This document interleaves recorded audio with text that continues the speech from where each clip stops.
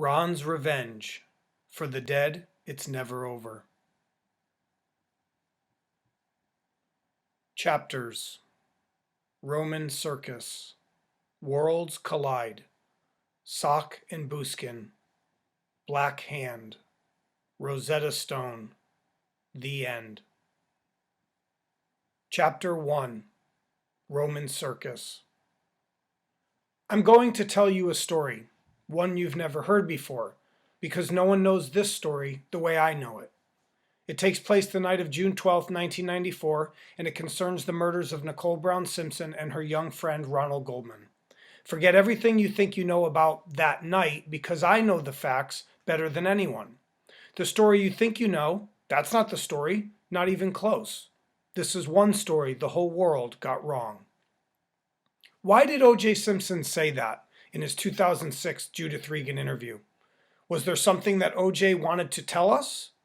And one of the more fascinating elements of the entire O.J. Simpson case and saga was that O.J. Simpson wanted to tell us, and O.J. Simpson tried to tell us. Maybe it was cryptically done and/or symbolically. And granted, it took 12 years after the murders for O.J. Simpson to come forward, but at least he came forward, right? O.J. told us in his book that someone else was there at the murder scene. Did you believe him? Did you want to believe him? See, if you come at this case hot and emotionally driven, you'll never see it. Not in a million years. If you're not on the level nor ready to beg, borrow, and steal, O.J. and Charlie will beat you every single time, just like they've been doing to everyone for over 25 years. Remember when O.J. said, Charlie brought the knife, and Charlie followed this guy in? And yes, O.J. is a master deceiver, maybe the greatest one I've ever seen. But O.J. Simpson does tell the truth when he wants to. And no one can turn back the hands of time except the man upstairs. Not Lou Brown, not Fred Goldman, not Denise Brown, Kim Goldman, the LAPD, Marcia Clark, Chris Darden, Bob Shapiro, F. Lee Bailey. No one can change what has already happened. No one can erase this nightmare. But we can beat O.J. and Charlie if we remove emotion and you all pay really close attention to what I'm about to write here. And yes, that's his real name, Charlie. It's going to be hard to fully grasp, especially in the beginning.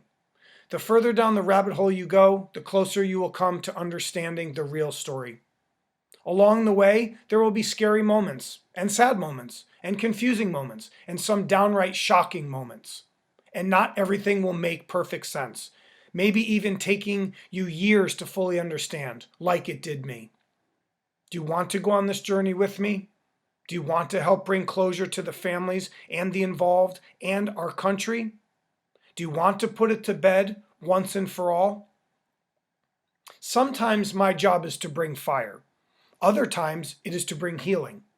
I consulted some of the best minds in Hollywood and publishing, and they all basically said the same thing to me. Tell the truth. For the truth is its own defense, and you can never be defeated if you stick to that.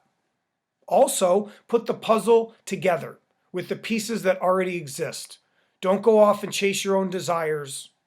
And always remember, it all has to connect or it just won't work anyway. Well, it all does connect. And I don't know if there's ever been a murder case like this one, nor will there ever be one like it again. It truly was the trial of the century. And everything about it was a circus from day one. Chris Darden said it. We all said it. And the side characters from this case and saga made 10 times more money than O.J. Simpson ever did. The definition of blood money should probably originate and seed from this murder case. So again, remove emotion and come on this journey with me, because it truly gets better and better as you go, I guarantee. First off, there has to be context. There has to be some backstory as to who I am, what I do, why I do it, and how I do it. To just come out of the blue or left field or the doldrums of Hollywood, it would only confuse you, probably even more so than my real story would. Why did I use the title Roman Circus? Was it only in reference to the fraud of the century, or did it represent something greater? Well, Hollywood is a circus. Actors are clowns. There's a happy clown, there's a sad clown, there's an angry clown. There's a terrifying clown. Heck, the Screen Actors Guild uses sock and buskin as their logo, which is the symbolic representation of comedy and tragedy from Greek legendary and lore. And what truly is a mask? It hides, right? It deceives, right? Yes, and at the same time, it entertains. I've worn many masks over my 20 years in Hollywood, as do most Hollywood clowns.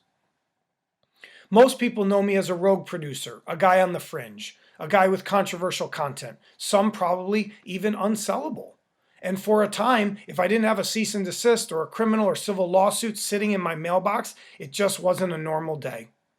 And I wasn't proud of it, that I had to resort to extreme measures to get people's attention. But there's something you have to understand about me, and that's my competitiveness, my recklessness, my hunger, and sometimes I've been driven by forces more mystical than rational. But I've learned over my 46 years of life, the same number of trips around the sun as O.J. Simpson during the murders, just saying, is that sometimes humans are the enemy. They are fallible, erroneous, deceptive, evil. I had to go to war with them, and they destroyed me many times. But I never fell. I just kept eating their punches. It's something I learned to do a long time ago, maybe from day one. Natalie Wood taught me a lot. Aaron Hernandez taught me a lot. Emmett Till, Chris Dorner, Johnny Gosch, JonBenet Ramsey, Sierra Lamar, the Delphi Girls, the Cal 5, all the murders and cold cases I've ever worked and studied and lived for years brought me to the O.J. and Nicole case and saga. If I hadn't been on those cases and stories, I would never have been able to tackle this one. What O.J. and Charlie represented to me was the Michael Jordan of true crime, the dynamic duo, the greatest murder team in American history. And how could I beat them when no one else could for 25 years? Some of the best detectives, attorneys, private investigators, and sleuths in the world had tried. So, how was I going to beat Michael Jordan? They say you have to go through hell to get to heaven.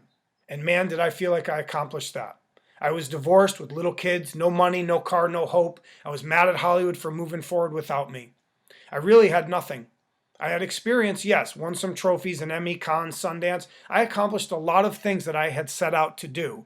But when I realized that I had nothing to show for it, I questioned my entire journey. And like a prodigal son, I had to turn away from Hollywood in order to return to it. Sometimes too much reflection or dramatic rationalization can be destructive. Whether you are an artist, businessman, civil servant, sometimes you just have to live and not think about why this and that happened in your life. So hopefully I can stay in the moment and keep driving forward and bring you the things that you've been waiting for and hoping for, i.e. the murder solve on O.J. Simpson. Now, back to how these past murder cases have helped me. What was Natalie Wood's husband's name? Robert J. Wagner? But they called him RJ. OJ, RJ. And in a way, Robert John Wagner Jr. and Orenthal James Simpson were very similar. Two possessive, egomaniac ex-husbands. RJ was actually Natalie's ex-husband while they were married. They were hell-bent on revenge, hell-bent on righting the wrongs. They both got away with murder, relatively scot-free. And both their ex-wives were gorgeous, powerful, inspiring women, mothers to their children. But with beauty and fame comes a hurricane. And if you live fast, you sometimes die fast. Millions of women would give an arm and a leg to be Natalie Wood, yes, or Nicole Brown Simpson, yes, or any famous starlet. But we all know the downside.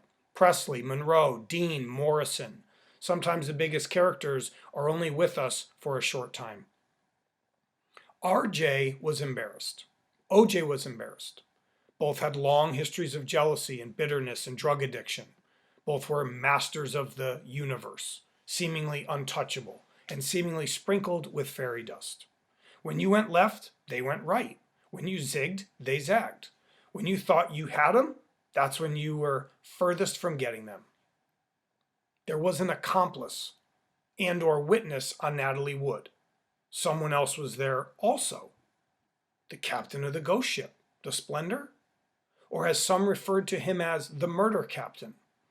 What about a passenger inside OJ's white Bronco, Charlie? I guess we could call him the murder co-pilot, because he was supposedly there also. Both Dennis and Charlie were accomplices and or witnesses to capital murder. And depending on which day you talked to them, or which way the wind was blowing, their statements and accounts would vacillate and twist. You sort of needed a Rosetta Stone when dealing with Dennis and Charlie. And most certainly, you needed one when dealing with RJ and OJ, the kings of the Roman circus. So now, do you see the similarities between the two cases? RJ and OJ, Dennis and Charlie, celebrity murder cases with accomplices and or witnesses that had come out decades later to tell their side of the tale. Both men protected their king in the beginning, but then they go Shakespearean backstabber in the end. That's almost 66 years worth of cold cases, and maybe that's a fitting number. Maybe in order to solve cases like Natalie and Nicole and Ronald, you have to go darker and deeper. Maybe it takes a rat or a weasel to navigate through the muck, more so than any rational or diligent seeker of truth can. And that's what the Aaron Hernandez case and saga taught me, how to get dirty. Aaron Hernandez had been the topic of discussion for many years in New England, but when his darker side shone through, he became a household name and a notorious one in that. His life was a circus, too. And who did they keep mentioning in his most recent docuseries, O.J. Simpson? Why? Just because they were footballers bound for greatness? A lot of people thought Aaron was black, and if you couple that with a gangster mentality and some full art hip hop tattoos and a lot of credence would be there to justify that assumption. Like Charlie and myself, Aaron was half Italian or half Roman. And Aaron's life was definitely a circus, wrought with money, fame, women, drugs, jealousy, bitterness, and he possessed a similar trait to OJ and RJ, one that allows you to kill more than once. You see, RJ is still under suspicion for William Holden's untimely death, which occurred mere weeks before Natalie's, and RJ also threatened to kill Warren Beatty at one time, and Dennis Davern. The circus surrounding Aaron Hernandez drew me in.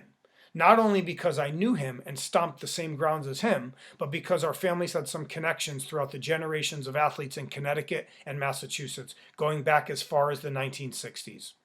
We all grew up in the shadow of ESPN, the worldwide leader, and UConn, and the Whalers, and the Yankees, and the Red Sox, and DJ Hernandez and myself were both athletes at UConn, and former Division I coaches. Aaron was actually supposed to go to UConn, and the family even named their husky dog exactly that, UConn. And DJ was a star and had to beat the same odds that faced Aaron, coming from a rough blue-collar town, experiencing racial discrimination, fending off gangs and drugs and violence. In many ways, DJ Hernandez had succeeded, but Aaron was going to take all that bloodline and pedigree to a whole new level. They called Dennis Hernandez Sr., aka Aaron's father, King. So you can imagine how good at sports he was. And where do you think he played his college ball? That's right, UConn.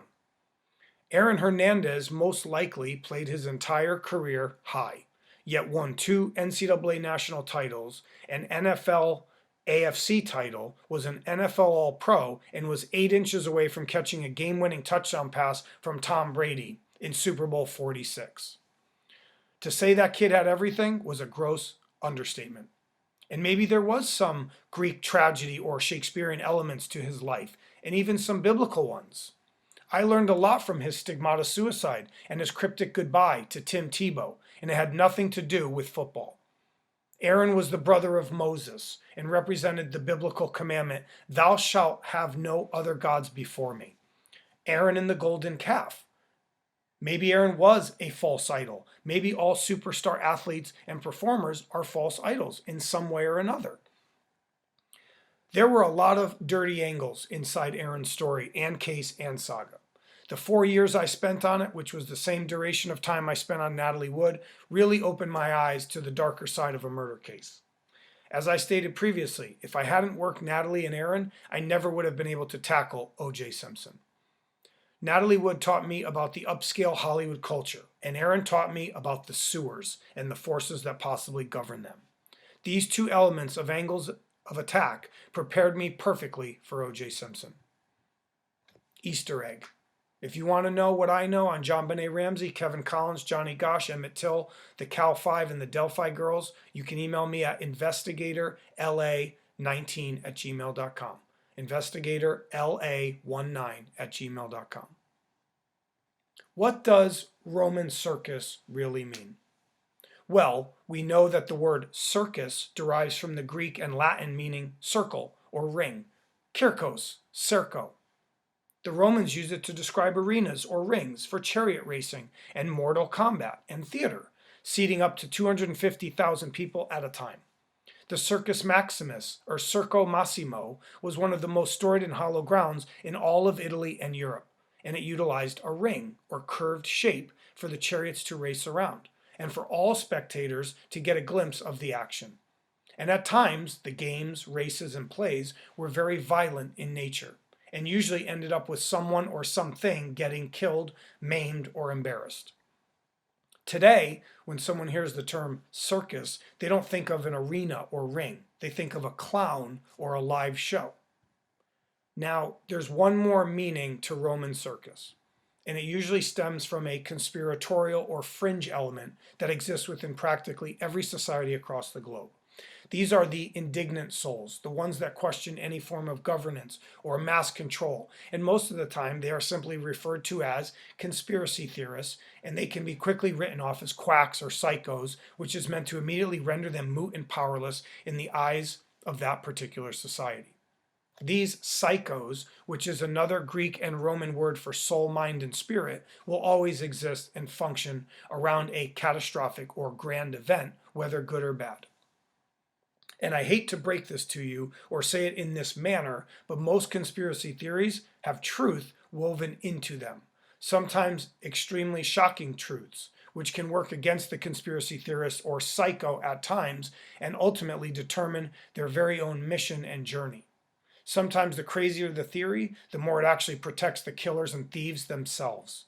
It actually ends up protecting the perpetrators that they had originally set out to expose or implode. Deception, cunning, illusion, those words can also be used to define Roman circus. A tool used by the ruling elite to control the masses, to deceive them, to create an illusion for them to admire or engage in, while the real damage is being done behind the curtain. For the masses, they are tricked or misled. That presents great opportunities for the ruling elite to obtain more power, to obtain more positioning, more leverage. And who better to use than clowns and actors? As we discussed previously, and like Sock and Buskin, these angles and elements are used to keep the masses distracted or misled. Now, how does this all tie into O.J. Simpson? The hardest part really is finding where to begin and finding where to end. It's still going on today almost every day. OJ on the golf course, OJ dancing with two white women while donning a burglar's cap, OJ commenting on NFL running backs' salaries, Marcia Clark and Chris Darden selling their stories and projects to Hollywood, Mark Furman pushing a television career, Kim Goldman pushing a podcast, Fred Goldman chasing money, Tanya Brown driving domestic abuse prevention. Robert Shapiro, F. Lee Bailey, Johnny Cochran, Barry Scheck, Jill Shively, Faye Resnick, Kato Kalin, the Kardashians, they all stem basically from O.J. Simpson. That's the main source of income and fame for most of those people, even to this day. Heck, the Kardashians some could argue, are a byproduct of O.J. Simpson. And I don't mean that literally as some psychos have insinuated, but Robert Kardashian was no doubt a key figure in front of and behind the O.J. Simpson case and saga. His involvement had been revealed more and more over the years, and his family name has never been more infamous. There were too many actors and clowns to count. Their king was O.J. Simpson, their Caesar, if you will. And as long as no one found out about who Charlie was, nor discovered his who, what, where, and why, O.J. Simpson would remain the king. Not until all the original O.J. players were 6 feet under or incinerated would anyone be able to truly beat O.J. Simpson. And this spanned across his entire life, not only on the college field, not only on the pro field, not only in Beverly Hills or in the courtroom. O.J. Simpson truly was the master of the universe. Some psychos had even driven an Othello angle, suggesting that O.J. Simpson was tricked into killing his white lover in a fit of jealous rage. It seemed somewhat fitting, right? It made some sense, not at first, but when you looked at it closer, maybe O.J. was set up. Maybe he was tricked into going over to Nicole's townhouse on June 12, 1994. Was Charlie the Iago character, a man infatuated with power who felt snubbed by a black man? Was Nicole Brown Simpson in actuality Desdemona, the flirtatious maiden who slept with Othello's friends and enemies? What about the Merchant of Venice? Was Charlie the Shylock character, the Jewish lender who would give O.J. Simpson money and goods for a hefty price? Would Charlie come collecting on June 12, 1994 for an ounce of flesh from O.J. Simpson? Did that request trigger a double murder one in Brentwood? The point being, everyone involved in this case was either an actor or a clown, and sometimes it was hard to differentiate between the two. No matter what role they played in the Roman circus, for their king, they were important and played directly and sometimes brilliantly into the verdict, acquittal, and civil trial judgment, and most especially the cover-up. The illusion that these characters created and the stage on which they acted upon would ebb and flow over time. Some stories changed very quickly, some took decades, and some, like Charlie's and Joey's, had never truly been revealed. Charlie and Joey, two half-Romans, will become far more important than most of the original O.J. actors and clowns. And it will just take the most of this book and even some more personal time afterwards to fully understand their roles. Over the past 25 years, there have been many interesting angles and theories proposed, not only to myself, but ones put forth to the world by these psychos or conspiracy theorists. And remember, when I said there was usually truth woven inside, well, that's exactly what I looked for those little moments of truth, even if they seem crazy or implausible. Also, I had to make it all connect. It all had to tie together or it just wouldn't work anyway. As I stated previously, no one can turn back the hands of time. So there had to be reasons for this and that. There had to be proof. There had to be answers. It all had to connect. I have to beat O.J. Simpson. I have to beat Charlie. I have to beat the LAPD and the LADA's office. I have to beat all the original O.J. players, or why else would I be here? I knew for sure that I wasn't going to be a punching bag again. I felt like I had failed on Natalie Wood and Aaron Hernandez and Emmett Till, so this time failure was not an option. Not on this one, not on the Michael Jordan of true crime, not on the granddaddy of them all. And any athlete, poker player, race car driver, and even golfer will tell you that when you have an opportunity, you have to seize it. You have to execute, because that opportunity may never present itself again in your lifetime. Ray Bork and Sergio Garcia were inspiring characters, yes, but waiting their entire careers to finally bag one didn't sit well with me, especially seeing as they got paid handsomely to fail, and I didn't. So again, failure was not an option. Now we can start to talk about Charlie, softly and gently, on the surface, the basic setup, because if some things are worded incorrectly, or if I bring in something too fast, too hard, it will throw off the whole vibe, rhythm, and flow of how I want this story told to you. Not to mention, it will make absolutely no sense if it comes too fast and too hard. Your O.J. Simpson paradigm will get shattered into a million little pieces, and you'll be scrambling on the floor like a little child trying to put it all back together. There will also be times in this book when I will have to break character and be your friend and comfort you and tell you that it's all going to be okay. It's very hard to put into words how this case and saga and story affected my psyche and soul. When I was part of the movie project and the official book project, I would usually pitch it as a once-in-a-lifetime story or murder solve. And everyone would get hooked in immediately, well, until that little part about it being a double murder one and the fact that it was still an open investigation, not a closed one. Then couple that with the Michael Jordan of true crime part, and basically any investor, studio exec, agent, actor, writer, or producer would start to tremble and quiver as they got further down the rabbit hole. It would be like going up to someone, some mobster capo, and telling him that he had to negotiate against John Gotti or Al Capone or Meyer Lansky, and his life was on the line. Or if some athlete had to battle Michael Jordan or Kobe Bryant one-on-one. You're just not going to win in any scenario, as they are too smart, too slick, too reckless, too legendary, almost larger than life, hence that master of the universe trait, one that OJ possessed for sure, and Charlie somewhat to a degree. I'll get to the main differences between OJ and Charlie in a bit, because they're very different, and it's hard to convey the story without looking at them separately, as opposed to always batching them together, because in all honesty, they didn't really know each other that well. And on June 12, 1994, their worlds truly did collide. Now, always remember, I was you. I was the audience. I didn't really give two hoots about the case, especially not 23 years later and after everyone and their mother had already tried to tackle it. I was sick to my stomach, like everyone else was on that day in October of 95 when the acquittal came down. And the way I saw it, the story was over. OJ did it, and he got away with it by using some inventive lawyers and taking advantage of some key missteps by the LAPD and LADA's office, compounded by racial indignation pulsating through Los Angeles for the past 25 years. Plain and simple, right? Wrong. And maybe I was in the wrong place at the wrong time when I heard about this O.J. Simpson project coming down the pike in Hollywood. And there's really not enough time to describe my psyche in late 2016 in Hollywood. Let's just say when I heard about it, I rolled my eyes and wrote it off almost immediately. I actually tried to kill it.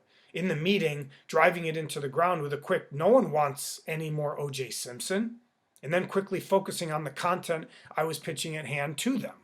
It wasn't until 1 year later when I was having dinner at a posh restaurant in Orange County with new potential investors that it dawned on me like a tsunami that I immediately wanted to know, what was that OJ project all about? And it's not a stretch to say that the year 2016 went by so fast that I literally didn't even think about the project once.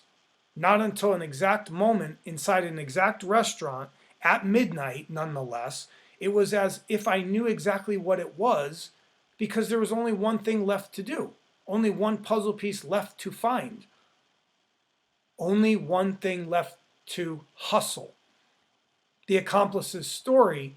And as an investigator, if you don't think there's some hustle element to someone's confession, especially on something like this, you're the dumbest guy in the game. Don't let the word hustle throw you off either, because I already know what you're thinking.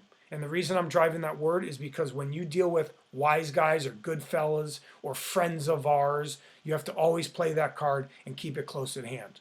If you're not 10 steps ahead of it, it could cost you your life.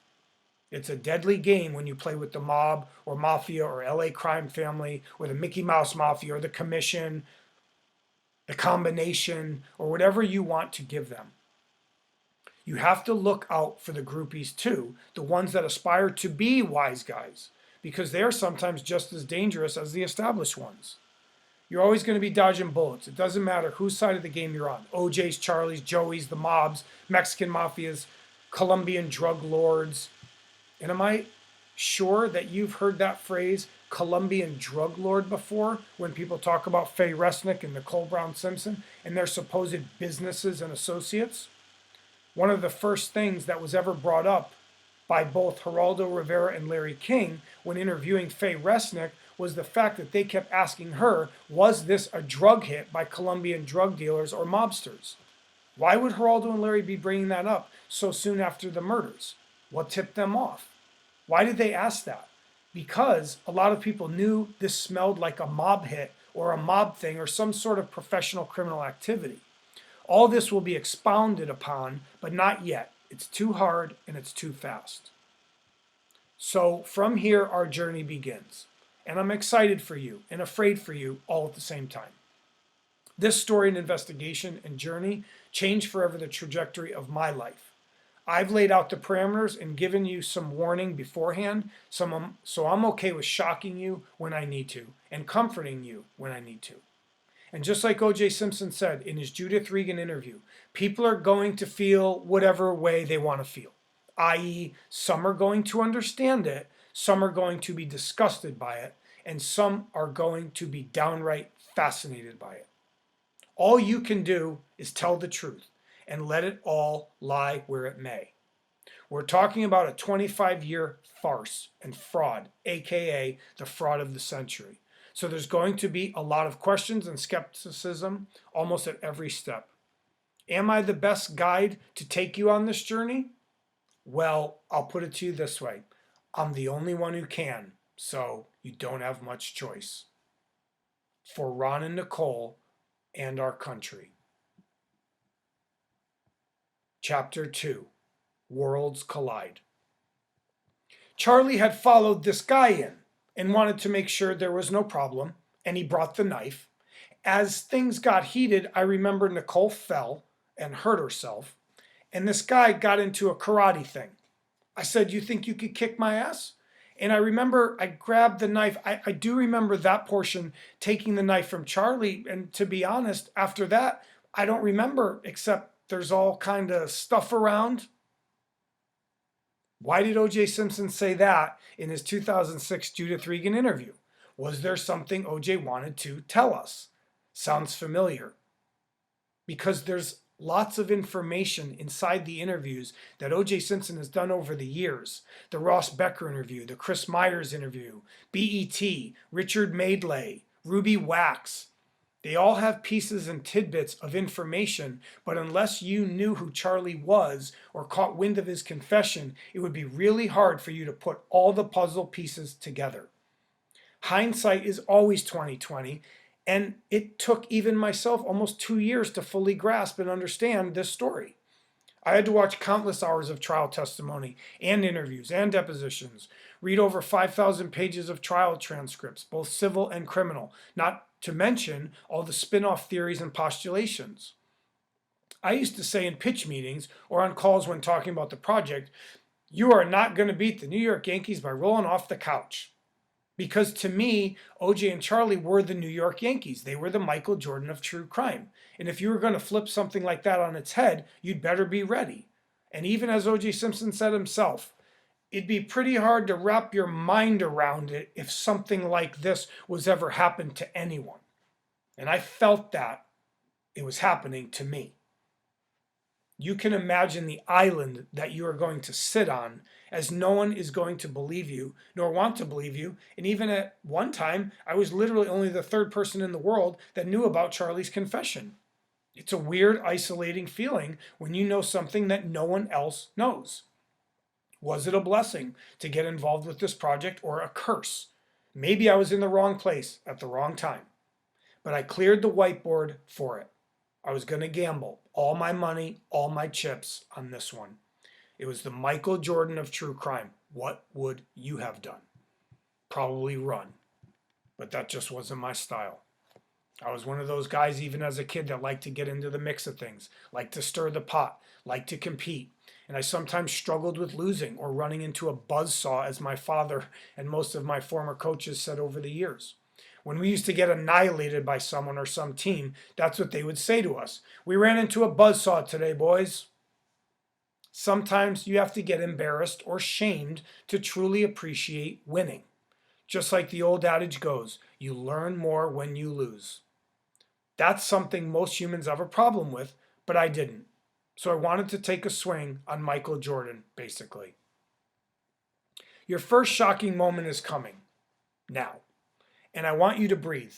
I want you to stay relaxed, remove emotion, let the information come in, and over time you will vet it and draw your own conclusions. And some of you may get turned off, but you already bought the book, so you might as well keep reading, right? Like OJ said, people are going to feel the way they want to feel. Charlie killed Ron Goldman. OJ did Nicole. And use Occam's razor here too, because there's only 4 people in the world and throughout the history of this case and saga that know exactly what happened on the night of June 12, 1994. and 2 of those people are dead. And the other 2, well, you're not going to know if they're coming or going, zigging or zagging, especially without me holding your hand. When this book goes public and people start talking, will OJ and Charlie fully come clean? Will they flip on each other? Will they both call it a hoax? Well, guess what? It doesn't matter what they say, nor how they react. If there is public outcry and it's a top story circulating the world, both OJ and Charlie will get their hustle on. I'm sure of it. There's a big payday waiting for them. And if they were to come out together, probably in excess of $10 million. One thing that this team of producers had always known was that it wouldn't matter what OJ and Charlie said afterwards, because they wouldn't control the narrative anymore. It doesn't matter if they call it a hoax or a sick joke, a prank, a drug haze. They can't turn back the hands of time. Only the man upstairs can, remember? And it's important to accept that potential denial by both of them early on, because it will help you see everything more clearly. You have to be 10 steps ahead all the time, remember? Charlie had already come forward and perjured himself, so he sort of laid a trap for himself. And yeah, he wanted to make a few bucks and stick it to OJ because he felt OJ messed up the whole situation and made Charlie catch 2 bodies on June 12th, 1994. The team of producers had many opportunities to tell Charlie's story in a number of different ways, but it didn't happen. And that's why I'm here, because as the general public, you have a right to know, a need to know, and the press and media and Hollywood can try to block this story all they want. I'll never give up. I'll never listen to anyone from a power position that has stake in the project failing, or me failing for that matter. I don't let negativity get to me. I keep chopping wood. I keep the train moving forward, and if people want to jump aboard, they can. If they try and stop the train, they will get run over, period. Failure is not an option.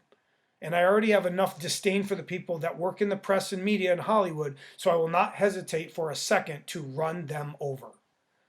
You won't be able to really understand my disdain nor my indignation, but let's just say they've had it coming for a long time.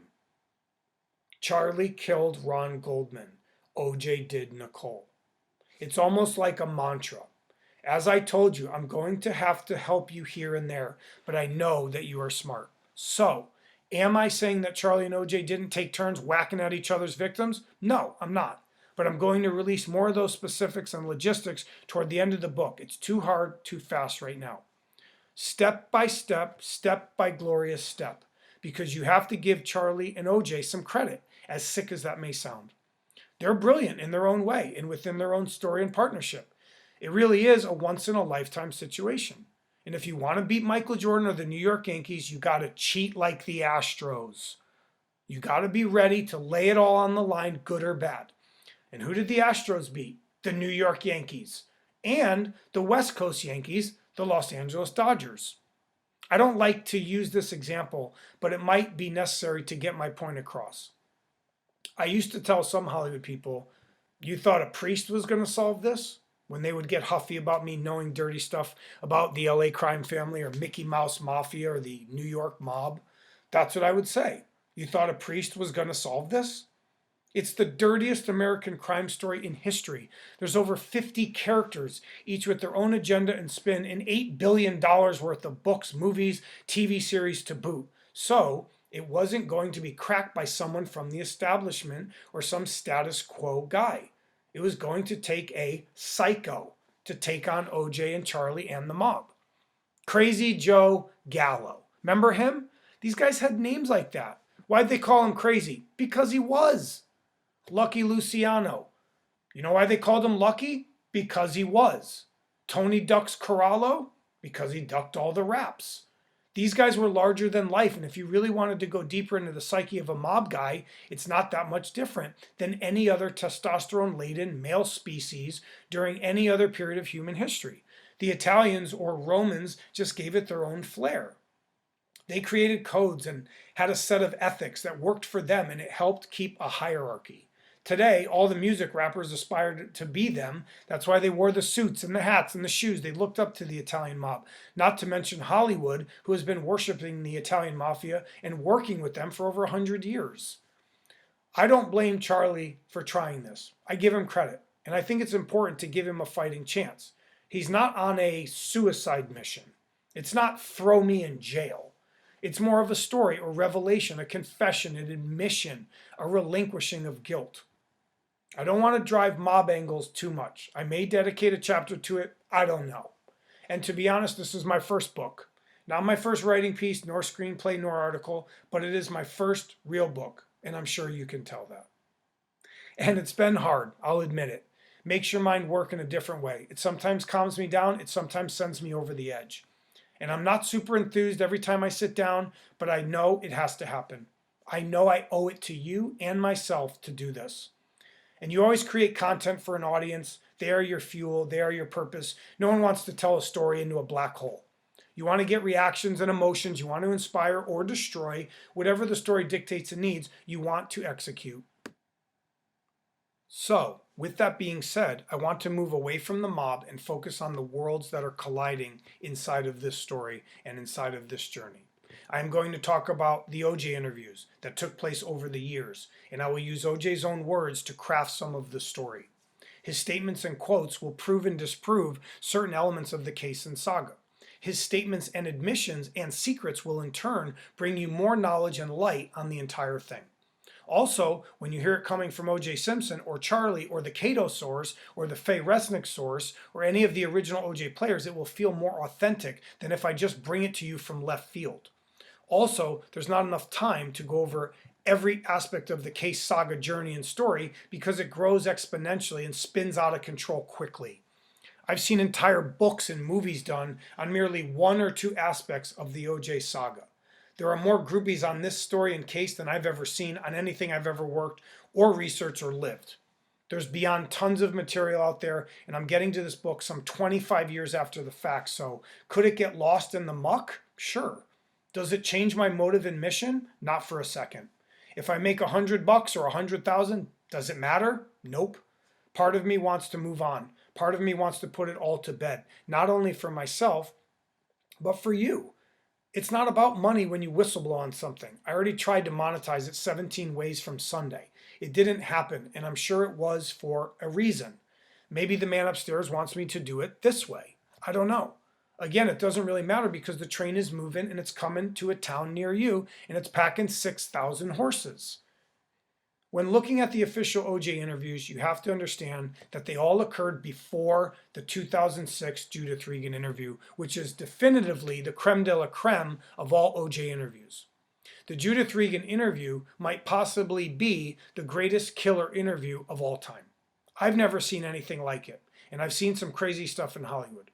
It was filled with dramatic moments, frightening moments, monologues, admissions, clues, tricks, and I don't think television has ever seen anything like it, and it's no wonder that Fox shelved it for over a decade, then fired the entire team behind it. There are some legendary stories about the handling of the book and the interview at Fox, about vaults and shredded copies and clearances. I'll bet the farm that at least one person at Fox figured it all out, that Charlie was a real person and not OJ's alter ego. And I mean one person. A person with nowhere to go, no one to tell, no one to understand.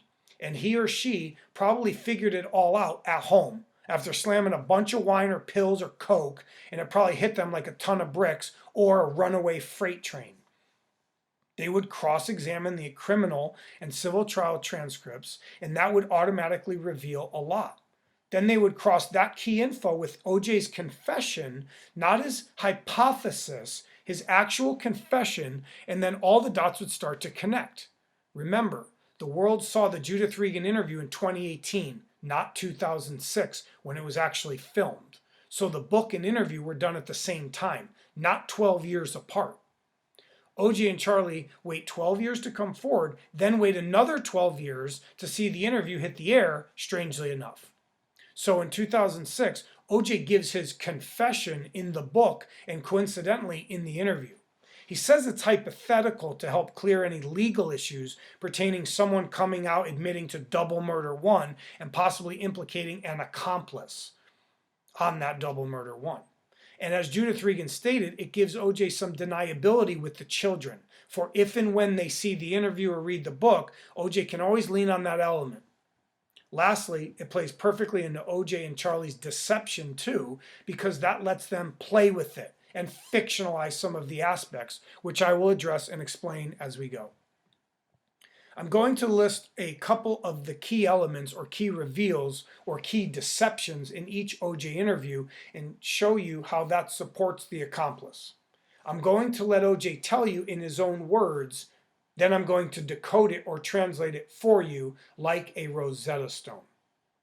I may put Charlie's interview in here, I don't know yet, which occurred shortly after the O.J. Simpson Las Vegas robbery.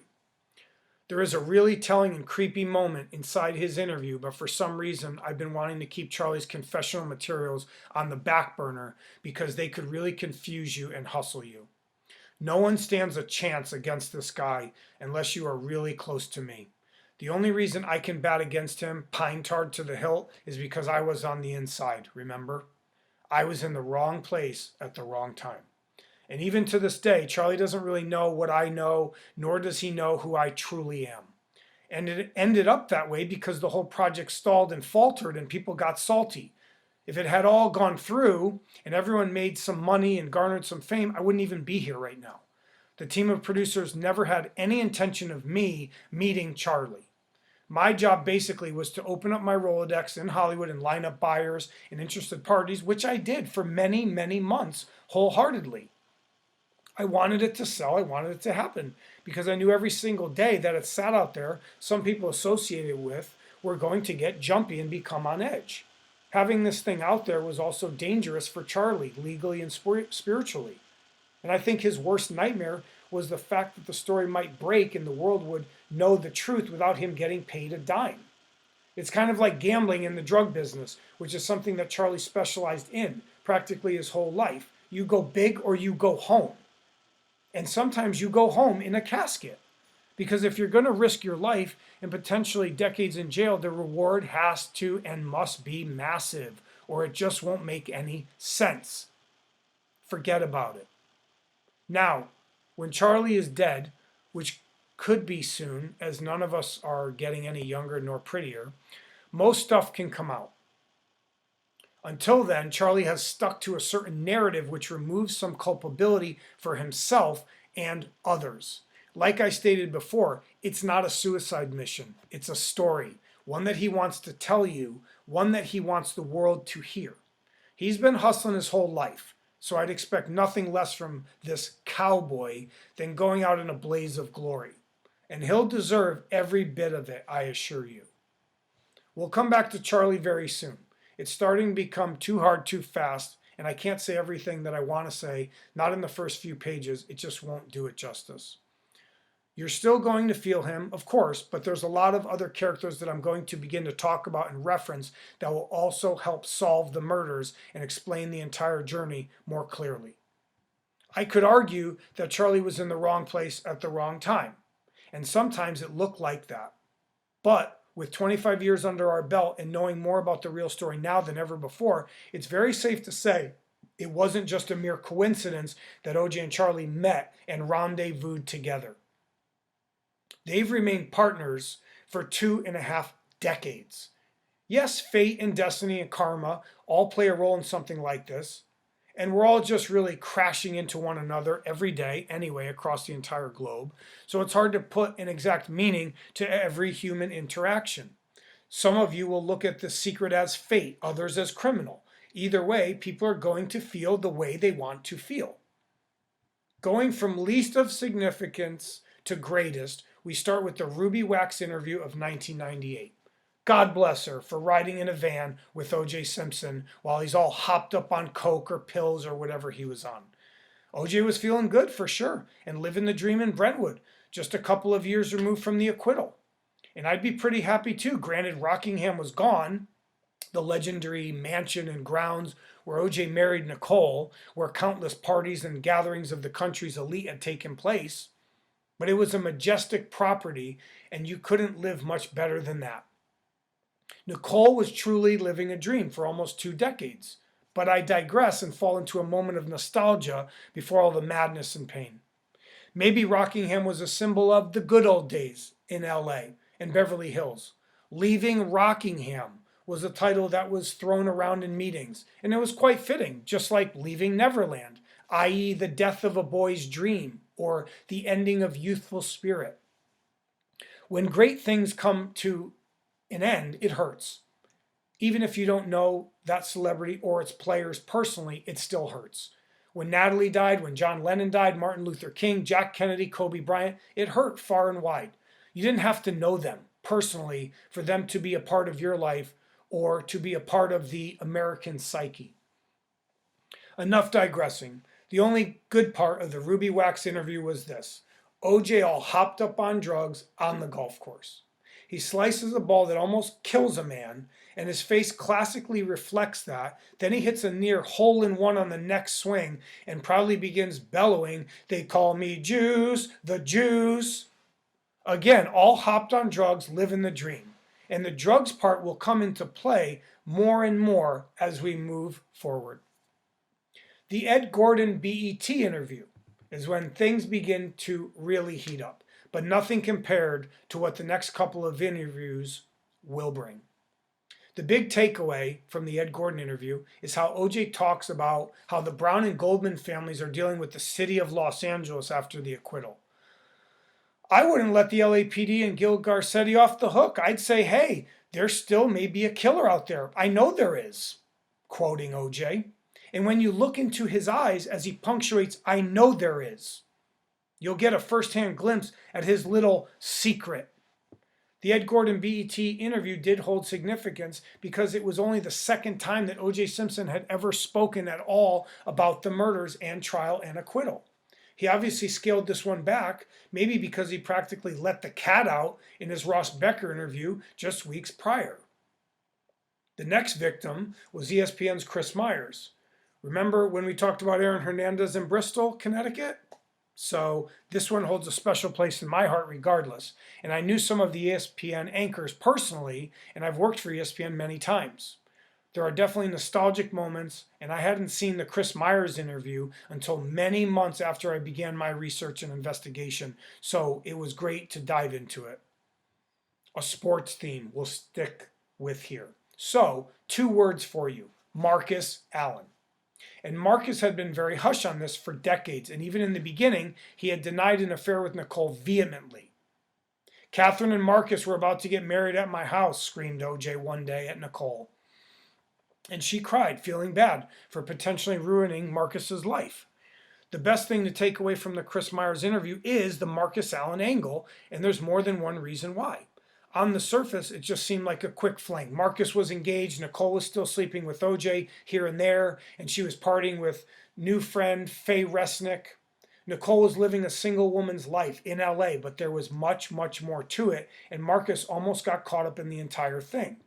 And Faye Resnick always loved to bring up the affairs or flings that Nicole had engaged in because she knew it would send OJ over the edge every single time. And there were some other elements to Faye Resnick's story and her relationship with Nicole that forced her to stay public and protected. Now I want you to relax and breathe because I'm about to drop a hammer here. All the reveals forward are going to get darker now, or maybe brighter, depending on how you look at it. But they're going to start to hit close to home now for all of you that lived this case and saga. What the Marcus Allen angle really does is connect Robert Kardashian to the LA mob. It also connects Robert Kardashian and his disdain for Nicole as he hatched a plot in exploration of killing Nicole just 3 months before the murders with an LA mob enforcer and high-level coke dealer named Bill Waz. If you are a hardcore OJ fan or sleuth, you know the name Bill Waz, and it sends chills down your spine. The LAPD knew who he was, as did many reporters and attorneys and police surrounding the case. He was the subject of a BBC documentary with Bill Deere that I'm not going to fully comment on because I'll address the Bill Waz angles more completely toward the end of the book when I will truly drop a 6-ton hammer on you. 6,000 horses and 600 tons is exactly what this train packs. You will either jump on board or you will get annihilated, period. To give you a brief overview of the Robert Kardashian and Bill Waz connection, let's just say it's all public domain and accessible knowledge. You just have to know where to look and which police station holds the file and arrest report on Bill 3 months before the murders, that details his surveillance of Nicole at the hiring hand of Robert Kardashian. The reason Bill Woz went to jail for 10 years, starting literally the day he choked out Robert Kardashian at the Century City Mall for money, pretending to go through with a hit on Nicole, is because he was a dead man walking, and he knew it, and he was safer in jail. Bill Woz was one of the more interesting and colorful characters from the entire O.J. case and saga. He was murdered by the LA mob in 2004, right after he was released from prison. He wrote a book called We Only Kill Our Friends. And I feel Bill was important, and I'll promote his book right here, no questions asked. And like many of the original OJ players, I will forever be grateful for their sacrifice in information and reveals. Each one of them, good or bad, has helped me corroborate and solidify what I was already doing. I know for a fact that I couldn't get to this point if I didn't use everyone. I needed them all to beat the New York Yankees, to beat Michael Jordan. Finally, Bill Woz's story will come into play again, and his real motives and angles, and how Robert Kardashian was connected to it all. It would make a great scene in a movie, seeing Robert and Bill drinking whiskey at Kardashian's mansion in Encino, and Robert pulling out a gun and saying, "You could use this one, Bill." Remember that scene in Fletch with Chevy Chase where he's being positioned to kill the rich sick guy? That's what Bill Woz was going through. And he mentions this, not the movie itself, but the fact that it was all a setup, and that he would be blamed for Nicole's murder, not to mention possibly be killed himself. It had a little Lee Harvey Oswald feel to it. That patsy, that fall guy, that psycho. Robert Kardashian had Bill Woz steal Paula Barbier's truck in Beverly Hills on the exact day that he was arrested in Newport Beach, California. There is also some evidence that Paula Barbieri was in on this little scheme, and that she knew her truck was going to be stolen while she was getting her hair done inside a Beverly Hills salon. Joseph Bosco, who did a lot of work on the O.J. Simpson case and saga, and whom had heavy ties to the journalism and police communities in Los Angeles, always knew that the Bill Woz angle held valuable key information, and he knew that the prosecution team and the LADA's office had quashed the whole thing too abruptly. Detective Bert Looper actually interviewed Bill Woz and gave some amazing insight and comments on the whole thing afterwards. Bert knew there was something there, but it was too hot, too fast, too hard, and Bert had to fall in line behind the blue curtain, and his investigation was halted. One of my favorite moments, maybe ever, during my investigation comes from this next interview with Richard Madeley and Judy Finnegan out there across the pond. And it's not necessarily what OJ says or reveals, rather it's more about the timing. This was one of the last OJ interviews OJ had ever reviewed, and I had ever reviewed, and at first I just skimmed over it. It took another month before I had actually found the puzzle piece that I had been looking for, and it was heavy. The next interview that will be discussed also was heavy, the E! News documentary, Nicole and OJ. And when I connected the dots on both of these, it was shocking. I had probably 3 or 4 shocking moments during my investigation. The Kato Kalin source, the Faye Resnick source, the Nicole Brown Simpson source. So there were many sleepless nights over 2 years. I'll just put it that way. I knew things no one in the world knew, and now I could connect them all together. That's the power of the third party or the investigator. He can look at everything. He doesn't have to just focus on 1 or 2 stories or confessions or flips. Remember, it all has to connect or it just won't work anyway.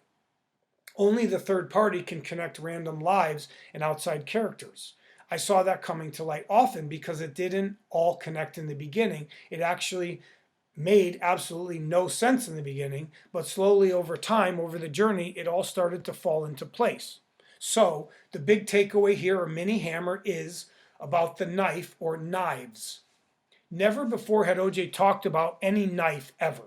I relooked, and OJ never talked about the knife nor murder weapon except in his Judith Regan interview some 12 years later. And give credit to Richard and Judy because they took a lot of heat for doing the interview, and even one producer had mentioned how the episode may have actually ruined some of their careers. So It's when a question pops up about a knife or a possible murder weapon, and OJ falls into this arrogantly relaxed position on the couch and shreds Richard Madeley, but more importantly, he finally comes clean about the 15-inch stiletto that Jose Camacho supposedly sold him just weeks prior to the murders. You see, OJ was filming Frogmen, a television movie for Warner Brothers about an elite group of Navy SEALs led by John Bullfrog Burke, played by none other than O.J. Simpson. And we all know about the knife work OJ had to do in it in preparation for his role, which is creepy alone, but expounding on that creepiness is the fact that OJ actually holds a knife to a woman's throat in the movie.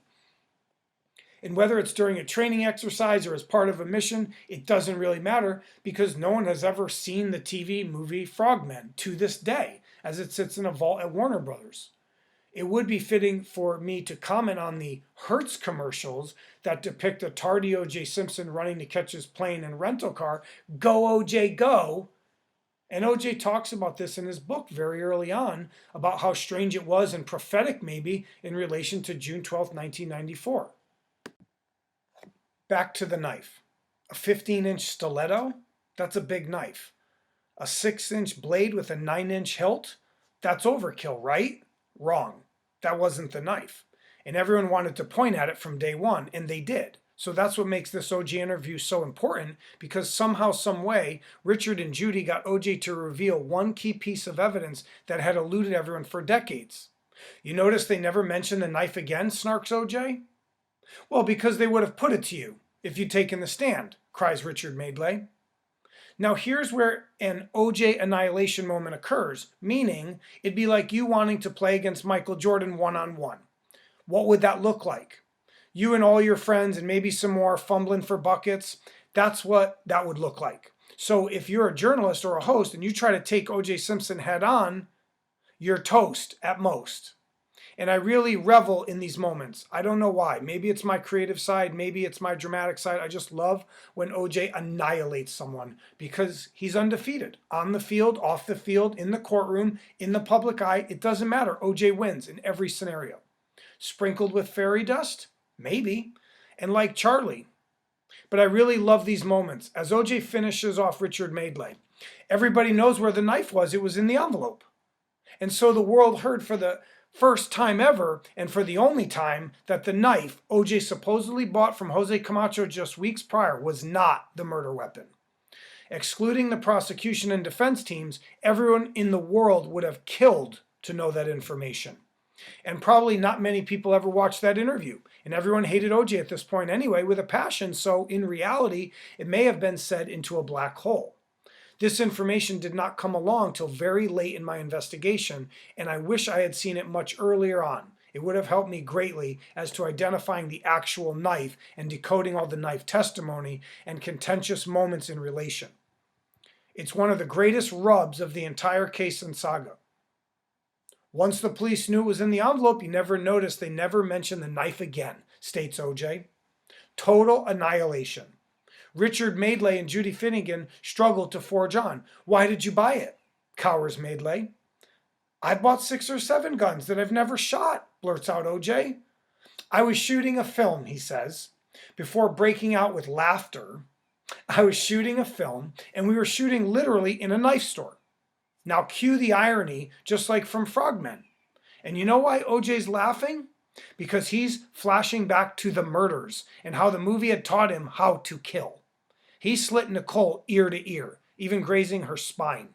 So he can't help but chuckle at you, at me, at all of us. Those who reside in the dark, those who are blind, those are OJ and Charlie's true victims. The next victim was the E! News True Hollywood story entitled OJ, Nicole, and Ron, Countdown to Murder. Now this one is not solely an OJ interview, although there are some good moments with OJ isolated, but the main thing I have to address, or mini hammer I have to drop here, concerns one key witness who is driven by the defense team mainly, and who has been the trigger and catalyst for an entire community of psychos, aka conspiracy theorists. The reason this documentary or special keeps me up at night is because I may know the OJ timeline better than anyone in the world, second only to Charlie and OJ. If they were to spill the beans fully after this book goes public, or like we said, OJ and Charlie flip on each other, or they call it a hoax or a gag, it doesn't matter. No one can turn back the hands of time. So we always have to leave some hope that we will all know someday the exact logistics and details of how it all was executed. But until then, we can only stay at the level at which I can bring, because no one has ever gone this far. I always look at the after. I sort of work backwards. I think through all the scenarios for OJ, for Charlie, for the LAPD, the DA's office, the families, the fans, everybody. You have to put yourself in everyone's shoes, and you can't do it all the time, of course, but you have to put in the effort and sometimes force it, even if it's painful and terrifying, because it will be worth it in the end. So I secretly hate this next element because it's probably one of those only things I can't nail down fully.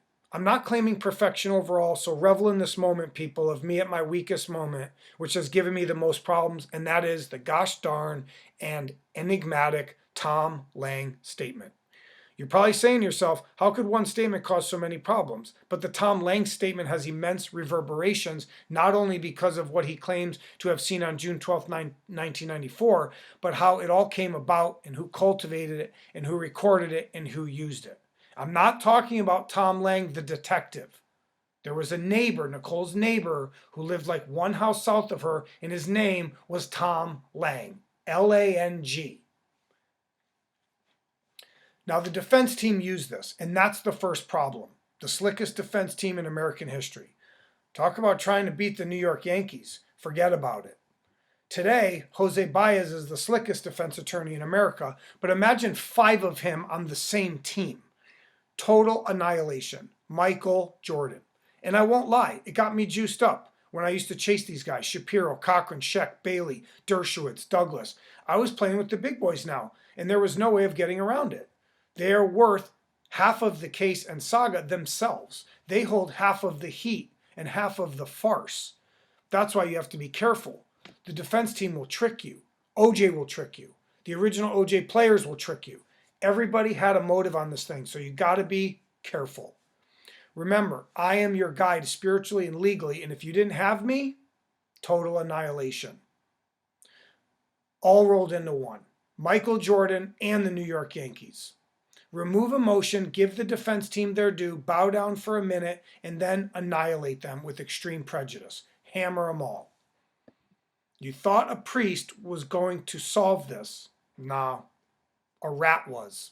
A big sewer rat from New York City, oversized, disease-ridden, pedigree, the whole 9. What do you think Charlie is? He's a fucking rat. Forget about it. They breed them in New York City, and some get annihilated, some get eaten, some live a long life. But remember, they'll sell you up river faster than a rabbit gets fucked, a la Oliver Stone.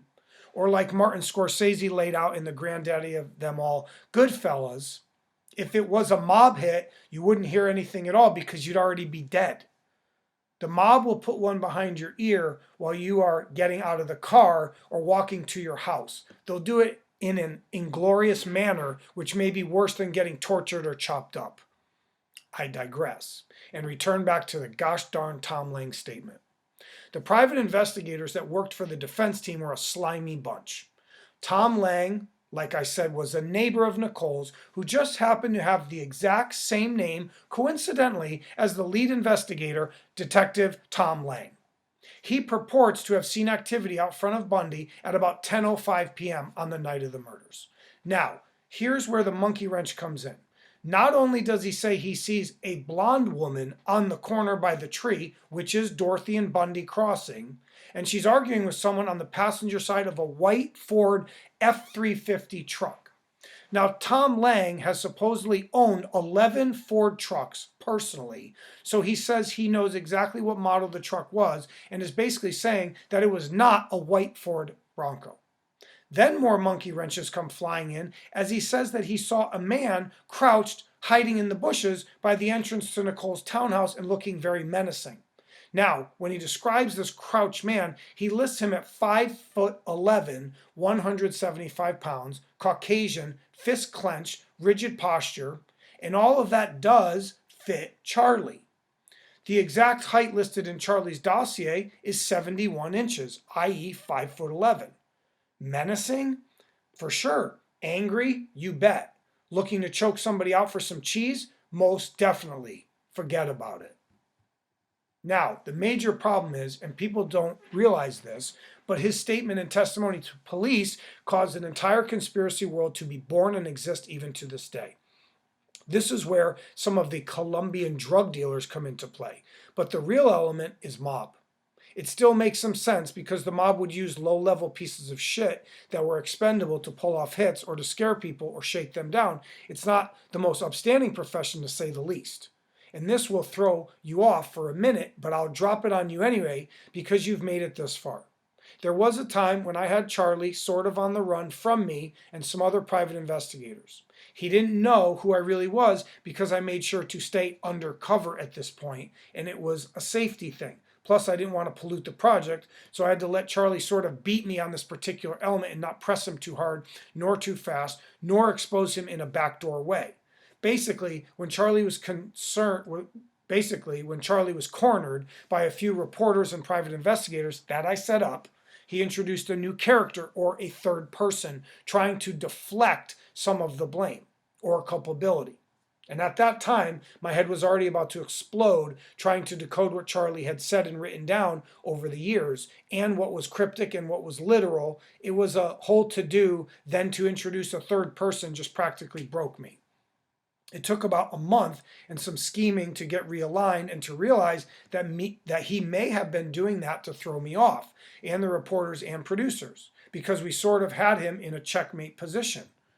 Was Charlie bringing in this element only because the heat was coming down? No, there's some trickery behind it. There's some hustle. I'm not saying it's impossible for somebody to scope out Nicole's place or watch OJ and Charlie's back. I'm just saying I know the context in which it was released, so you have to be careful. Unfortunately, it does connect and match up to the testimony of Tommy Tallarino, who testified in the civil trial and gave deposition to seeing a crouched man in Nicole's bushes at Bundy, but at 9 p.m. instead of 10 p.m. Tommy did state, but didn't fully remember giving his testimony when we spoke, so I had to read it back to him about how he said that he saw a crouched man with slicked black hair and that it was not O.J. Simpson. This would fit the description of a Colombian or Italian or a Latin man. So as crazy as the Tom Lang statement sounded, it did connect and match up to Tommy Tallarino's statements and Charlie's scramble. That's what keeps me up at night, trying to make it all connect, and the spot of attack is definitely very important. It's not the be-all, end-all, but it's important to help decipher how many people were really there and how it was all executed. Lastly, it's pretty safe to say, based on a lot of testimony and statements that I can't list right here, that the attack was twofold, meaning from the front and back.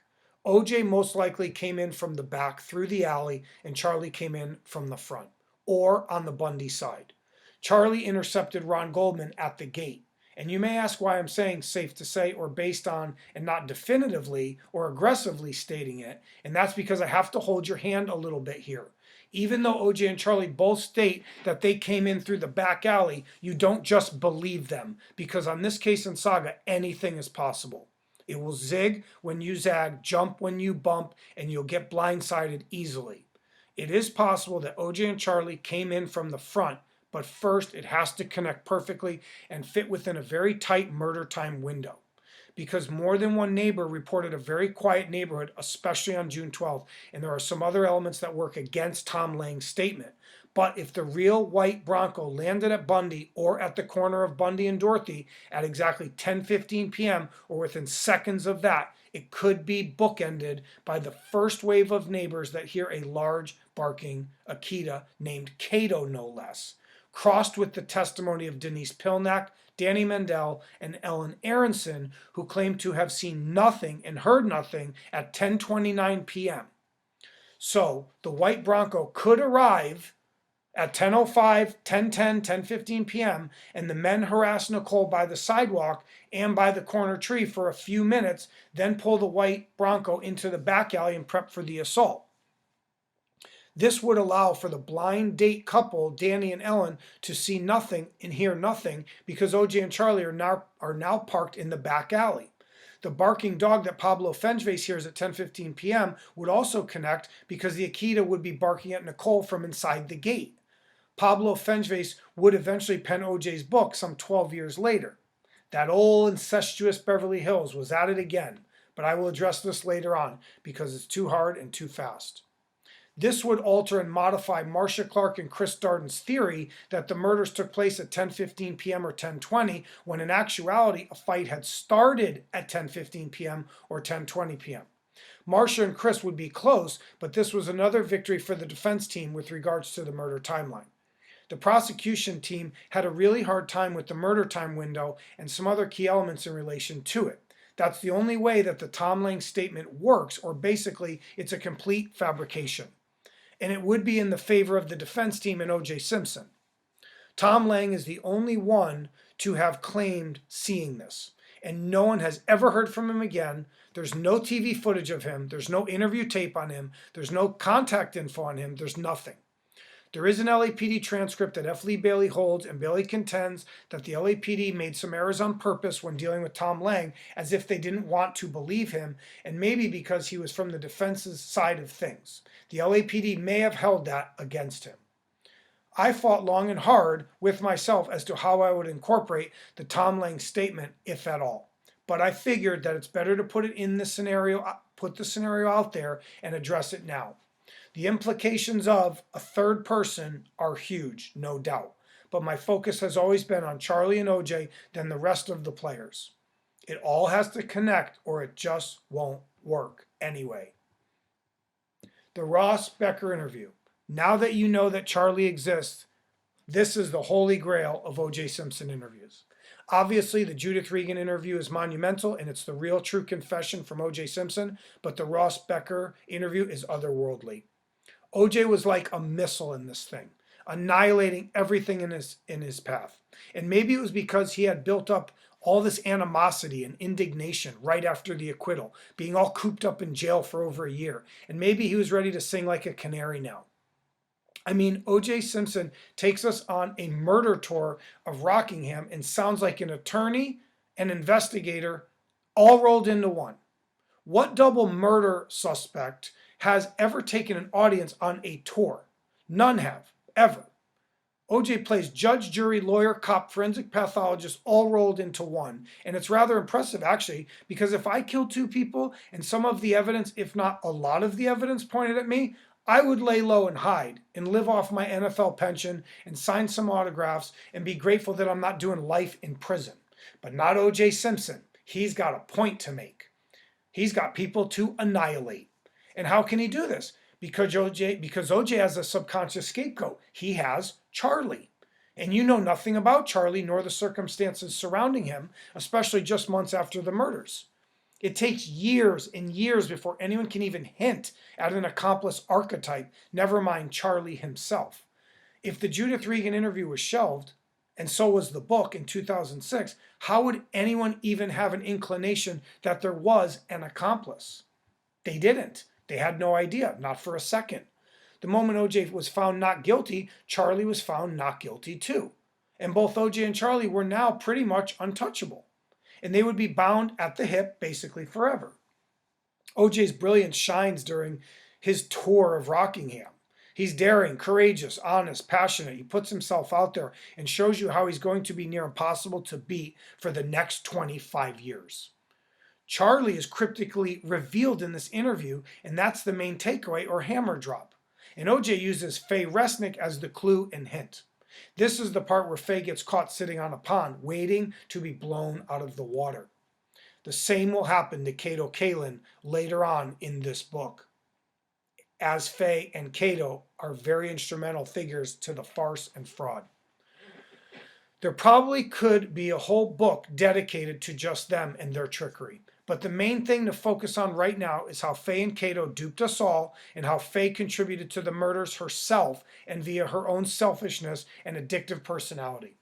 Nicole wrote a letter to her best friend, Cora Fishman, stating, "Faye hangs with a crowd that frankly scares me." This is in direct relation to the LA crime family i.e. Mickey Mouse Mafia, which in turn leads directly to Charlie and Joey. Who's Joey? Charlie's boss. And just like any good fella, there's always a boss that has to be protected and earned for. It is important to understand that this will all relate to the old incestuous Beverly Hills phrase. OJ, Faye, Nicole, and Charlie will all get connected to the LA crime family and or Mickey Mouse Mafia. So it will seem like Faye Resnick is the only one who brought the wolves to the henhouse, but OJ did also for years with Joey and others closely associated with Joey. Point shaving NFL games? Who runs that racket? This thing of ours. And who do you think, and who do you need involved if you're going to gamble or shave or fix? You need football players. And who better to bring them to you than the greatest one maybe ever, and the one who can impress both white and black players? O.J. Simpson. He brings the players, and he gets kickbacks. He brings wealthy clients and gamblers, and he gets kickbacks. O.J. used to hand out business cards on the golf course so that wealthy white clients could place bets with his clients. The entire dynamic of O.J.'s relationship to the LA crime family and Rob Kardashian will not be easily understood at this point because no one ever associates Rob Kardashian and O.J. with the mob. I'm not driving an angle where O.J. Simpson is wearing a zoot suit or black suede shoes, but you'll see how it all connects through not only Faye Resnick, but O.J. and Nicole and Robert and Faye. That's the old incestuous Beverly Hills for you. First of all, you don't have any proof that Faye Resnick was involved in the murders, cries Ross Becker. Proof? What proof is there that I murdered anyone, explodes O.J. Then continuing, you can use the same circumstantial evidence for Faye Resnick. We can look at her past. Did anything remotely like this happen in San Francisco? These investigative journalists, why don't they go take a look? Who delivered Faye Resnick drugs on the week of the murders, O.J. rants.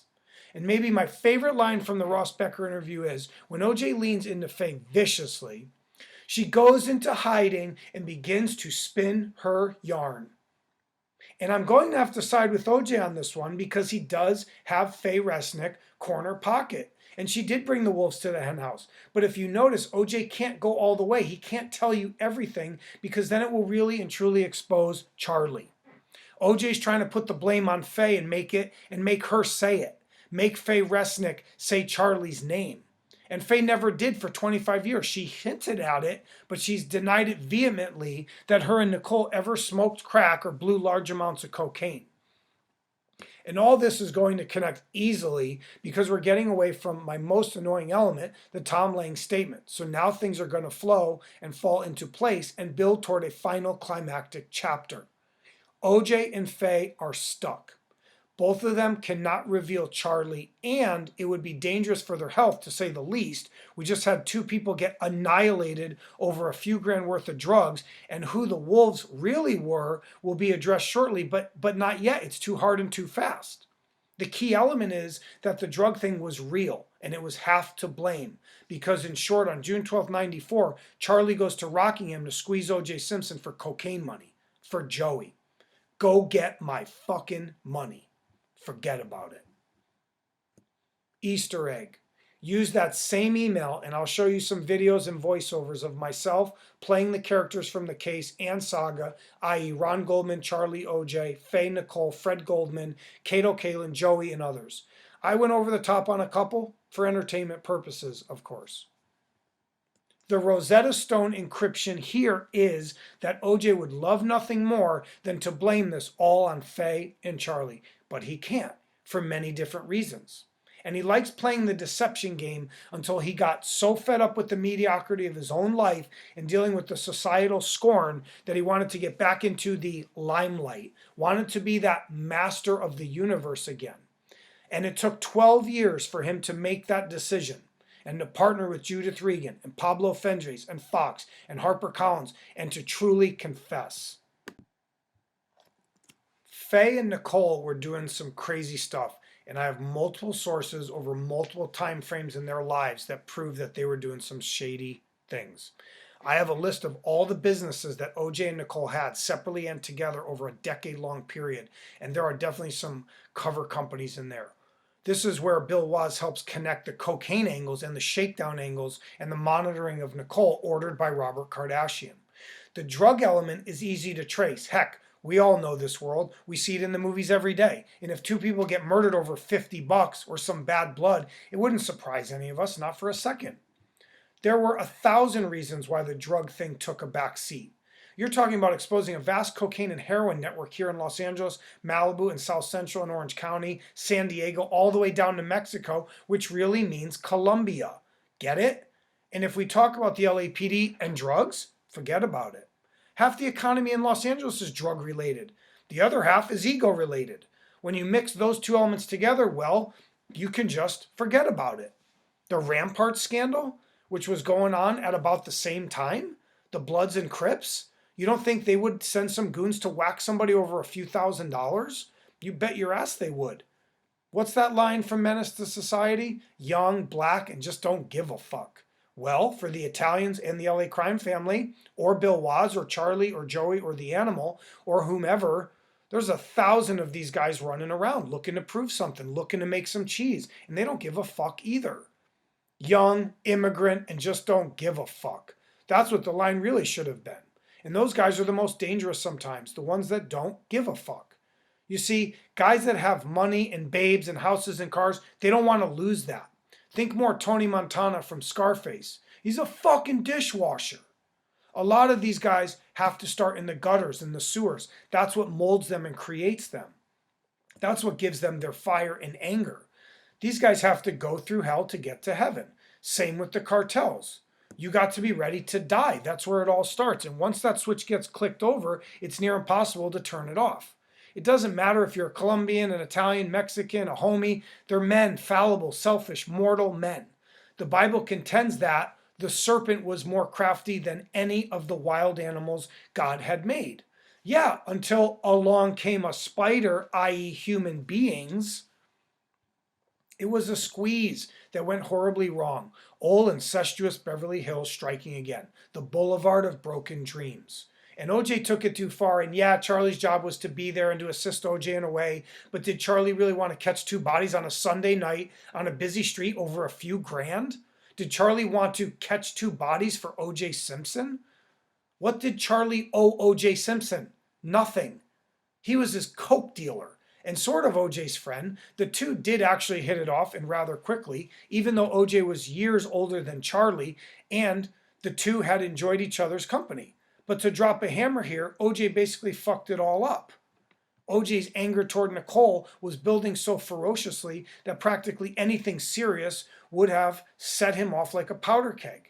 And when he sees Nicole in her cute little black dress and bare feet and music's playing and candles are lit and some young buck strolls into his territory like he owned the fucking place, OJ says, you can easily see how it all escalated so quickly.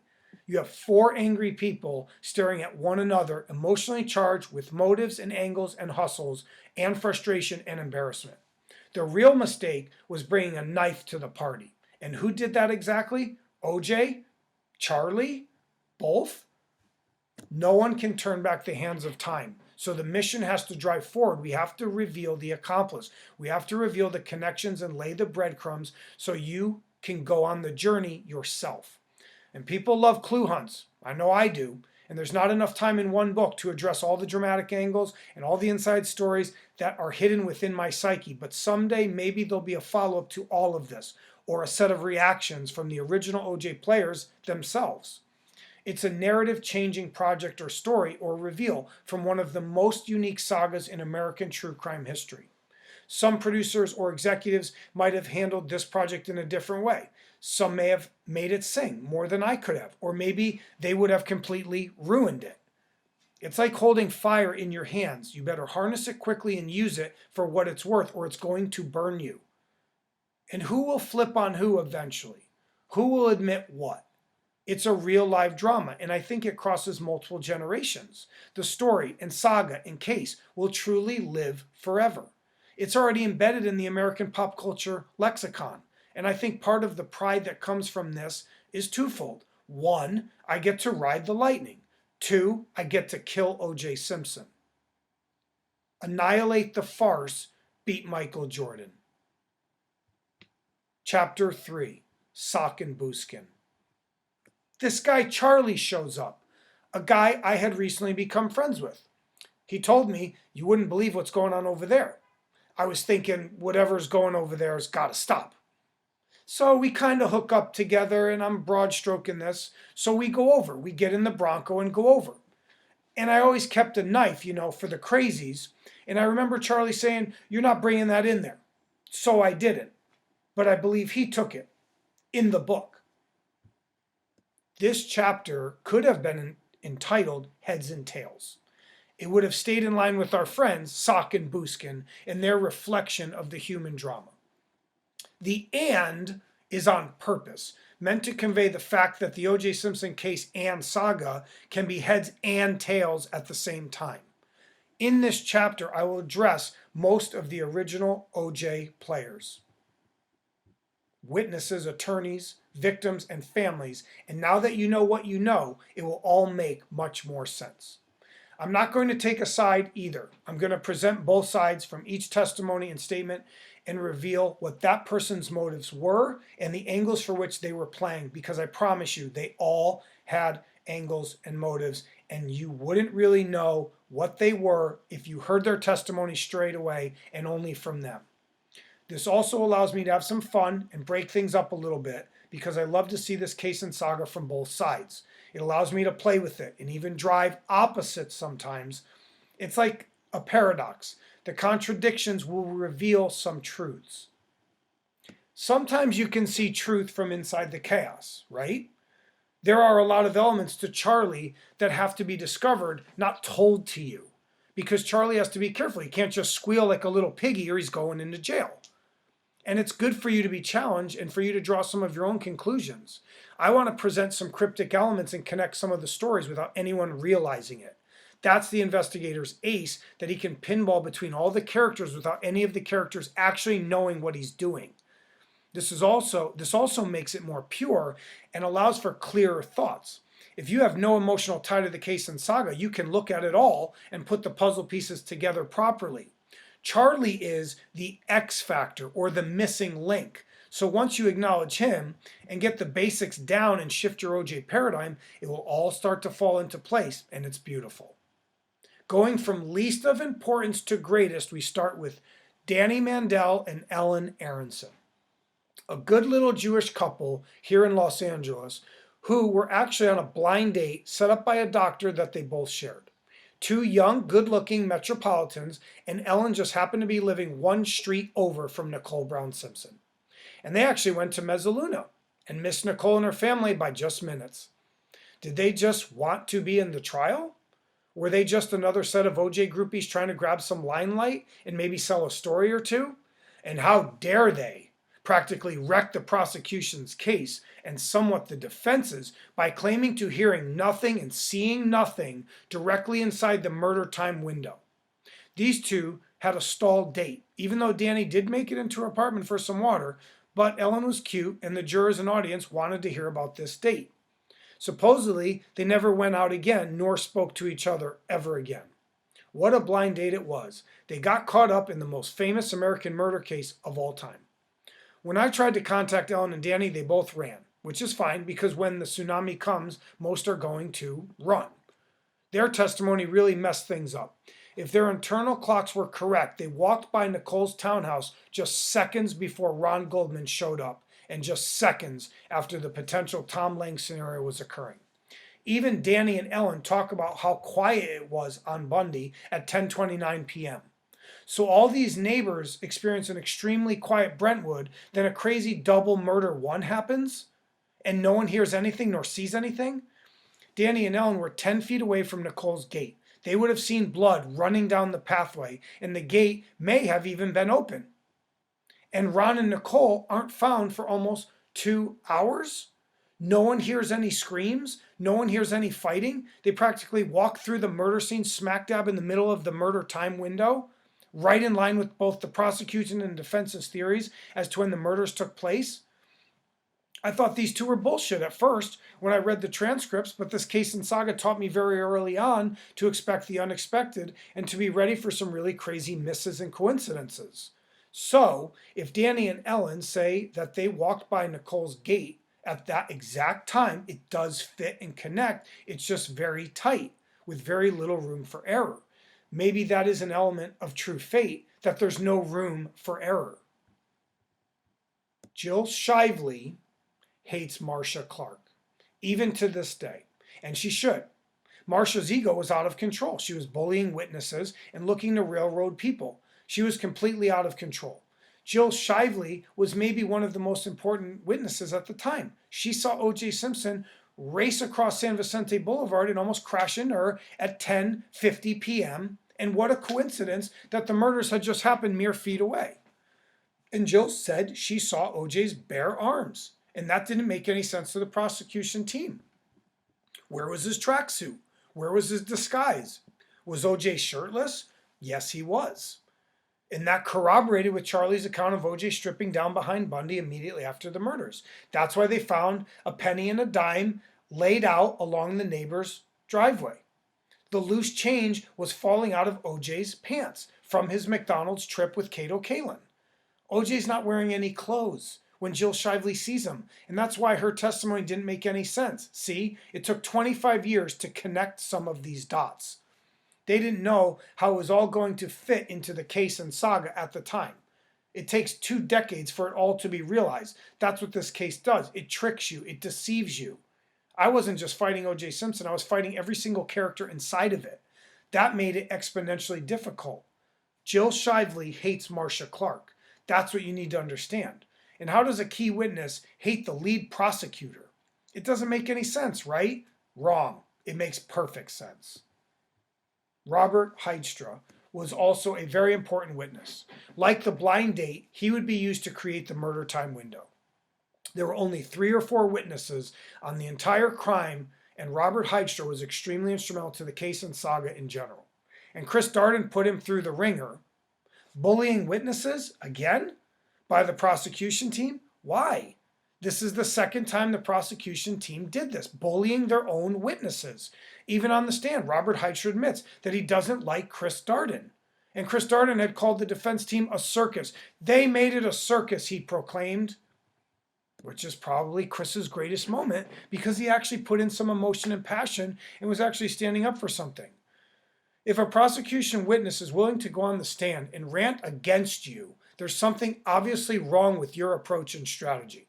That means it was more like a drama or soap opera, sock and booskin, not really about the facts of the case, but the dynamics of the relationships between the witnesses and the prosecution team.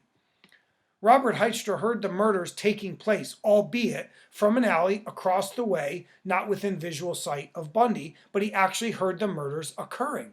Why in God's name would you bully Robert Heidstra? He might be your most important witness. He literally states that he hears a man's voice, which is very deep, like O.J. Simpson, and he hears a younger man say, "Hey, hey, hey." That's Ron Goldman getting stabbed by 2 people, one from the front and one from the back. And within seconds, Ron Goldman is dead. His wounds were biblical in nature. No man could survive that. Slashed in the face, neck, abdomen, leg, with some wounds penetrating very deeply. Ron Goldman fought his attackers, and did you notice that O.J. Simpson had 0 bruising and 0 scars upon his body? O.J. had 1 small cut on his middle finger, nothing on his face, head, chest, or legs. Charlie ate Ron's punches, and he bled. Charlie's blood is actually on the back of Nicole, but it's way too hard and too fast for you to hear this. So, Robert Heidstra probably should have been coddled and courted by Chris Darden and Marcia Clark, not skewered and embarrassed. Yeah, Heidstra wrote a book. He sold a story, just like every single other person from this case and saga. That's what always made me laugh when Marcia Clark and Chris Darden got mad at their own witnesses for selling stories when all they did immediately after the acquittal was sell their own stories. Sometimes investigators have to laugh because if we have you corner pocket and behind the 8 ball and you try to play or hustle your way out of it, you've already lost. The investigator already has you beat. And yes, hindsight is 20/20. We all know that. So I'm at an advantage that many didn't have. I wanted to love these people and support them, but sometimes I just had to blow them out of the water, just like those ducks that were sitting on the pond. So Robert Heidstra eventually disappeared into oblivion. No justice was ever brought. His testimony didn't even matter, even though he saw the white Bronco speeding down Dorothy mere feet away from Nicole's townhouse. Imagine his nights when he's trying to sleep, knowing that he heard a murder taking place, and not only a murderer, but the most famous American murder of all time. And I never could find Hydra. I really wanted to rub elbows with him and tell him that he was important and that he was one of the keys. But he's probably dead now, like some of the other original players. I wish I could turn back the hands of time and not even deal with this thing in a way. There were so many moments and so many red flags that it all could have been easily avoided, and Ron and Nicole would still be here with us today. William C. Deere, aka Bill Deere, the king of all OJ conspiracy theorists, he said Jason Simpson did it. That was his big claim. And he said it cost him over $1 million to boot. I told him I would do it for $5,000, and he laughed. And then I laughed in his face and closed the door on him. Bill spent half his life chasing O.J. Simpson and was actually at the crime scene mere days after the murders, which only a few people can stake a claim to. There was no blood on the gas pedal and brake, he cried. Well, O.J. wasn't wearing any shoes when driving the white Bronco back to Rockingham, so that does make sense. The white Bronco was found on Ashford, he cried. Wrong, Bill. And if you purposely use evidence fraudulently, that makes you a fraud, because I can't take you to court over it, but I can just call it as I see it and reveal it to you and the general public. The white Bronco was found on Rockingham, and OJ didn't park it there. Charlie did. I told Bill that more than once, but he kept trying to misdirect it and cover it, and that's not what a real investigator does. Bill Deere said he would be the first one to admit if he was wrong, but he never did. Pablo Fenjves ran to the hills when I tried to contact him, like many others. He knew a lot and tried to play like he didn't. He testified in the criminal trial to being Nicole's neighbor and hearing dogs barking at 10:20 p.m. Then, many years later, he somehow ends up working for Judith Regan in OJ's book and OJ's interview. What a coincidence. He's Nicole's neighbor, and then he's the ghostwriter for OJ's book? He did say that O.J. Simpson told him, I couldn't have done this alone. O.J. also exploded on Pablo a couple of other times. Well, that's the way I would have went. And these were famous quotes from their interactions when Pablo would prod O.J. about certain things. Pablo talked about working with the most notorious double murderer in American history, Michael Jordan. Pablo got to sit with the king, and like he said, I couldn't pass up the opportunity. It was too unique, and Judith Regan liked Pablo Fenjves. She thought he was a great writer, which he was. And just like a lot of the original OJ players, he did have talent. But he was part of the old incestuous Beverly Hills. And like so many others from this saga, he became famous. He wrote books. He made money off of Ron and Nicole's deaths, so never forget that part. Pablo didn't make money off of O.J. Simpson. He made money off of Ronald Lyle Goldman and Nicole Brown Simpson. So don't pity Pablo for learning about Charlie. And Pablo would vacillate when asked about whom the true author was. Oh, OJ wrote the book, he stated. Then it was, I wrote the book. Well, who should get the credit? Who the hell wants the credit? Pablo and OJ told us and the world that there were two killers, and no one believed them. Should we blame Pablo and OJ, or should we blame ourselves? OJ told us, plain to our face, and we just brushed it over like nothing happened. Who was listening to this thing? Obviously not many people, because it was shelved for 12 years, so only Fox executives and producers saw it, and they didn't find anything particular about an accomplice being named. The LAPD didn't sniff any of this out? Didn't they have informants in Hollywood sniffing stories and glory and blood money opportunities? That's one of the most fascinating things about this entire journey, is the fact that OJ sang like a canary and no one listened to him. Oh, and the press in Hollywood would claim that this was so cryptic, so secretive, that it didn't make any sense. But guess what? OJ actually used the accomplice's real name, Charlie. Double entendre. Whoops. Isn't that the LAPD's job? Shouldn't the investigators surrounding this case and saga have looked closer at this? OJ put himself out there. He let out plenty of rope to hang himself, and we didn't take the bait?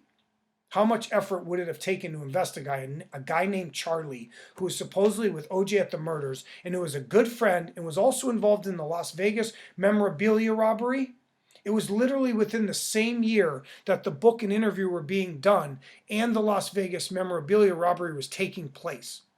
Now, granted, at the Las Vegas robbery, there were two Charlies. So, a little bit of fairy dust here again, but it would have been pretty easy to vet those two Charlies. Was O.J. Simpson that good of an actor? Sock and Buskin? You bet he was.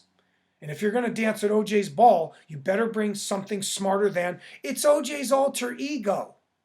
People needed to put in some time and effort, put in some work, because solves are sometimes right in front of our face. You're not going to roll off the couch and beat the New York Yankees. If you want to beat Michael Jordan, put in some effort. Stop trying to get something for nothing. That's what Hollywood always does, and it just comes off as fake and fraudulent. People will respect you more if you challenge them. If you bring some passion and skill and courage, these are instinctual human traits. So the second you try and bring in your own ego or hustle into something like this, you're going to lose almost every single time. Don't you remember? OJ's undefeated. Fred and Kim Goldman, I gave multiple opportunities to in order for them to solve their own son and brother's murder. At first, they were cool with me, and then, just like all the others, they brought their own ego into it and hustle, and by that point, I knew I didn't stand a chance with them. People would just flat out not believe me. And I knew who Charlie was and everything about him, and I knew all about June 12th, 1994. And I told Fred and Kim that I could bring justice and healing and closure. It was pretty obvious early on that I was going to be fighting a tidal wave of negativity and pain overall. So no matter whom I talked to, it usually went nowhere. After a while, I cut them loose, as I was becoming a punching bag for them. And in a way, Fred and Kim were undefeated themselves. They held a certain air surrounding the OJ case and saga. Fred was an impassioned man, and his greatest moment wasn't the shocking reaction from the acquittal, but rather when he went on a 5-minute tirade against Johnny Cochran. This man is the worst kind of racist. He talks about Adolf Hitler, who killed millions of people. This man is sick. When he punctuated sick with those semi-psychotic eyes, a tear actually ran down my face. And not a tear of sorrow, but a tear of joy, because that's what you had to do to beat O.J. Simpson. You had to bring everything. You had to punch O.J. right in the face. Fred's rant won the hearts of millions of Americans, coast to coast, right at that moment. He transcended race with pain and tragedy, and everyone could relate to it. You didn't have to be African American to understand what real racism was. And Fred and Kim were Jewish. They knew plenty well of tragedy and sorrow. Their son's name was on the line, and if O.J. walked and no other killer was ever brought to trial, Ron Goldman would just become another Los Angeles anecdote or punchline. Let's be honest, everybody thought O.J. was going to be found guilty. Once he was acquitted, it was as if the world had stopped for a moment and we had to all realign ourselves spiritually. The O.J. acquittal may have been the largest collective gut punch in American history. That's when the story really began to hit home and everyone could now relate to the Goldmans and Browns. Maybe in a way, the acquittal taught us all what it meant to be discriminated against and hated. Not many Americans felt much compassion for old incestuous Beverly Hills, but in that moment, everyone in America could relate to what the families were going through, rich or poor. Maybe the creepiest moment of my interactions with Fred and Kim was when I explained to them that in chapter 6 of their book, the accomplice was actually revealed. The Goldmans actually owned the book, so the murder solved literally was right under their nose. Marcia Clark and Chris Darden both ran when I came to them. Darden had some choice words for me, and Marcia's team tried the old incestuous Beverly Hills move of pretending I was some nobody, some psycho. Like I told UTA, not all cold calls are created equal, and they should have listened to me early on. Hollywood had a way of trolling and stealing my content over the years, just like many of the other agencies and studios had done for almost a decade to me. Every time I had an agent call me or talk to me, I already knew it wasn't going to end well, and that goes directly to the ego part of Hollywood and their sense of elitism and entitlement. I toyed with people at times because I knew I had the Michael Jordan of true crime, so if they started to give me any lip or excuses or tried to railroad me, I just sometimes laughed in their face, And maybe that destroyed the project, but the damage had already been done for me for so many years over so many different projects. It naturally carried over into this journey. Maybe in a way, I didn't want to accept me. Maybe in a way, I didn't want anyone to accept me. Maybe I wanted to stay on the fringe because I knew I was going to be put there anyway. I don't blame Marcia and Chris for running or trying to discredit me. They bumbled the case and they knew it. Everyone told them that for years. They became Punchline themselves. But at least they sold some books and series and made some good old blood money. As I stated previously, I had to kill off the original OJ players. I had to trump them. I had to destroy them. I would play nice in the beginning with all the bells and whistles, but once I felt it was going downhill, I just amplified it, fueled by my own anger and indignation against Hollywood. I used to phrase the emails and messages with, "Who wants to beat O.J. Simpson?" And if they didn't understand from that one phrase, then they weren't ever going to understand. There's not enough time on this planet to go over everything that the prosecution and LAPD and LADA's office messed up, and I don't want to give Marcia and Chris any real face time in this book at all. It took the whole investigation for me to truly be annoyed by them and some other key players because I wanted to partner with people. I didn't want to burn bridges and lose the key figures that could have helped me tell this story to the world. They made millions and they still make money today. And if they want to come out and comment after this book, they have my email too. Now, to the Kardashians. And when you hear that name, it resonates across multiple generations, and it is sort of intimidating. But early on, I watched as the Kardashian kids ignored me, along with the studios that they were associated with. Kris Jenner was still selling stories about Nicole and Faye, so I guess she didn't really care about solving anything. Old incestuous Beverly Hills at it again. Once you enter, you can never leave. I wouldn't want the wrath of the Kardashians coming down on me, with all their Illuminati soldiers standing guard, with all of their beauty and sexiness piled on top. Yeah, the girls are great role models, screaming, swearing, punching each other, taking nude pics. I don't know if you could find a family more shallow than the Kardashians. It'd be pretty darn hard to do. I mean, everybody loves a good bikini pic, but for 20 years over and over again, it's just not creative. I'm sorry, they thrive in the lowest common denominator, and that's what the studios love about them, because that's what the studios are all about anyway. Nothing that happens in Hollywood is real. It's all smoke and mirrors, and it's all blood money. It's all stealing stories from other people's lives to make a few mil without getting anyone's rights, and you really have to see how they do it in person to believe it. Again, this is the fuel to my fire. My journey in investigation wasn't about OJ and Charlie and Nicole. It was about Hollywood. And sometimes the press was thrown into the ring. And Robert Kardashian wasn't just OJ's best friend. He was a symbol of Hollywood. And I'm not going to skewer him while he's in the grave, nor try to drag his name through the mud. I'm not going to give him that much of my time, to be honest. Everyone knew that the music industry had heavy mafia ties for decades, and even the movie industry did, and still does to this day. A lot of the OJ sleuths will bring up the Brett Cantor murder, which is still unsolved to this day, along with the Michael Nigg murder as connecting back to Robert Kardashian. Brett Cantor was killed in a very similar way as Ron Goldman, slashed violently in his own neighborhood. The LAPD didn't really investigate it, nor Michael Nigg's murder, and that probably should tell you something right there, because they do connect. Brett, Michael, and Ron, I will tell you that much. How they connect is for another time. The Bill Waz angle makes up much of what Rob Kardashian represents to this case and saga. He read the suicide letter with class. He stuck his ass out for OJ more than once. He sat in the courtroom every day. So he didn't run. He actually tried to help the juice. But sometimes staying out in public is the safest way to protect yourself and your name. All the Kardashian kids have somewhat stemmed from OJ Simpson. And they have my email too. Robert Shapiro and Johnny Cochran, I want to batch together. They were masterful, I will admit, because there were some moments when Robert and Johnny truly were the stars of the entire saga. It's hard to explain. You'd have to watch all of the knife testimony to fully understand this. The grilling of Dr. Irwin Golden and Dr. Lakshmanan, Sadhu Goswanaran, bless you, was truly brilliant. If you had to give a course on how to annihilate a coroner, just watch Robert Shapiro in action. Is Dr. Golden sick? Asked Shapiro when the prosecution team switched coroners last minute and used Dr. Lakshmanan instead. I guess Marcia and Darden in the LA coroner's office didn't like when Dr. Irwin Golden stated in his pretrial testimony there are two morphologically different types of stab wounds on the victims, which all but solidified the fact that there were two knives used.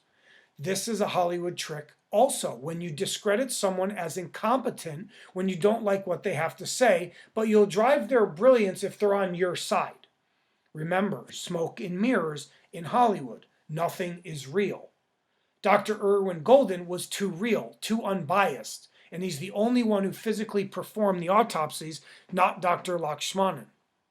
Why wouldn't you use the actual coroner?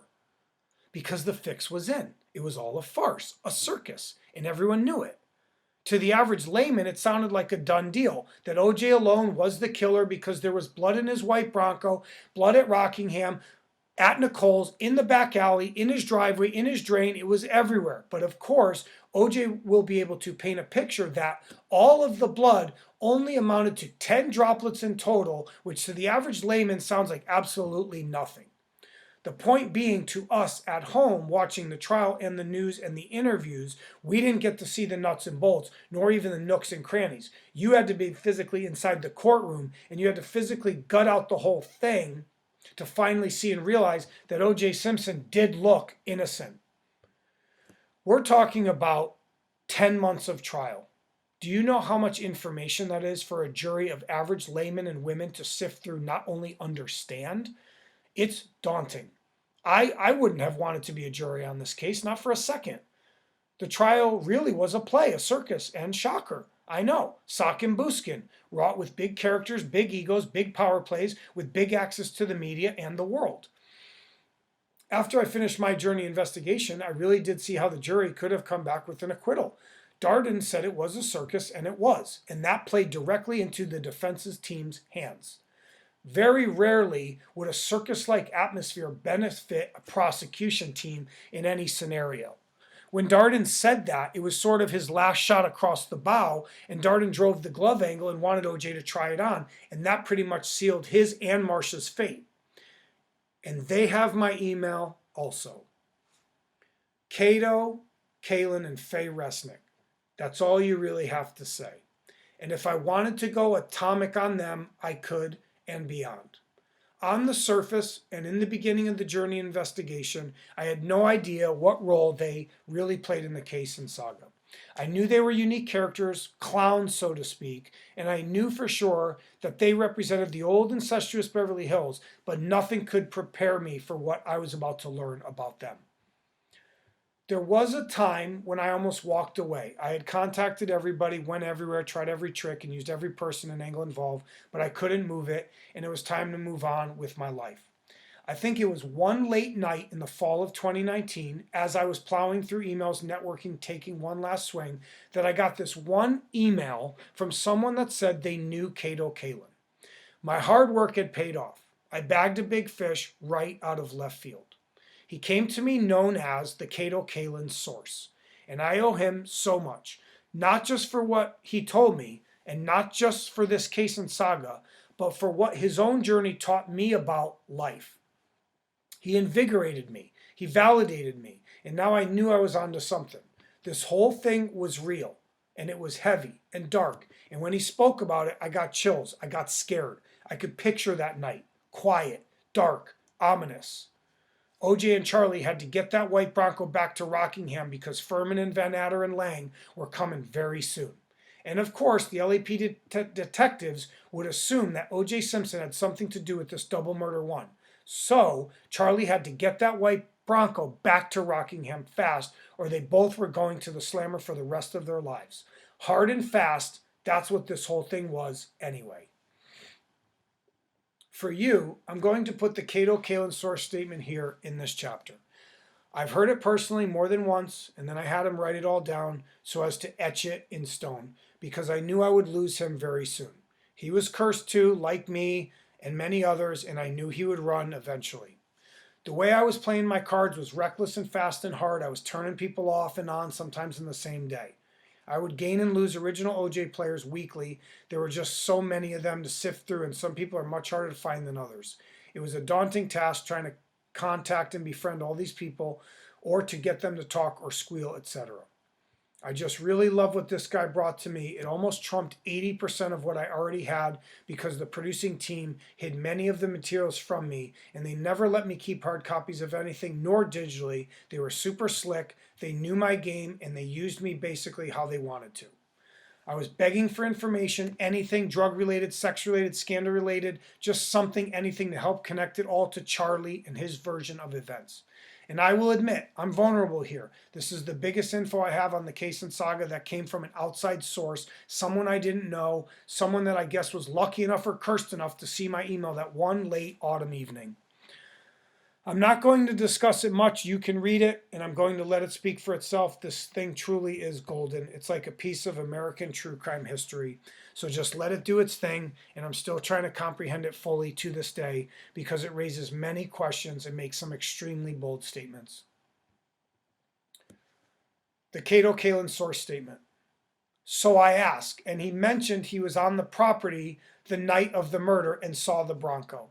He stated OJ was not there, but another guy named Charlie.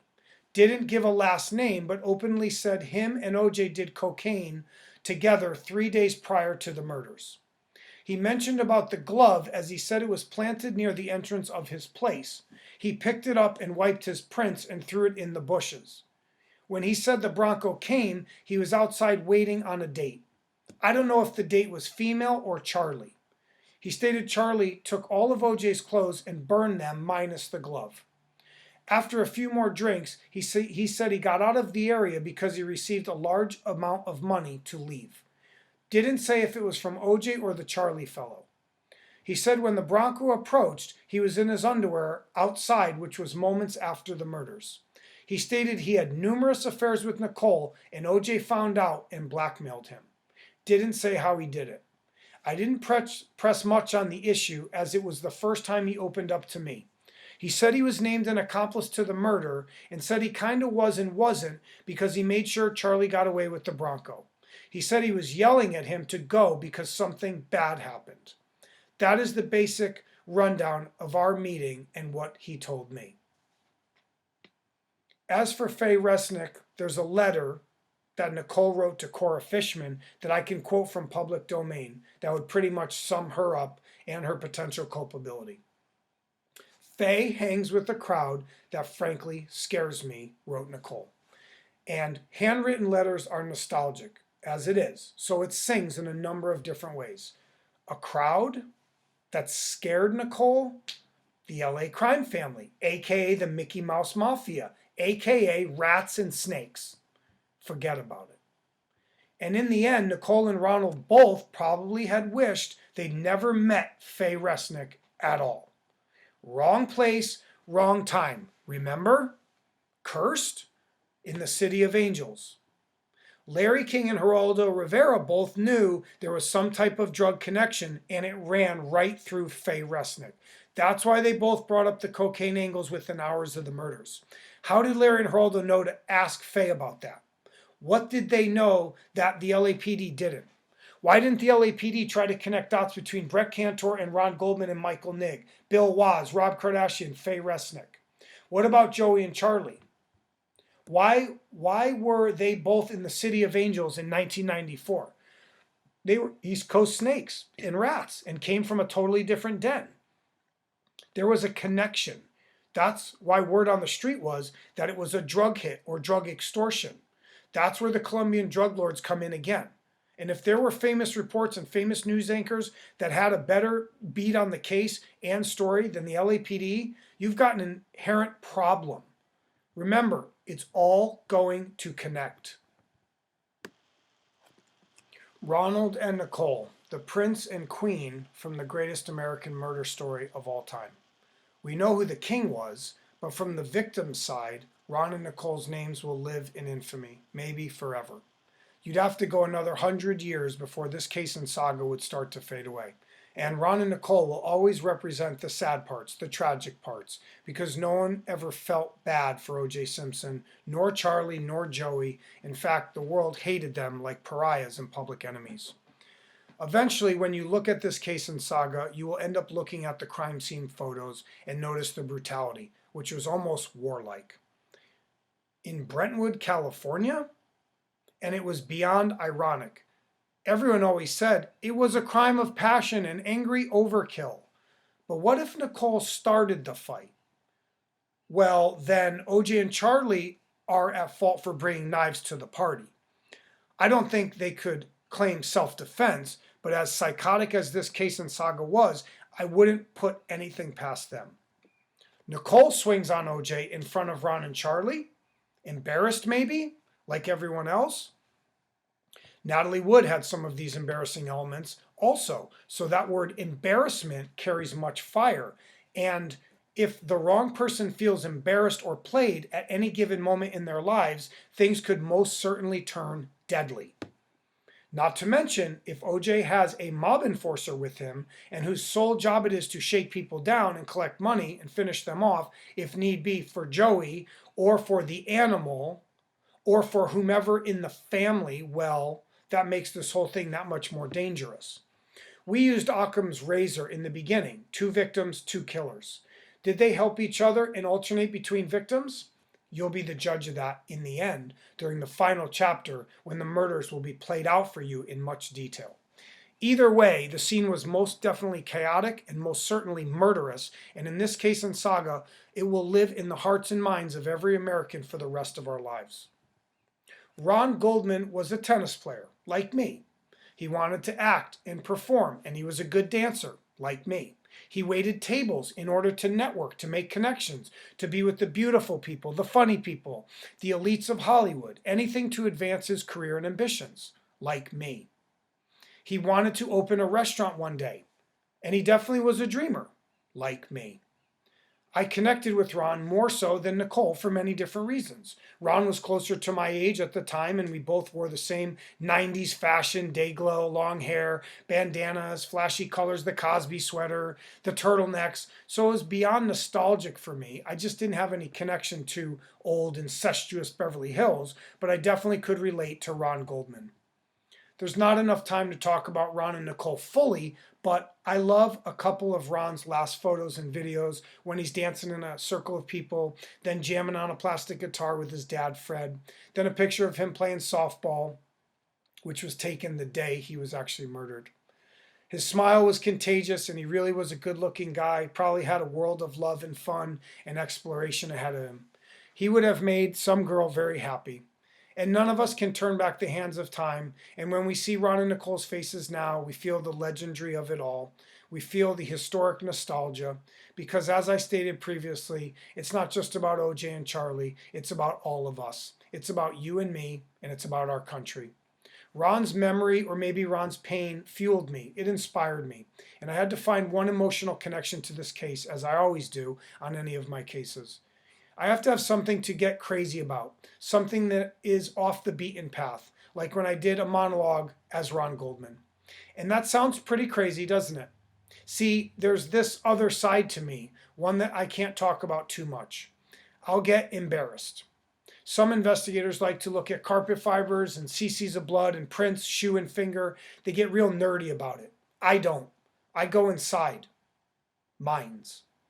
I become the characters, and I flip their legendary. I rewrite it. The ultimate trolling. Remember Joe Pistone, a.k.a. Donnie Brasco? He risked his life to detail the hierarchy and structure of the New York City mob. He's probably the most famous undercover agent of all time, infiltrating arguably the most violent arm of the Mafia Commission, the Bonanno family. I thought of Joe Pistone when I did some of my own undercover work on this, and it scared me. Let's just say that there were a couple of days that if someone accidentally sent a goon my way and my family was at home at the time, that person would have left in a body bag.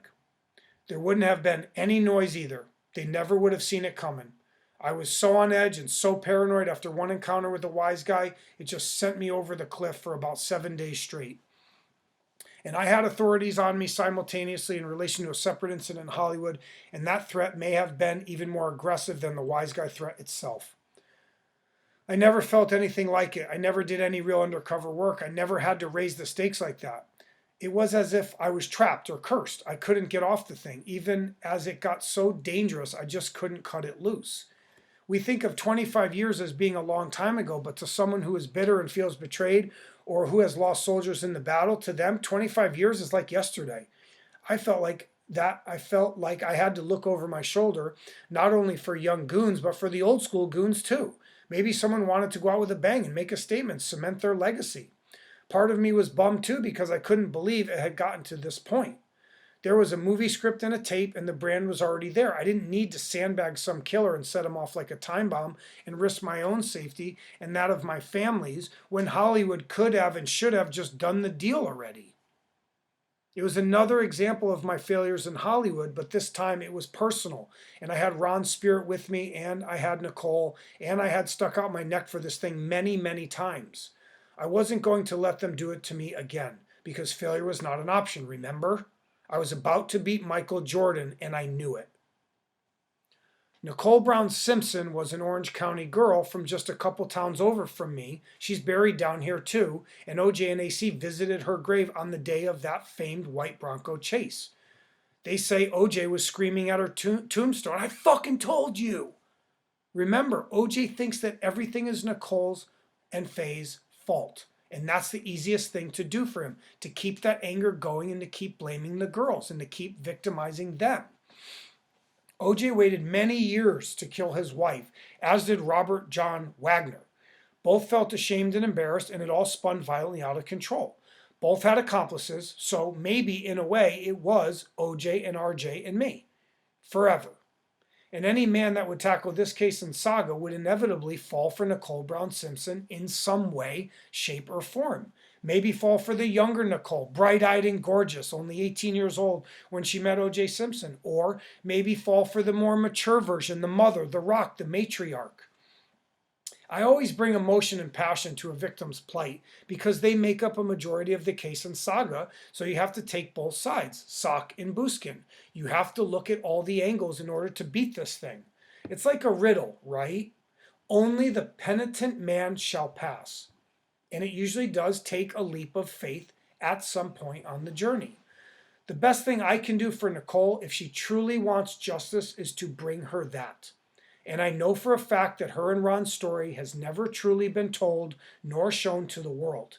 Maybe it had to take 25 years and a penitent man for it all to finally go down. Chapter 4, Black Hand. It's hard for me to describe it entirely. I don't think any two people could be murdered the way they were without everybody being covered in blood. And I think we've all seen the grisly pictures afterwards, so I think everything would have been covered in blood. It was horrible. Absolutely horrible. We've got another double entendre here, and what first comes to mind?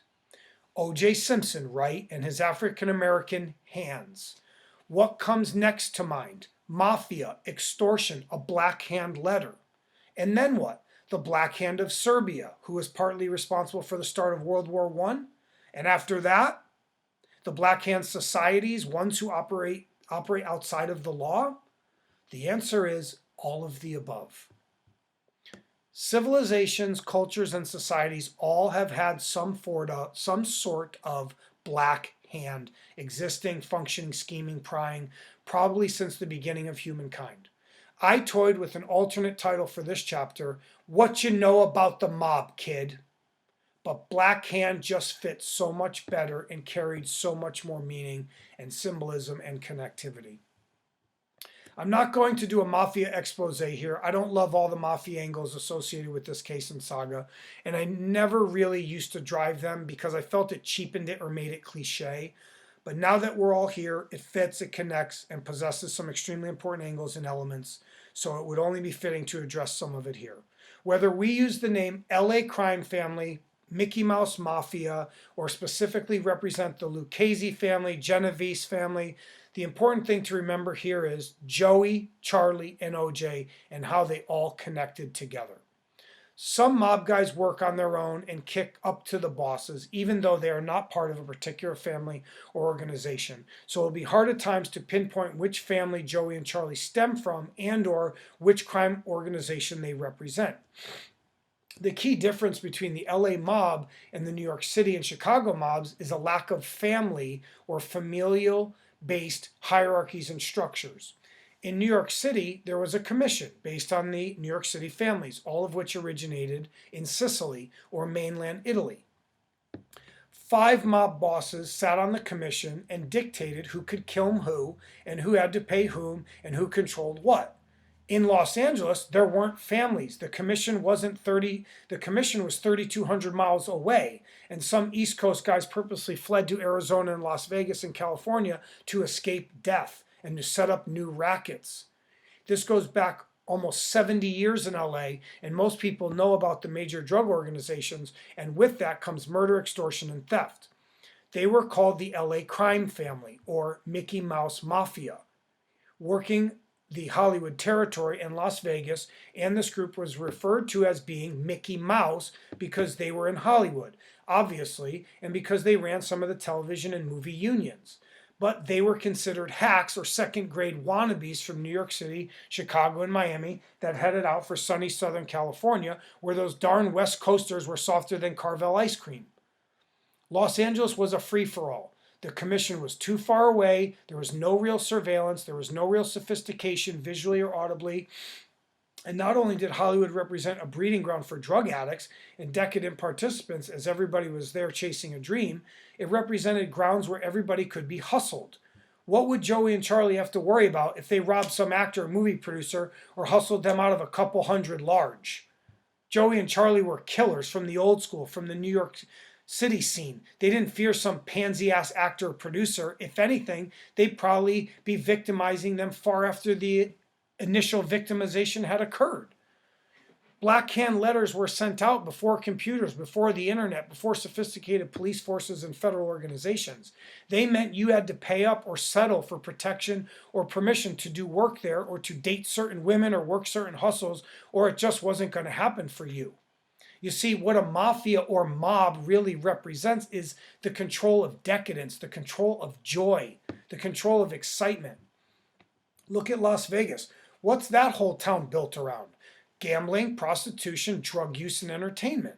All elements of our decadent desires. Prohibition. How much money flowed through that? An exorbitant amount. And let's not even bring up the drug market, which probably represents a quarter of our entire economy in some way, shape, or form. Point being, there's a lot of money to be made, and that lifestyle is far more flashy and exciting, and men usually gravitate toward that with their testosterone leading the way. It beats pushing pencils from behind a desk, but the problem is, and this ultimately drives the entire hierarchy and structure, is the element of murder and physical theft, or when someone is physically stopped or physically destroyed. When you kill someone, not only do you take their life, you take their business, you take their market share, you send a message to all the others that they better fall in line, which equates to even more leverage and opportunity. The Italian mafia goes back to the 17th century, and other cultures have had their own forms, i.e. the Yakuza of Japan and the Triads of China. This art form took generations to master and utilize. You don't just come out of the gate like Al Capone or John Gotti. Your family might have to lose 20 guys over a 100-year period for one family member to get an opportunity to rule. The cartels function in a very similar way, familial based and generational. So the art form or black hand shouldn't be downplayed nor trivialized because it goes much deeper than you may think, especially if you're on the outside looking in. The Mickey Mouse Mafia did have a couple of advantages over the NYC and Chicago guys.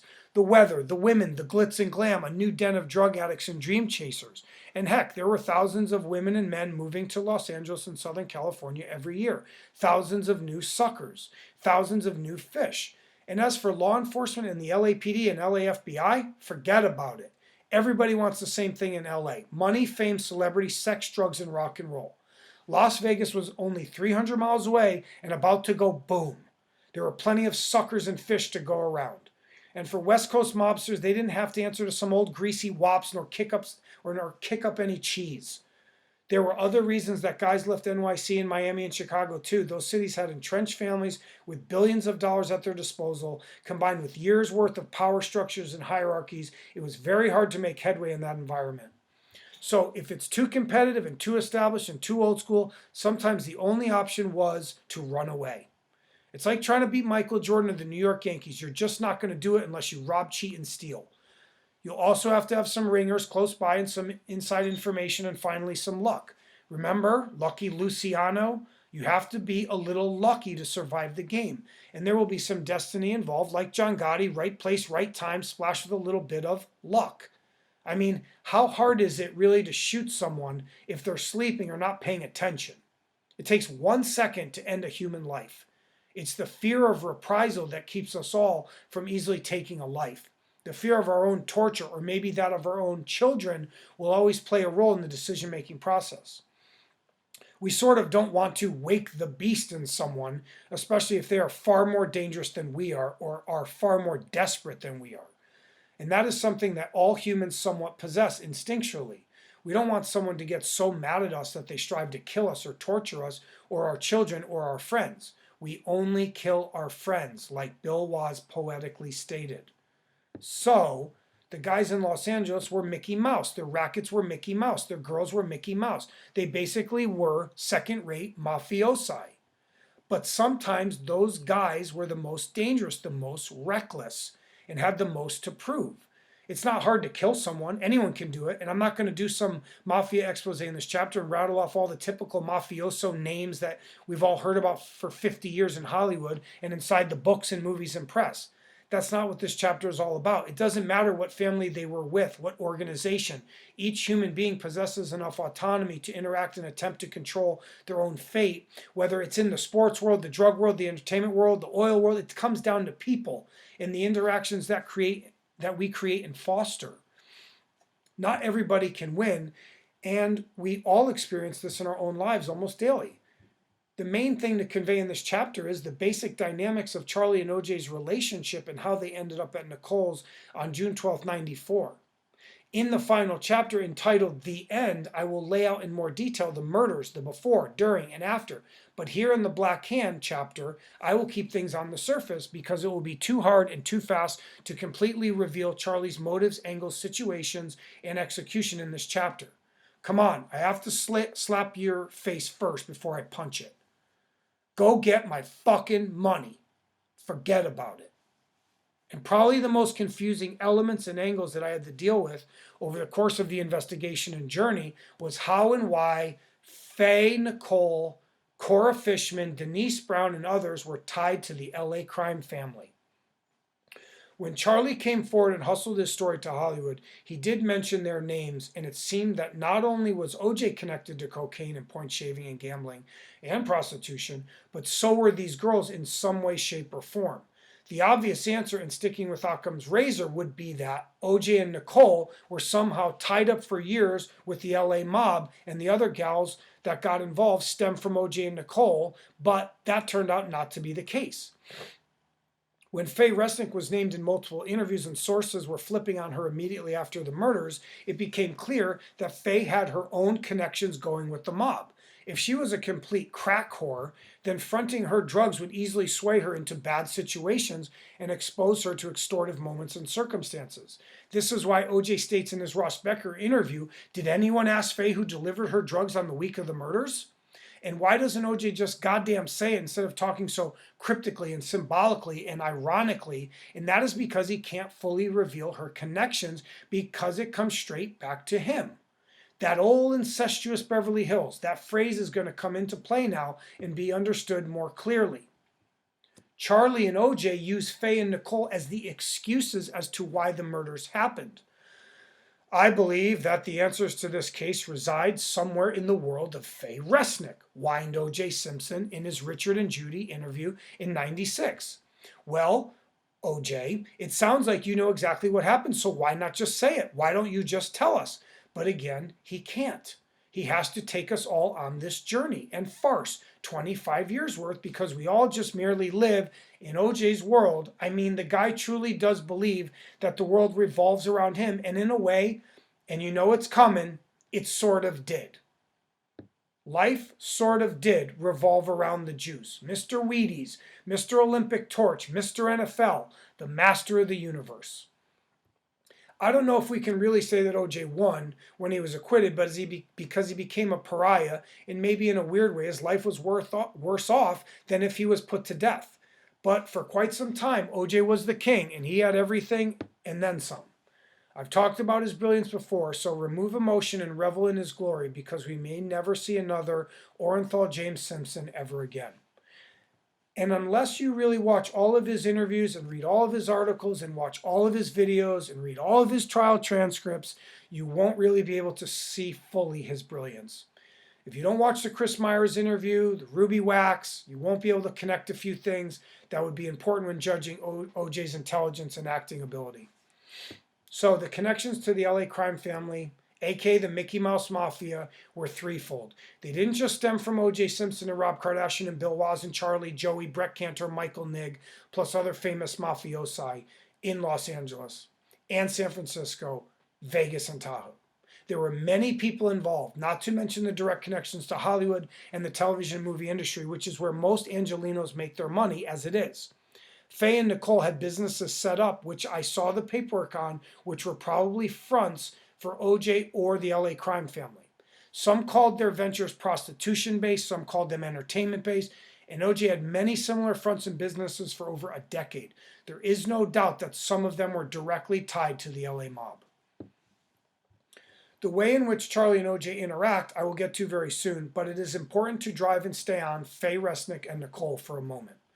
As an investigator, you can't favor anyone. It will pollute the whole thing. Even though Nicole is a victim, I can't remove her connectivity to the entire case and saga, nor Faye's, nor Cato's, nor Joey's, nor anyone's. That is why the investigator always gets hated at some point by more than one party. Just like Gary Webb, one of my heroes, said, great journalism causes lawsuits. Meaning if you're not rattling cages or shaking trees, you're not doing it right. If a story is dirty or violent or threatening, the investigation will mirror that and resemble that. If you're chasing a cocaine dealer, you better be ready to deal with that type of world. If you're chasing a sexual predator, you better be ready to deal with that type of world. And if you don't bring everything you have, and if you don't lay it all on the line, you will lose every single time. Some of these cases and stories are so monumental, so ingrained in our American psyche, you couldn't change them if you wanted to. And even if you presented the truth right to their face, they may still not believe it nor accept it. Natalie Wood was like that. People were stuck in a certain paradigm that Natalie tragically fell off a yacht, bumped her head, and drowned, and they blamed alcohol and her lack of judgment. We can talk about Charlie all day long, and some people might still not want to believe it nor accept it. They may, till the day they die, feel that O.J. Simpson did it alone. And O.J. Simpson alone is the one to be excommunicated and blackballed and made public enemy number one. Remember what O.J. said. People are going to feel the way they want to feel. In the book, the hypothetical is Charlie. This guy Charlie shows up, a guy I had recently become friends with. And that is true. O.J. and Charlie only met 3 months before the murders through Joey. For business reasons, for spiritual reasons. But back to Nicole, because it's getting too hard and too fast again. Faye and Nicole liked drugs, liked men, liked to have fun. I have no idea how Faye Resnick had a fiance, nor how Nicole kept OJ at bay. I think both Faye and Nicole were really good at covering their tracks and keeping that smokescreen up. These girls were beautiful, funny, classy, sexy, powerful, interesting, with money and fame, with connections in the richest town in America, Beverly Hills, California. I mean, New York City ruled the finance world, but LA ruled the media and press and airways and entertainment almost for the entire world. You had some very wealthy, successful, good-looking, powerful people in LA and OC, San Diego, San Fran, and California has an economy larger than most countries. So there's a lot going on, and there's a lot of drugs and a lot of customers. Joey was running mass quantities of heroin and cocaine and pills and girls. That's what good fellas do. That's what they were raised to do. LA was a breeding ground, and there were many hustles to be had in Hollywood and Beverly Hills with many suckers to extort and blackmail, with women, with drugs, guns, gambling. It didn't matter. There were tons of rackets to run. Remember, these guys play on the decadence of our society, and that audience is never going away. Faye and Nicole brought the wolves to the henhouse, and so did O.J. Simpson. But were all of them tied together? Yes, at times. But on the night of the murders, it all just whittled down to Charlie and OJ and Ron and Nicole. 4 people on a Sunday night, frustrated, angry, embarrassed, and the rest is American history.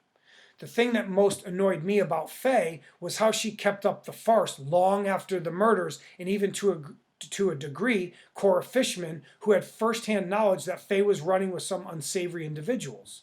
Faye capitalized much more than Cora ever did, even though Cora did try to do a book, but she didn't have anything close to what Faye had going on. Faye should have come clean a long time ago, but it would have made her somewhat culpable, and every day that went by, she kept up that secret, and more of her chances of criminality and culpability had increased also. In a way, she was trapped, and so was Nicole. Remember, Faye was staying with Nicole because her fiance had kicked her out and dumped her, even though Faye will say she broke it off, of course. There'll be sock and buskin here too, the mirror theory, the heads and tails, the opposites. But Faye was supposed to be at Nicole's on June 12, 1994. Why wasn't she? Where was she? Oh, she was in rehab. But Faye didn't. But Faye said she didn't do any drugs. Then why was she in rehab? Because she was running from a massive cocaine debt and she dragged Nicole into it. And Nicole has to retain some culpability and responsibility as a grown woman. It's ultimately her choice if she keeps hanging around with these people and doing business with them. But Faye played her cards and spun her yarn, as OJ loved to say. And Faye kept spinning that yarn in the form of books and fame and TV shows and interviews, and she received a life of privilege thereafter. Nicole's murder made Faye Resnick famous. She went from a crack whore to an old incestuous Beverly Hills housewife. And good for her. At least something good came out of it for her. I don't judge Faye. We talked about this. I don't take sides. I seek the truth. And whatever jumps out of Pandora's box or whatever the Rosetta Stone reveals, I'm game and I'll play my cards and I'll spin my own yarn. As OJ complained, everything that was ever done about this case was blood money. Everybody was getting in on the fun. So why was it going to be different for me? I had the kryptonite. I had something people had only dreamed about. There's maybe only 2 guys or gals in the entire world that could do what I did on this thing. It'd be pretty hard to find someone that has done what I'm about to do here with this book. And yeah, wrong place, wrong time. I got lucky a little bit. I'll always admit that. But the real reason I knew these producers was because of years worth of hard work and courtship and sticking my neck out for them on other projects. They didn't just call me out of the phone book, okay? They already knew me. They already trusted me. And they wanted my help. They wanted a patsy. They wanted a front man, somebody loose, somebody who wasn't squeaky clean, someone that could eat some of their attention or deflect it or take some of the heat off of the producers. And that was me from day one. Now, OJ and Joey had already known each other for years. Charlie comes into the picture because of Joey, not because of OJ. This is very important to understand, especially when we keep talking about the connections and the genesis of how and why Charlie and OJ ended up at Nicole's that night. Charlie is an unsuspecting soldier. In the mob, they call them soldiers or earners or associates, and they can play many different roles and move up and down the ladder. You know what it means to catch a body, right? OJ causes Charlie on June 12th to catch a body. Well, 2 bodies to be exact. Charlie was there during the commission of a capital murder, which makes him culpable for capital murder, ×2. This is important when trying to put yourself in Charlie and OJ's shoes, especially after the murders and after the acquittal and after 25 years of farce and ruse. These 2 were sprinkled with fairy dust for many, many years. There were many moments that someone could have solved the case and saga and brought Charlie to justice. OJ got off and didn't commit a federal crime, so he couldn't be tried again by the federal government, which is the only way someone can be tried again and circumvent the double jeopardy clause, if they have committed a federal crime. When OJ was acquitted, so was Charlie. The sole material witness to the crimes, O.J. Simpson, wouldn't have to testify against Charlie and probably wouldn't ever anyway. As stated previously, none of us know exactly what Charlie and O.J. will do after this book is released, and there's probably another book to pen thereafter which would focus on their reactions and comments or suicides or who knows what. Maybe Charlie wants to go out with a bang. Maybe OJ does too. And as an investigator, you better be ready for all the scenarios and be ready to annihilate at will with extreme prejudice, because failure is not an option. So does it really matter what OJ and Charlie's reactions are? Nope. They're getting annihilated either way. The moment you cave in or succumb to their hustle, you've already lost. You have to see it all the way through. You have to be a bulldozer, not a shovel. You're not only fighting Charlie and OJ, you're fighting society and Hollywood and writers, producers, storytellers, and many others that don't want to see this narrative change. It won't benefit them all. Maybe some of them, yes, they could use it to their advantage, but most will want the narrative to remain exactly the same. Keep that gravy train coming. And people like familiarity. They like household names. So once you're in, you're in. If you're a Kennedy or a Bush or a Trump, you've already won. How could you not annihilate people when your last name is Trump? The name itself means to win. You got trumped, or my hand will trump yours any day. Lucky Luciano, remember? So you're not just fighting Charlie and OJ, you are fighting everyone, even yourself to a degree.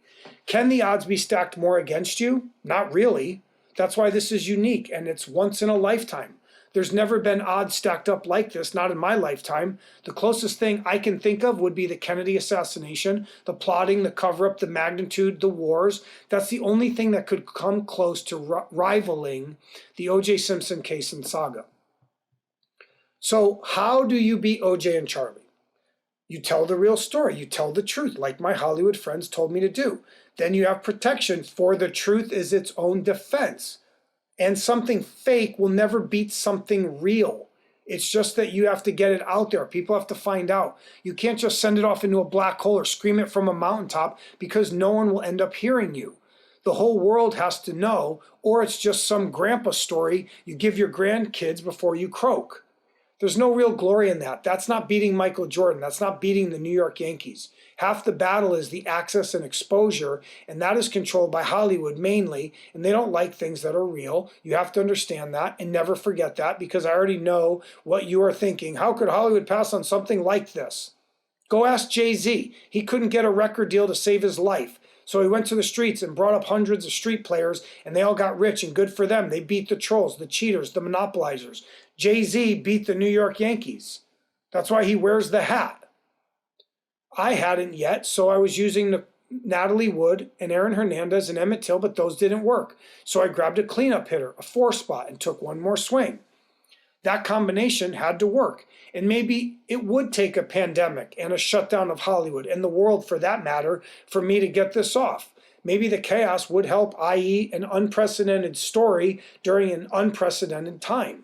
I mean, Captain Chaos was literally one of my nicknames, in addition to Tylenol Todd, Teflon Toddy, Todd the Terrible, Sonic the Hedgehog, Worst Nightmare. There were a bunch, and they weren't always positive, I'll tell you that. I had a history of annihilating people since my youth, and I had my share of annihilation, of course. That's how you learn. That's how you develop the fire. That's how you become immune to the dark side of it all, and that will make you more pure anyway and give you the most power in the end. You can't win every battle. You just have to win the important ones. Charlie and OJ won. We have to accept that. And we have to relinquish that 25 years to them. Give them the credit where credit is due. Remove emotion and focus on the future. The kryptonite came from Charlie, but he only wanted to give a little piece of it. And the king can only be struck down by the whole amount. So in a way, the kryptonite was too small. I had to build on it. I had to find other kryptonite pieces and force it all together. And to be honest, it really didn't have to be forced. It sort of just melted together. The Cato Kalin source statement made perfect sense and matched up exactly with the project and story. The Faye Resnick source matched up perfectly, as did the interviews and documentaries. It all matched up perfectly. The knife evidence, the autopsies, the drama behind the coroner switch. All the puzzle pieces were coming together. It just took a long time to find each piece. So the future, the reveal, the aftershock, that's where we can beat Charlie and OJ. That's how we can beat the paradigms surrounding this case and saga. And sometimes you have to hijack it. You have to take it over. You have to make it your own. If you bring in any of the farce elements, you are toast. and you are stuck in Pandora's box and you're never coming out.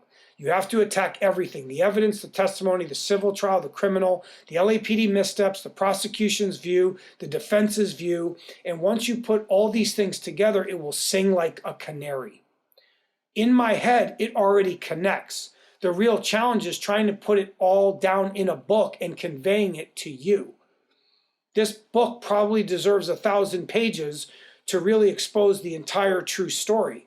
I know some of this sounds crazy or psychotic, and it took me a long time and a lot of courage to bring this crazy story to you.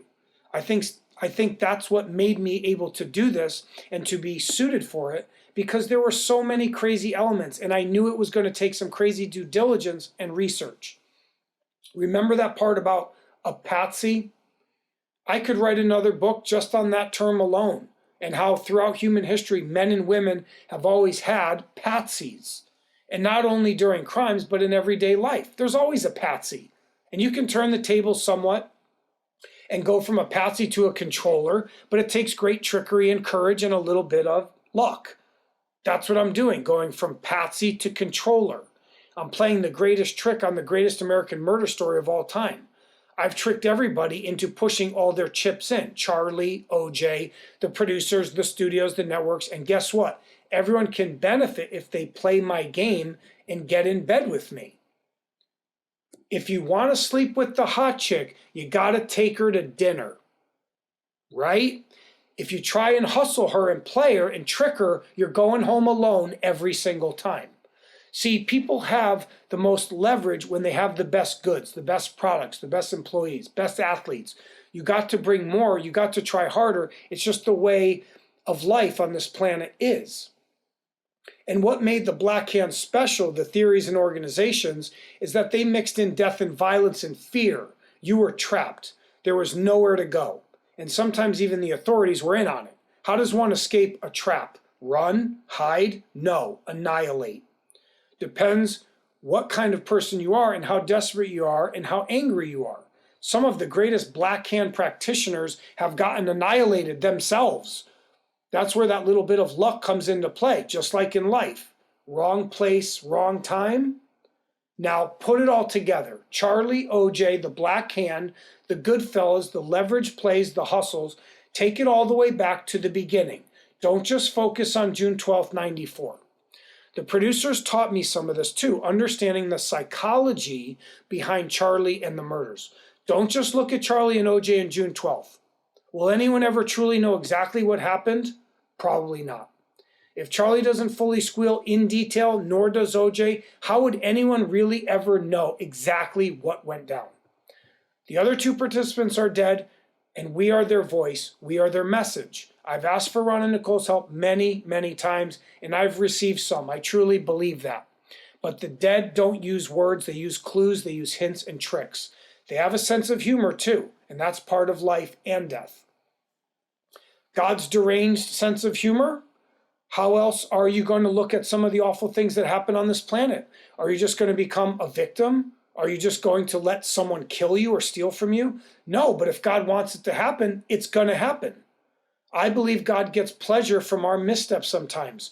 Read your Bible, understand God's wrath and judgment. It's not all about Jesus and peace and the Lamb. It's about vengeance and punishment for violation of God's laws. Have you blasphemed? Then be ready for the consequences. Joey wants his money. Charlie wants to impress his boss. OJ wants to kill Nicole. Ron wants to impress Nicole by bringing Judita Brown's glasses back to her. And Nicole wants to get out of OJ's life for good. So they all have motives and angles for being at Bundy. And there is much frustration and embarrassment hanging over all of them, and it coincides perfectly within the murder time window. And now get ready for punches, no more slaps. Now, Charlie has to get that money from one of the most famous and clean-cut sports celebrities in American history. That third person that Charlie tried to squeal on and deflect to was sitting on Nicole's townhouse, hence the witnesses that say they saw a man crouched in the bushes 1 hour before the murders and then supposedly just minutes before the murders. He was there the whole time from 9 p.m. to 10:30 p.m. on Bundy, waiting, scoping, securing, periodically walking around the neighborhood so as not to draw too much attention. He's there because Charlie told him to be there. The whole thing was a setup. Faye and Nicole get choked out, extorted, framed, blackmailed, and are ordered to pay their cocaine debt on the spot. Double murder 1 was not really on the table yet. You're going to kill 2 people on a busy Los Angeles street in the early evening with OJ and Nicole's kids at home? 80% of the neighbors were home. This was a blackhand letter served in person to both OJ and Nicole. Problem was OJ's reaction or overreaction.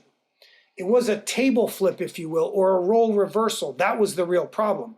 Let's go scare the shit out of that girl, OJ demanded. If I pay you, Charlie, you'll just keep coming back. It's Nicole's fault. It's always been Nicole's fault. Now get in the Bronco. We're going to fucking Nicole's. Just like OJ told you in the book. This guy shows up, a guy I had recently become friends with, and I don't remember why he had been by Nicole's, but he said you wouldn't believe what's going on over there. And OJ continues, well, whatever's going over there's got to stop. And this is a really brilliant part of OJ's game, how he combines years of problems with Nicole and molds it into the excuse for killing her. OJ saw Nicole and Keith, the manager of Mezzaluna, having sex on the couch in her living room at Gretna Green. OJ also caught Keith giving Nicole a massage at Gretna Green by the pool while the kids were mere feet away. See, OJ is telling you it's got to stop. And he is referencing not only Keith and Marcus Allen and the other men Nicole had slept with, but rather the whole thing. The drugs, the promiscuity, the betrayal of OJ's trust and love. It was because of the children mainly that set OJ off and pushed him toward a violent conclusion. He had said it multiple times, not while my kids are there, you're not. And anyone that has children knows that you'll do something pretty crazy if there's a threat to them. You'll lay it all out. You'll go all the way for them. Fuck me, Charlie? No, fuck you. Fuck Joey. See, they brought OJ's kids into the fold. And now you've got a whole new ball game. And when Charlie asked OJ for 50 large on June 12th, 94, and that's about 82 large today, OJ was set off like a time bomb. And OJ had already hated Faye with a passion, and he hated getting extorted by this rat. He hated the fact that Paula had just broken up with him that morning, and that 2 other women hadn't returned his voicemails, not to mention Dr. Fishman's comments to him at the recital when OJ was told that things were completely out of control with Faye and Nicole and these drug dealers and prostitutes. Sunday, June 12, 94 may have been the worst day of OJ Simpson's life, literally. You think he would plan a double murder 1 minutes before he has to get on a red-eye plane to Chicago? OJ was chipping golf balls in his yard, literally, and into the neighbor's yard, no less. He just got back from McDonald's with Cato Kalin, which to this day is still fishy. Did OJ and Cato really go to McDonald's at all? Or did they actually go to a Burger King to buy drugs, which is what some of the psychos had talked about for years? So when Charlie approaches the gate at Rockingham, OJ is already in a very precarious mood and position, and any talk of money, which gets everybody riled up anyway, is going to throw OJ for a loop. Then throw in Nicole and Faye and Joey and Charlie and Dr. Fishman, Denise Brown, and all the crap that OJ had been dealing with recently. So we've got the perfect recipe for a very, very explosive situation. Charlie catches 2 bodies 30 minutes later. It was OJ's fault, Charlie proclaims. What the hell is Charlie gonna tell Joey now? It sort of got fucked up, boss. That could cost Charlie his life too, right there, right then. 1 behind the ear, or maybe even 1 right between the eyes. You caught 2 fucking bodies over 50 large? Are you out of your fucking mind, Charlie? Not to mention how famous OJ is and the circus that will surround this and how much the press is going to erupt on this. And wise guys don't want any extra attention. Heck, the old school guys didn't even use telephones. Just picture Joey and Charlie and other associates that were already in on it, watching the news the next morning, and then for the next 2 years, nationally and worldwide, they hear about it, see about it, and taste it. The whole mess might be the most publicized mafia snafu in American history. It's just that no one knew it was mob. And the wise guys are damn good at keeping secrets. Granted, they have their share of rats, snakes, and snitches, but if they lock and load or something happens that might bring down the whole kit and caboodle, they'll keep that secret for 100 years. And many people will die in order to preserve that. That's why people in Hollywood couldn't wrap their minds around this thing. It was so much more than just some mob affiliation. It was about all of us, the American public. We all got duped. We all got scammed. And zero justice came to the victims and families. And it jeopardized the entire kit and caboodle. So maybe the thing shouldn't have come out at all, or at least not until everybody associated with it was dead, just like on Kennedy. When Joey died a few years back, it did open the door for Charlie to speak and tell his story. Most of those old school guys were gone or in wheelchairs, or they had lost their testosterone, and that era was pretty much over and closed, maybe even years before that. I realized early on that I wasn't going to be able to say Charlie's last name nor Joey's. I don't need to. You'll figure it out.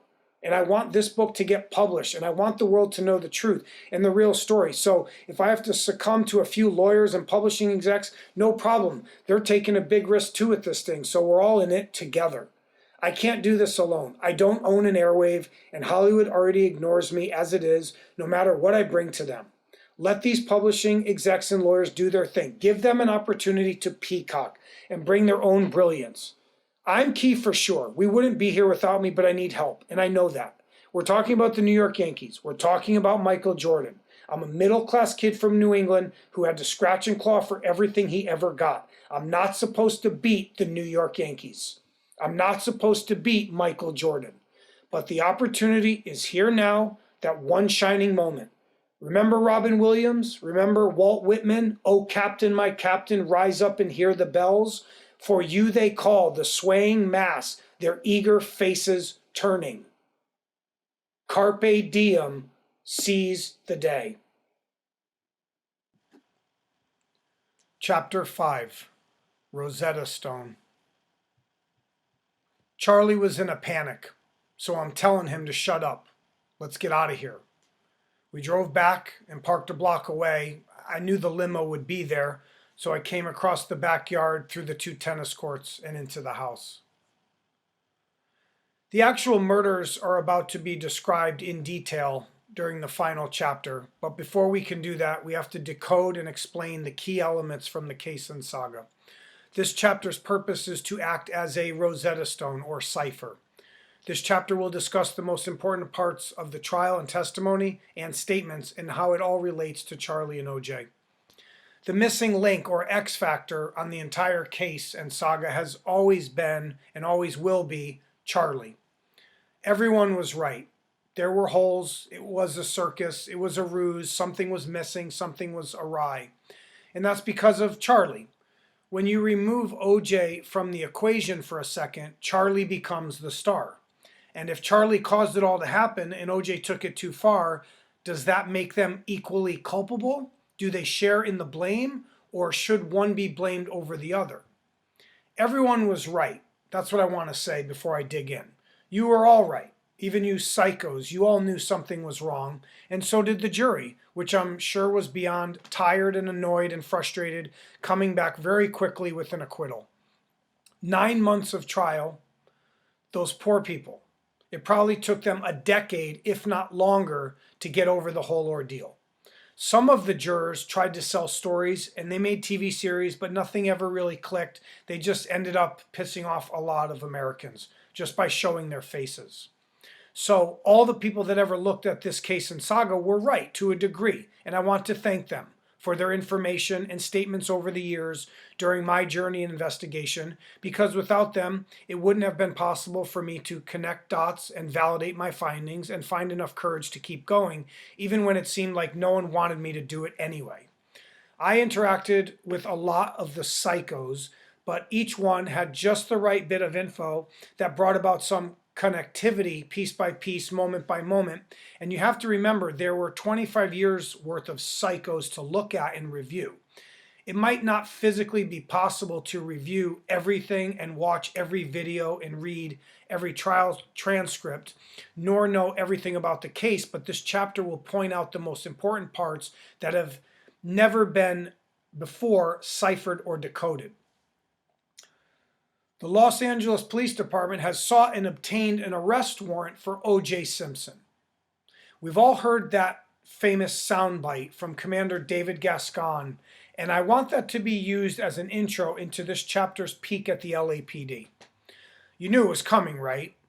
The LAPD is one of the key elements or codes to the entire case and saga. And I guess that was to be expected as the crime scene is somewhat owned by the LAPD and the LADA's office, then the state of California, then our federal government.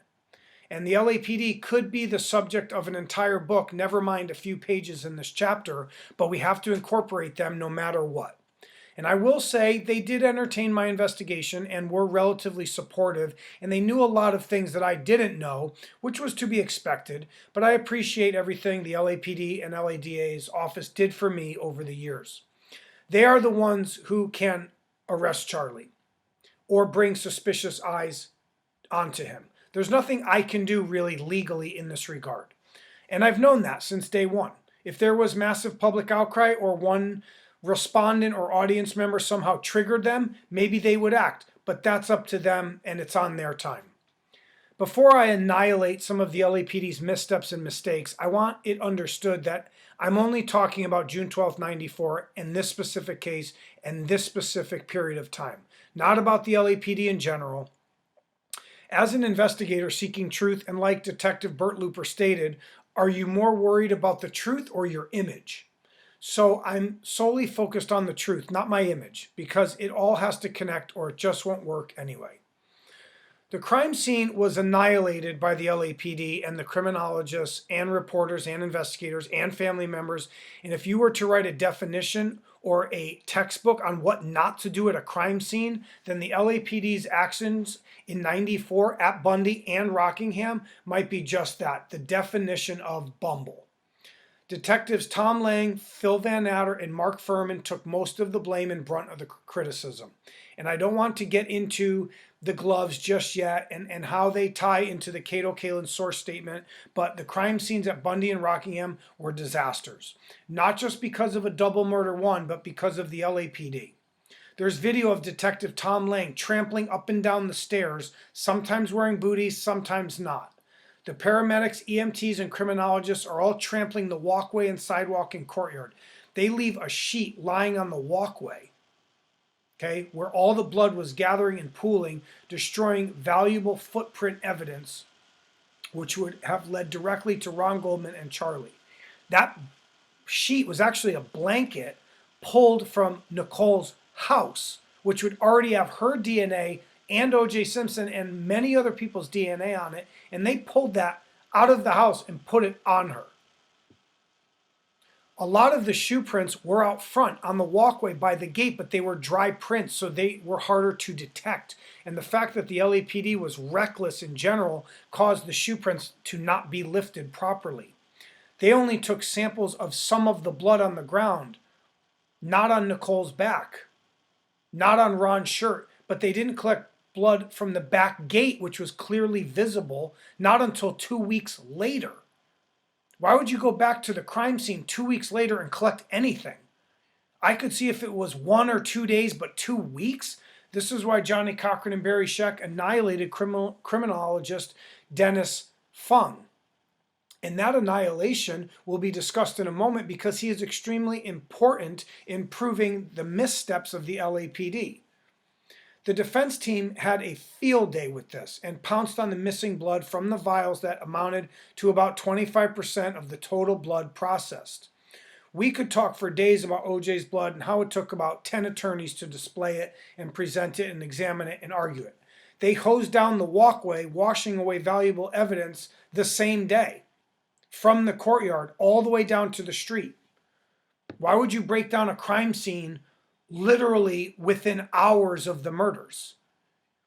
The LA coroner's office doesn't perform the autopsies until about 12 hours later, and Dr. Irwin Golden eventually gets removed as the rep and witness on its behalf. He's the only one who performed the autopsies, remember, not Dr. Lakshmanan. There are two morphologically different types of stab wounds on the victims, stated Dr. Irwin Golden. And within seconds of that statement, Dr. Irwin Golden was gone off the case. That was way too hard and way too fast for Marcia Clark and Chris Darden, and for the rest of the world for that matter. We all just wanted to look at O.J. Simpson alone, without investigating a potential accomplice or third-party involvement. Robert Shapiro annihilated the LA coroner's office so many times it got to be overkill. His main platform and avenue was the knife testimony and murder weapon arena, one knife or two. That's what it all came down to, and that testimony went on for weeks and weeks and put half of America to sleep and cloaked a lot of the real story. Please note that the most boring part of the entire trial was the DNA presentation and explanation. It would have put a giraffe to sleep. It was almost unbearable. One knife or two, that was the question, and that's where a lot of the doubt crept in, not to mention there was no murder weapon, no bloody clothes, no bloody shoes. Robert Shapiro did some really brilliant work on the coroners, getting them to admit that they could not definitively say that one knife or two knives caused the wounds on both victims. And it was beyond powerful. And inside those moments were Charlie, his knife, his stiletto, because OJ had a single-edged blade. Charlie had a double-edged blade. And guess who taught its members the way of the stiletto? The Black Hand, of course. When you see the wounds on Ron and Nicole's necks and throats, you realize that there was a very sharp knife involved. Brian Kelberg did some brilliant work also to combat Robert Shapiro. It was like a heavyweight title fight, the two of them going at it. Maybe the best in the world. When they brought in Dr. Michael Baden, one of the world's foremost experts of forensic science and autopsy, he too kept driving a dual assailant theory. Granted, he was paid by the defense team, so that would work against his testimony in a way, but that's what this case was all about. You never knew who to believe.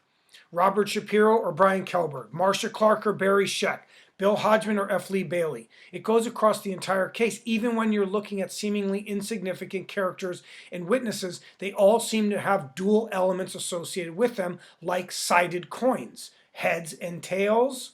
No, sock and booskin. Either way, it was hard to take either side and make sense of it all, as both coroners, plus Dr. Michael Baden, plus Dr. Henry Lee, all agreed that dual assailants were most likely responsible for the crime. This was a major element to the entire case, and it goes right to the heart of the crime, literally. What types of knives were used? How many knives were there? How many assailants were there? Remember, that third party we talked about, did he have a knife? And when you listen and review all of the knife testimony in general, which would take months to do, you'll see there definitely could have been 3 knives involved. The Richard Madeley and Judy Finnegan interview was very important because OJ never talked about the actual murder weapon, nor the weapon that he bought from Jose Camacho just weeks prior. OJ only spoke about it with Richard and Judy. You notice they never talked about the knife again, OJ arrogantly stated, and this was one of OJ's moments of annihilation, and he has had many across many different interviews. That undefeated element rears its ugly head again. And I find it curious, as OJ liked to preface and set up when he was ready to annihilate someone, the king lives on. And OJ had grown more and more untouchable over the years, especially because of the double jeopardy clause, which gave him such freedom and opportunity for trickery. The crime scene photos had to be hidden from the view of the cameras in the courtroom, but you could sense the sadness emanating from the juries and the family members, even the prosecution team and defense teams. Everyone could feel it. It was probably one of the most powerful moments of the trial. And we all know, because we all experienced it ourselves, that it looked pretty improbable that only one person had committed these grisly murders. OJ does cry and shed a tear, but only at one point during the entire trial, and the cameras do catch him. It was the only moment that OJ showed any remorse or regret or loss. No one will ever really know what OJ's tears truly represented. Was he sad for Nicole and Ron? Was he sad for himself? Was he sad that he caught 2 bodies? Was he sad that Charlie came up to his gate on June 12, 1994? You know what I think it represents? I think he was sad for Nicole and the life they shared together for 17 years. I think he was sad for his children because daddy messed up real bad. And he would have to explain it all to them at some point in their lives. Or if he got lucky, his children would respond like Natalie Wood's children had and not question their father at all. If OJ was lucky, the children would only care about not losing another parent. It would never truly question him about that night. OJ probably had a talk with Justin and Sydney Brooke shortly thereafter, and I'm sure it went something like this. Your mom got into some trouble and I tried to help her. The master of the universe, a true narcissist, and they can never admit what they've truly done. They can't. It will ruin everything, and they don't need to. They're already in the power position with all the evidence and testimony supporting them. In short, the LAPD and LA Coroner's Office couldn't have played their hands any worse. You had to think bigger if you wanted to get Charlie. You were dead to rights, and that's why Robert Shapiro and Barry Scheck pounced on Dennis Fung, Mark Furman, and the FBI, criminologists, plus many others. That brings us to LAPD criminologist Dennis Fung and Detective Mark Furman. I want to keep it brief, even though they were two of the most cross-examined witnesses of the entire trial, spending almost 15 days total on the stand. I already know what you want to hear regarding Mark Furman, so I'm going to just say it. If we go by the Cato Kalin source statement and you look closely at the word planted, then it is a very good possibility that Detective Mark Furman planted a glove at Rockingham, but not in the rear of the mansion, but rather out front by Cato's guest house entrance. And when Mark Furman pled the Fifth Amendment many times, that didn't bode well for him nor the LAPD.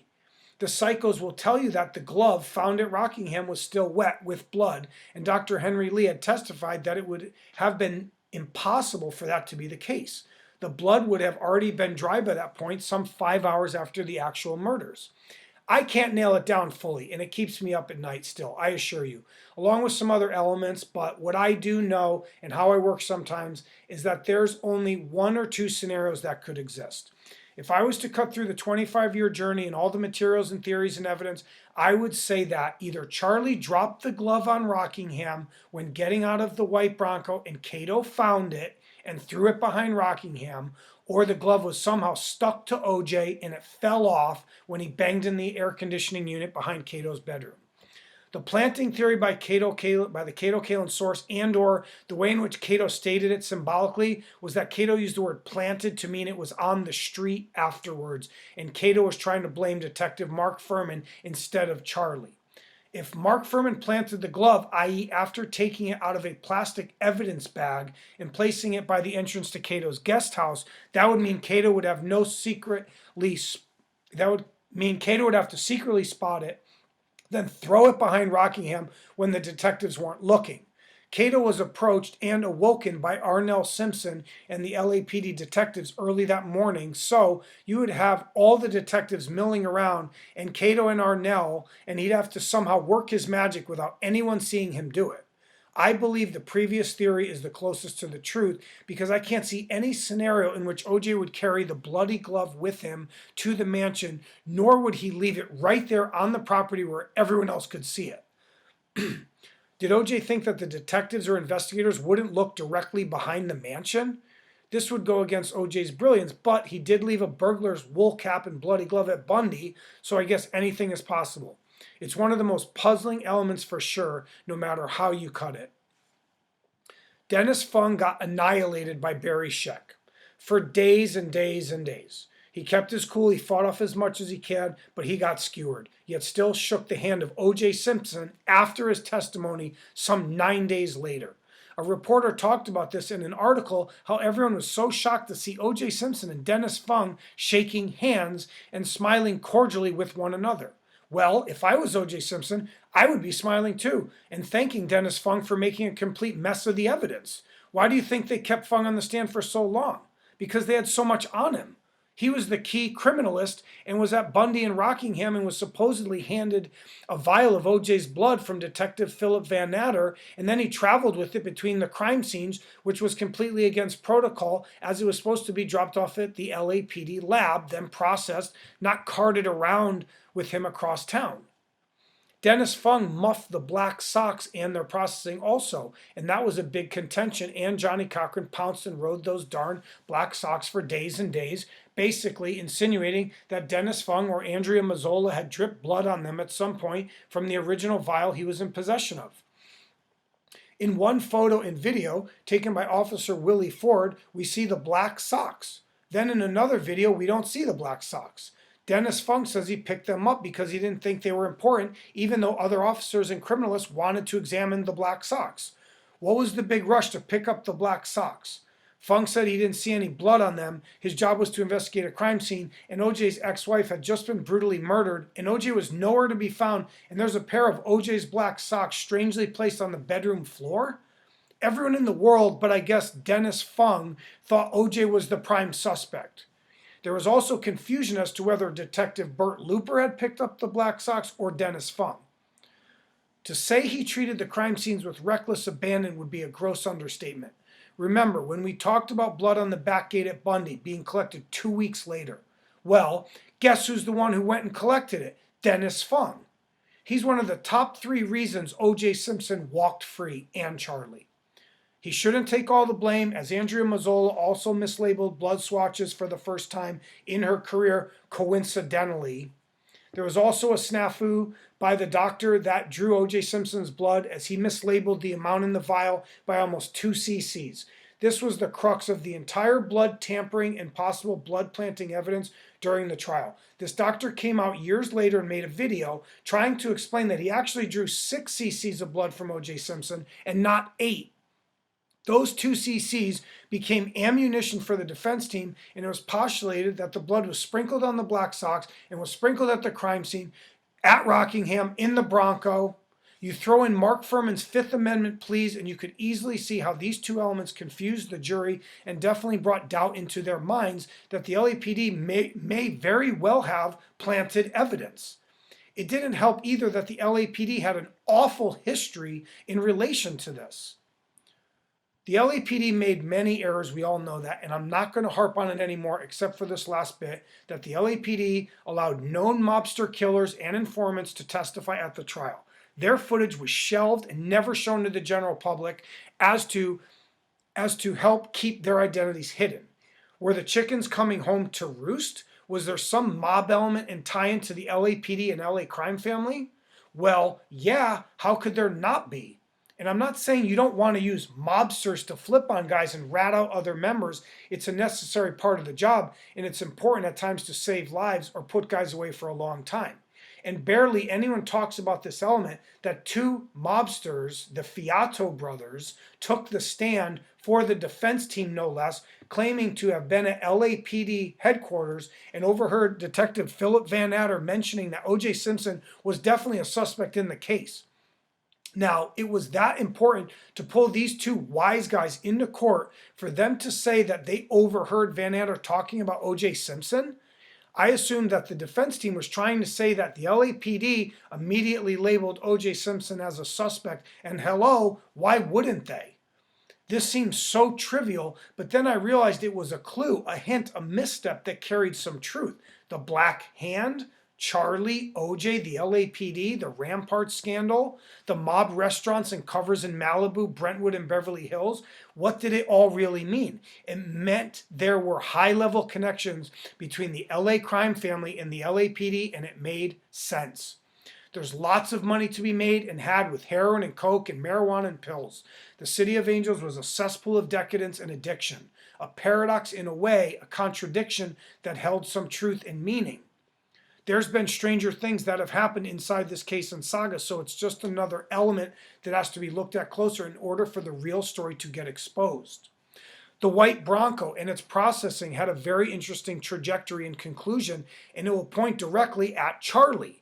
It was a major element, of course, and both sides used it heavily To the prosecution team, there was blood everywhere. To the defense team, there was more tissue in a sneeze than what was found inside the white Bronco. One story that circulated years after the murders was somewhat comical to me, and it dealt with the fact that the LAPD technicians almost washed the white Bronco clean like a car wash. Not to mention, they didn't even look inside the white Bronco for evidence until 2 weeks later. And then almost 2 months went past before they found supposed new blood evidence. It just kept piling on. That's why I referred to the LAPD as being possibly the definition for crime scene contamination and bumbling. You're going to wash the white Bronco clean even after Mark Furman and Dennis Fung spotted and collected blood evidence from inside and out? As for the inside of the white Bronco, they were still claiming to have found new blood even months later. And OJ talks about this in some of his interviews about how late this supposed evidence came into discovery. So there were many missteps with the vehicle, but let me give you the skinny on what it all really means and how it directly exposes Charlie. First off, there's blood everywhere inside the white Bronco. On the door handles, on the floorboards, on the steering wheel, on the driver's side, passenger side, on the center console, favoring the passenger side, keyword passenger side. There's also a bloody shoe print on the passenger side floorboard, and guess who it belongs to? Charlie. The blood on the console was from Charlie holding OJ's bloody clothes on his lap, and it was touching the console on the ride back to Rockingham. There was a half moon shape of blood on the console, and what does mezzaluna really mean? It means half moon knife. A mezzaluna is a crescent-shaped knife, not just an Italian phrase for half moon. Charlie's blood is also on the steering wheel, and OJ refers to this smudge as an allele in his Ross Becker interview. I don't know if OJ is even using the term allele correctly, nor if that excludes him as a DNA match, but an allele is a genetic variation on the same chromosome, save for height, or one allele may represent tall and another allele short because we inherit genetic information from two people, our mother and father. Obviously, there's much more to the strands of life and genetic coding than I care to indulge in, but the point is OJ tries to play geneticist in his Ross Becker interview, but what OJ is really doing and saying is that the blood on the steering wheel is not his, it's someone else's. And Charlie's blood was inside the white Bronco in other places, as he was bleeding and transferring blood, and he did drive the white Bronco at the end of the night, as I will explain in this next part when I get to limousine driver Alan Park. The LAPD annihilated the crime scenes and the white Bronco and Rockingham and Bundy and much, much more. So there were many instances where they could have begun the Charlie hunt.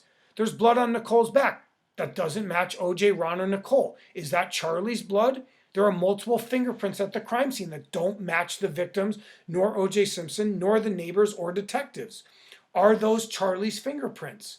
There are multiple shoe prints at the crime scene, some on dry stone, some partially in blood, some on the floorboard of the passenger side of the white Bronco, some on the sidewalk out front, some in the back alley, some in the neighbor's driveway, where they also found loose change. I use the term fairy dust when I have to explain how or why no one figured out that Charlie was there. I can't speak for hundreds, if not thousands of people that have looked into this case in Saga. If you seek out the psychos online, they'll make some bold statements and connect some dots for you for sure. And that's where I had to go to hear the craziest theories, because I knew that there would be some truth hidden inside, and it definitely would match up to Charlie somehow, some way. And when you take into account that there's no murder weapon, no bloody clothes, no gosh darn Bruno Magli shoes, it's easy to see how OJ and Charlie walked. No one heard Nicole or Ron scream for help. It was one guy doing this, going ballistic like a trained Navy SEAL and silently murdering two people in practical broad daylight on a busy street? No. And the psychos knew it. There was an X factor. There was a missing link, and they had a field day with it. They themselves sold books and made documentaries and garnered fame for over 25 years, and God bless them. Everything that was ever done about this case was blood money, whined O.J. Simpson. Remember? Before I get to Alan Park, I just want to mention Jill Shively one more time because I like Jill and I danced with her for a minute and she helped me in a way. She was an integral part of the case in Saga and truly did get railroaded by Marcia Clark and the LA DA's office. I'm sure I struck some chords like I did with many people over the course of my investigation and journey, but it wasn't going to stop me from grilling her. I didn't believe her the first time I saw her on TV. She seemed so random. She seemed like she should have been living in Michigan or Nebraska, not Los Angeles. And I was wondering why she was even on San Vicente Boulevard at 10:50 p.m., not to mention on June 12, 1994. She sold one portion of her story for $5,000, and Marcia Clark had a hissy fit, like she had done so many other times before, making the whole thing about herself and Chris Darden and Gil Garcetti instead of the real witnesses and real people that could have put O.J. Simpson away for life. How is it possible to not have Jill Shively take the stand in the criminal trial?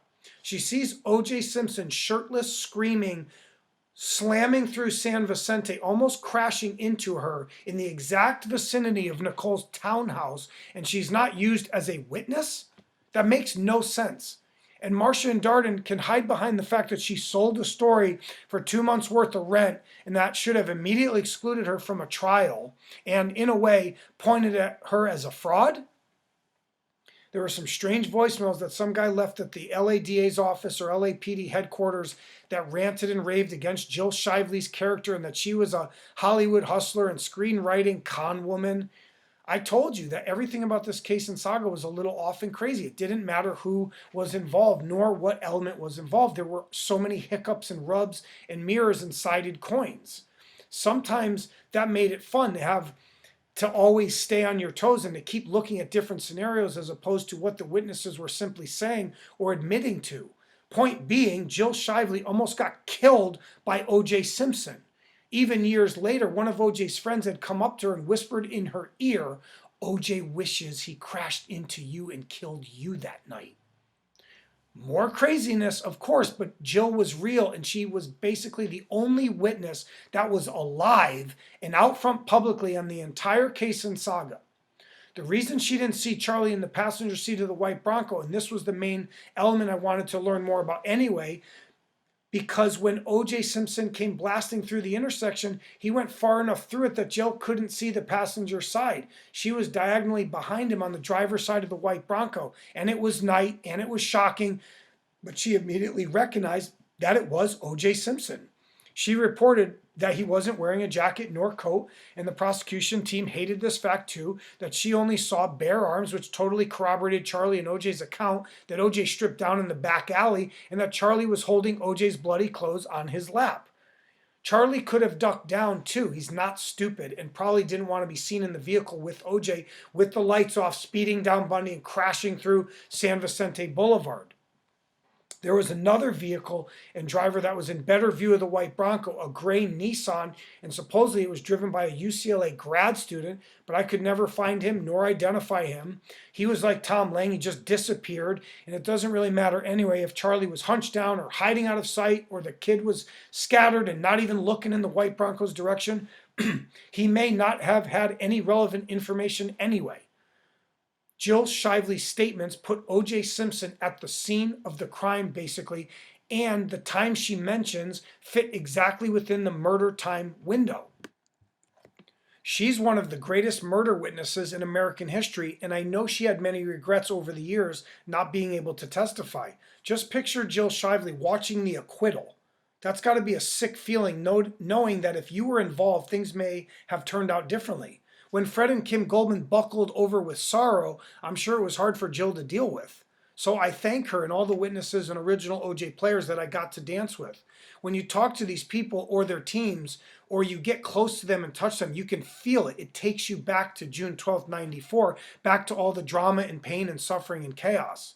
There's a mere 15 names that will forever be etched into the pantheon of American true crime history, and they deserve respect and admiration and sympathy from all of us, wherever and whenever we give it to them. Alan Park. What a journey we have traveled. He's more important than Jill Shively and the neighbors and the dog walkers. He's on the level with Robert Heidstra, a key witness to the case and saga. He was a star like Kato Kalin and basically the most famous limousine driver of all time. And he was a replacement for Rocky Bateman and Dale St. John. He wasn't even supposed to be there that night. That's why Alan was there so early, searching for O.J. Simpson, because he wanted to do a good job. And Alan had a certain air to him too, like he wanted to stick it to O.J. Simpson and the defense team. And that's a formidable task, going head to head against the king and his court. You better make sure you bring some serious heat. And Alan did. And when ciphering his testimony and statements, you will learn that Alan Park did see O.J. Simpson re-enter the property. And Alan Park did see Cato Kalin standing right next to O.J. Simpson in the driveway just minutes after the murders. A lot of the cross-examination dealt with whether or not Alan had seen O.J. walk from the back of the mansion to the front and through the doors. Alan testified that he saw a man in all black clothing re-enter Rockingham. The decoding of the had all black clothing statement goes as such. OJ wasn't in all black clothing, but rather it was OJ's skin that Alan Park was referencing. Remember, OJ's wearing boxers and shorts only.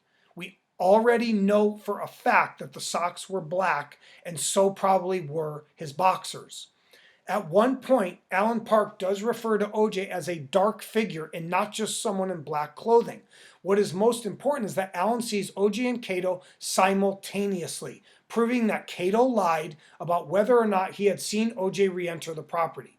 Cato found OJ back there, and the way in which it all timed out and why it got so muffed up for OJ was because that OJ and Charlie had just landed at Rockingham just seconds earlier, and Alan Park was already at the front gate, waiting, chomping at the bit to get inside. All three of them converge on the driveway almost simultaneously. Cato is looking to see what just made those three thumping sounds on his bedroom wall, and OJ is hauling ass behind the mansion, eventually slamming into the air conditioning unit, potentially knocking the glove off of him.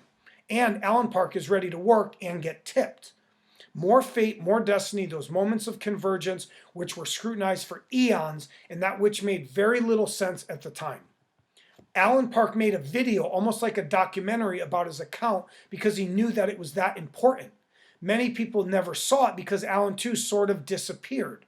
On his tape and inside his trial testimony, Alan talks extensively about the white Bronco and the fact that it was not there, nor had he seen it at all at any time while at Rockingham. This baffled the nation, not to mention the prosecution and defense teams. How could Alan Park not have seen the white Bronco sitting on Rockingham just mere feet away from the gate? How could he not see it if he drove by both gates multiple times looking for O.J. Simpson? He also pulls out of the driveway just feet away from where the white Bronco was found. It's not like he was stuck in some specific area. He was driving around and entering and exiting in the exact vicinity of where the white Bronco was. He was too early, and OJ wasn't there. He was off committing double murder one with Charlie. So when the dynamic duo return, OJ is dropped off on Ashford, and then he scurries behind the mansion and unintentionally triggers Cato's attention by slamming into the air conditioning unit. Alan Park then sees Cato and OJ in the driveway at the exact same time, an element that got lost in the muck, the fact that Cato and OJ were together as OJ re-entered the property. It might seem trivial, but if you watch the trial, you'll see how much this element was scrutinized and analyzed. So where was the white Bronco if Alan Park hadn't seen it? And at this point, nothing is too hard, too fast, right? We're almost to the end. We're almost to the murders. So, where was the white Bronco? Well, it was on Bristol Street with Charlie at the wheel. OJ didn't drop himself off, even though he's been caught giving varying answers when asked about parking the white Bronco. He'll tell you that it was always there and that he went out to it while Cato and Alan were standing right next to him before he got in the limousine. All bullshit. Van Adder and Lang both ask OJ about his parking job, and OJ tries to pretend like he always parks it half on the curb and cockeyed. Charlie parked the white Bronco, not OJ Simpson. Charlie comes around via Parkins, a fitting name, and lands it on Rockingham right by the gate. This is why Alan Park never saw it, because it wasn't there. There are many moments where OJ and Charlie could have been caught if Ron and Nicole's bodies had been found within a relatively short period of time. There's a good 30 minutes that goes by while Charlie is waiting to park the white Bronco on Rockingham as OJ prepares to get into the limousine. And Kato Kalin sees Charlie right after the limousine pulls away and helps Charlie get away with the Bronco. That's why the Kato source said that, because Kato was a major element to the entire cover-up. Basically what Kato was doing was getting it off his chest, and I'm sure there's maybe one other person that he's done this with, but not anyone we know and not anyone close to the amount of people that should know. That's what made the Kato source statement so powerful. It connected a lot of the dots and it did all line up. It all made sense. And I would never have figured out some of that without the source. I had 80% of it, but he brought me that other 20%. And it was more about giving me confidence, not really about what it connected, because I already knew there was a Charlie, and I already knew that the white Bronco was absent from Rockingham, and that Charlie had driven it at the end of the night and parked it and rid all the evidence that he could for O.J. Simpson. Again, I wasn't going to beat the New York Yankees or Michael Jordan all by myself. It was going to take some luck. As for the blood at Rockingham, there were about 6 droplets, some in the driveway, some in the foyer, some on the black socks, but besides that, nothing. Not on the cream-colored carpets, because we see the footage from Willie Ford and Dennis Fung that the carpets have no blood stains. And there were traces of blood in OJ's drains, and a lot of the psychos used to use the fact that the pipe showed no blood, but there definitely was blood evidence inside the drains of his bathroom sink and his shower. One of OJ's middle fingers was bleeding, and that's why it was dripping so cleanly and evenly, leaving blood droplets. And I don't believe he had it wrapped at all, because Alan Park and Kato Kalin both testify that they never saw a bandage or a Band-Aid on his hand. What caused the cut on his middle finger?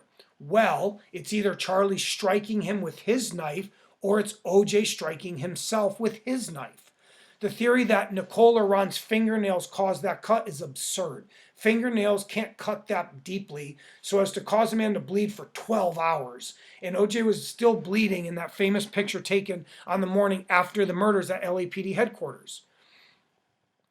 Word is there's a hole in the left glove on the middle finger, but no one ever brought that up nor noticed it at first, which would have meant that OJ took off the glove himself at the crime scene after getting injured. Or, like Mark Furman says, the dog bit him. I don't believe Ron or Nicole ripped the glove from OJ's giant hands in the midst of a violent melee. I believe OJ took off the glove and dropped it. The burglar's wool cap was probably ripped off or fell off during the melee. If you watch the trial and notice when OJ tries on the gloves per Darden, you'll see how tight-fitting they really are. Those were driving gloves. They fit extremely tight, and when OJ was forced to put on a pair of brand new Isotoner RE XL gloves, he could barely get his hands into those.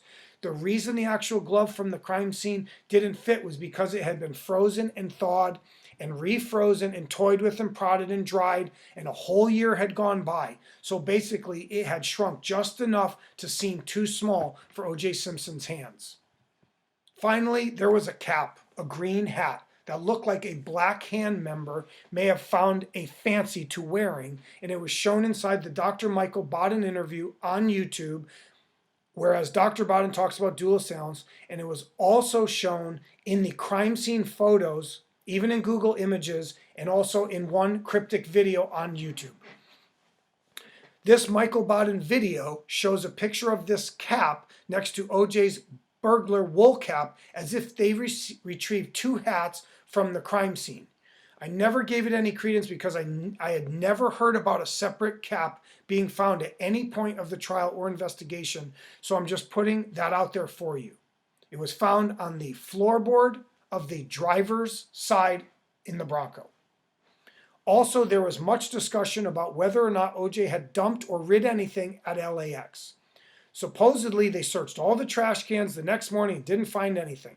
Years later, a guy came forward and said that he saw OJ stuffing something into one of the LAX trash cans out front.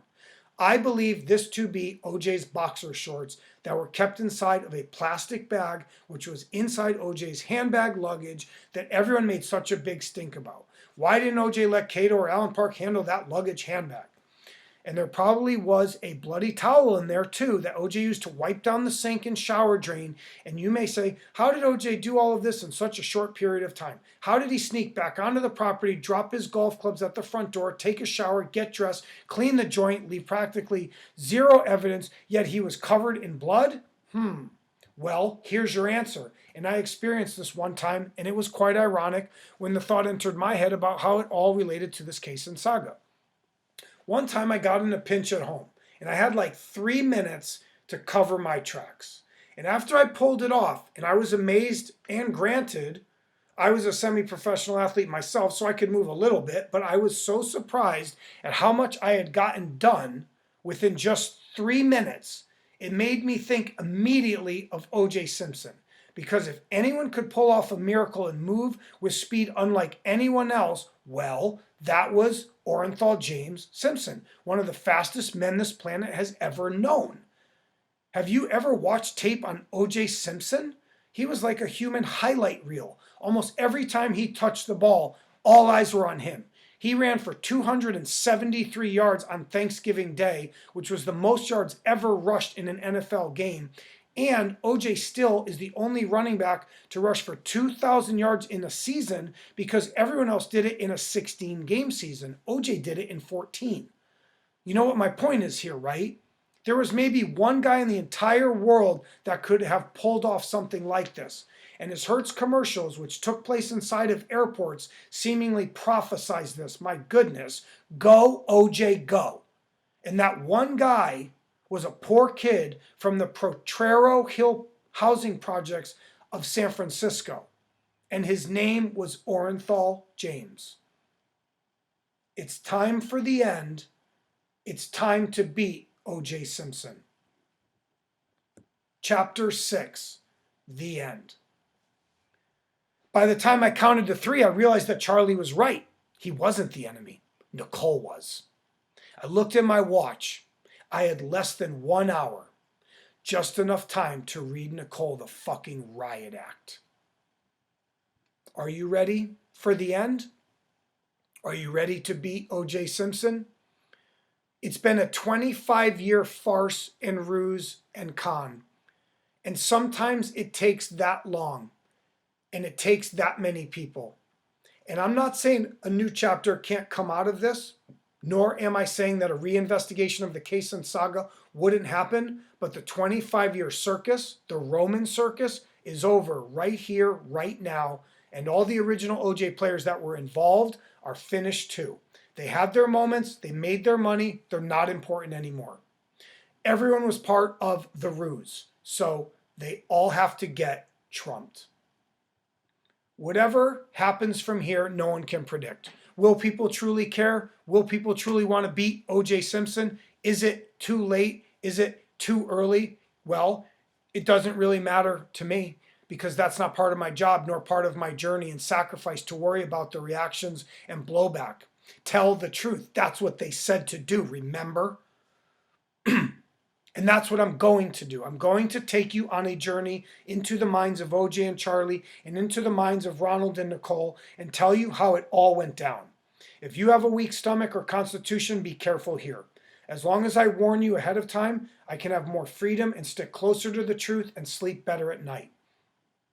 This will be painful and possibly life-altering for some people. I mean, we're talking about an exceptionally violent double murder one, so I don't need to sugarcoat it probably at all, but I want to disclaim to you while we're here. I know how to use emotion. Most don't. I experience it every day, even on separate projects and journeys. I have a really good beat on people and how they function emotionally, psychologically, spiritually. If I want to make you mad, I can. If I want to make you cry, I can. So there's a couple different ways that I could have done this chapter. I could have been emotional. I could have been cold, I could have been pointed, I could have been terrifying.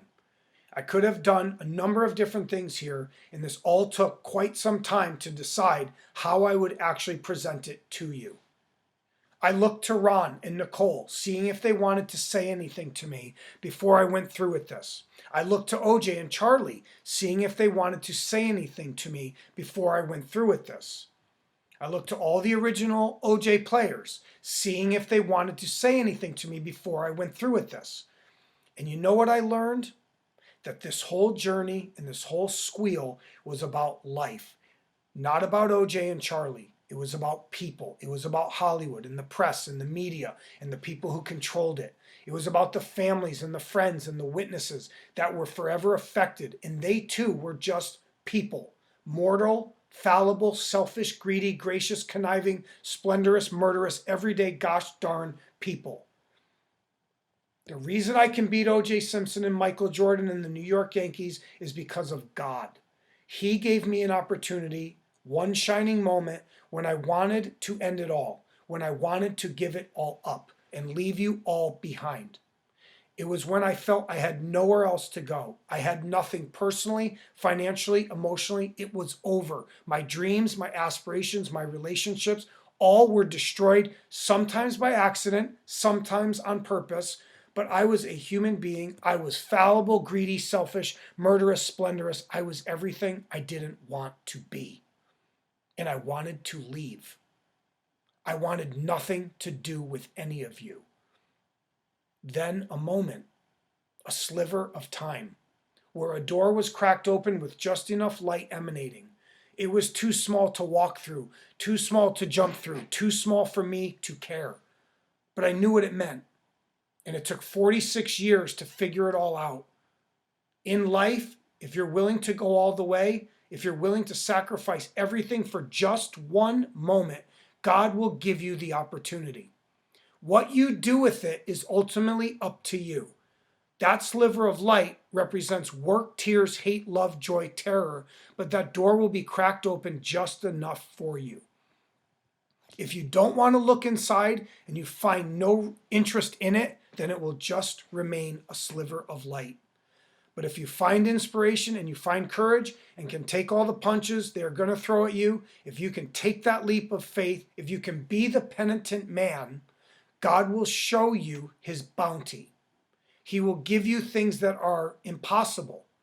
And by no means is this book religious, nor am I trying to preach to you. This is just my own personal experience. And if I was ashamed to use that three-letter word, G-O-D, I may never receive his opportunities ever again. Credit is given where credit is due, and there's no way I could have written this final chapter without some help. With that being said, what I'm about to write here has never been portrayed, nor heard, nor seen, nor read, nor figured out, nor executed. Yes, it is just one glorious night, one glorious case, but it's an important one, and it ties directly to almost all of us. I want you to know everything, and I think you do too.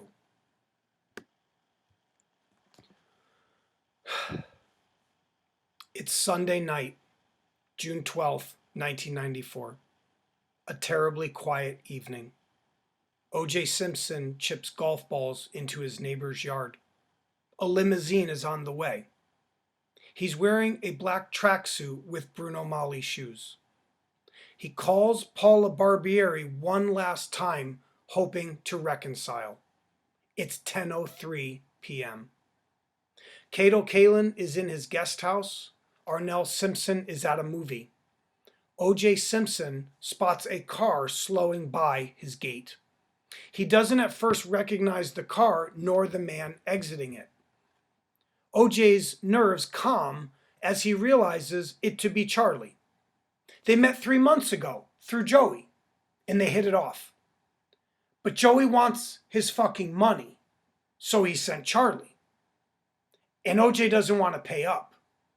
It's easier to blame it on Nicole and Faye. Two alpha males, one by design, one of the mind. Each formidable in their own ways. The Black Hand taught its members the way of the stiletto. And if they sent a Black Hand letter, that meant you didn't have many options. O.J. knows this. He was a tough, street smart kid. Real alpha males turn tables physically and mentally, and they don't ask for permission. He's O.J. Simpson. You're not going to tell him what to do, ever. He's the master of the universe, and tonight he wants to make a point. So he needs a sacrifice. They can go scare the shit out of Nicole and Faye, Show these clowns, Joey and Charlie, how it's really done. They'll get in the white Bronco. That's what they'll do. First scope out the front, then work to the back. OJ leaves Charlie in the white Bronco. He takes a long, sharp knife with him. He enters through the back gate. It's been broken for a while. He stalks Nicole through the doorway and window. He wears a burglar's wool cap and isotoner driving gloves. His knife shines in the moonlight. Music is on and candles are lit, as if a love interest is expected. OJ gets very angry. 2 years of betrayal and embarrassment. It's Nicole's fault and her crack whore friend Faye Resnick. It's terribly quiet, but the neighbors are moving freely about. OJ's wearing all black, hiding quietly behind the front gate. He's done this before to Nicole. Joey has had Nicole and Faye followed also. Forget about it. They were pretty girls who liked to party and do drugs, with a crowd that frankly scared Nicole. Charlie has left the white Bronco. He scopes out front, then hides in the shadows. Ron Goldman drives up and parks his borrowed car. He will be dead within 4 minutes. Say his name. So will Nicole Brown Simpson say her name. It's 10:35 p.m. 4 angry people are about to converge on a small, dark space. OJ's heart is racing, as is Charlie's. They are both on cocaine. Ron and Nicole could be high. Absolutely horrible. OJ has dreamed of killing Nicole. She crossed the line with the kids. If something goes awry tonight, so be it. She had it coming, and so did Faye. OJ will kill Charlie too. If he has to, it would be self-defense or a hero's mission. Nicole is barefoot and wearing a skimpy black dress, just the way OJ likes her. This makes him even angrier. Charlie spots Ron Goldman approaching the front gate. Ron buzzes Nicole and she comes out to greet him. Nicole opens the front door and spots Ron plus Charlie. OJ makes himself known now and blocks Nicole and Ron from exiting the courtyard. Charlie ushers Ron Goldman through the front gate. OJ and Nicole immediately begin arguing. Problem is, Charlie and OJ aren't playing. Neither is Joey. OJ and Charlie's knives shimmer in the moonlight. They'll murder anything that moves right now. OJ will take Nicole, Charlie will take Ron. The victims don't notice the steel. Nicole snaps and swings on OJ, and that's all that was needed, a spark. OJ drills Nicole in the head with the butt of his knife. Charlie pushes Ron deeper into the courtyard, then slams the front gate. Nicole goes down at the base of the stairs, but will get back up and fight. Charlie stabs Ron quickly and viciously. Ron lands punches and kicks. OJ jumps in, striking Ron in the chest, head, and face. Ron's throat explodes just before Charlie's knife strikes OJ in his left middle finger. Nicole gets up and scratches Charlie. His blood rests beneath her fingernails forever. OJ turns to annihilate Nicole. Charlie swings on her too. Ron is bleeding. Charlie is bleeding. Nicole is bleeding. OJ is bleeding. Charlie darts up the stairway and gestures for OJ to follow.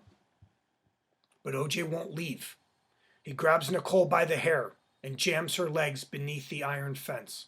His knee smears blood across Nicole's legs. OJ cuts Nicole ear to ear like any good SEAL would. He then tosses her face down onto the cement. OJ casually strolls toward the back gate. He finds Charlie there, huffing and puffing, holding on to the back gate. Charlie leaves 7 fingerprints on that back gate. OJ can't find one of his gloves, nor the burglar's wool cap. He walks back to the crime scene, but it's too dark and they gotta boogie.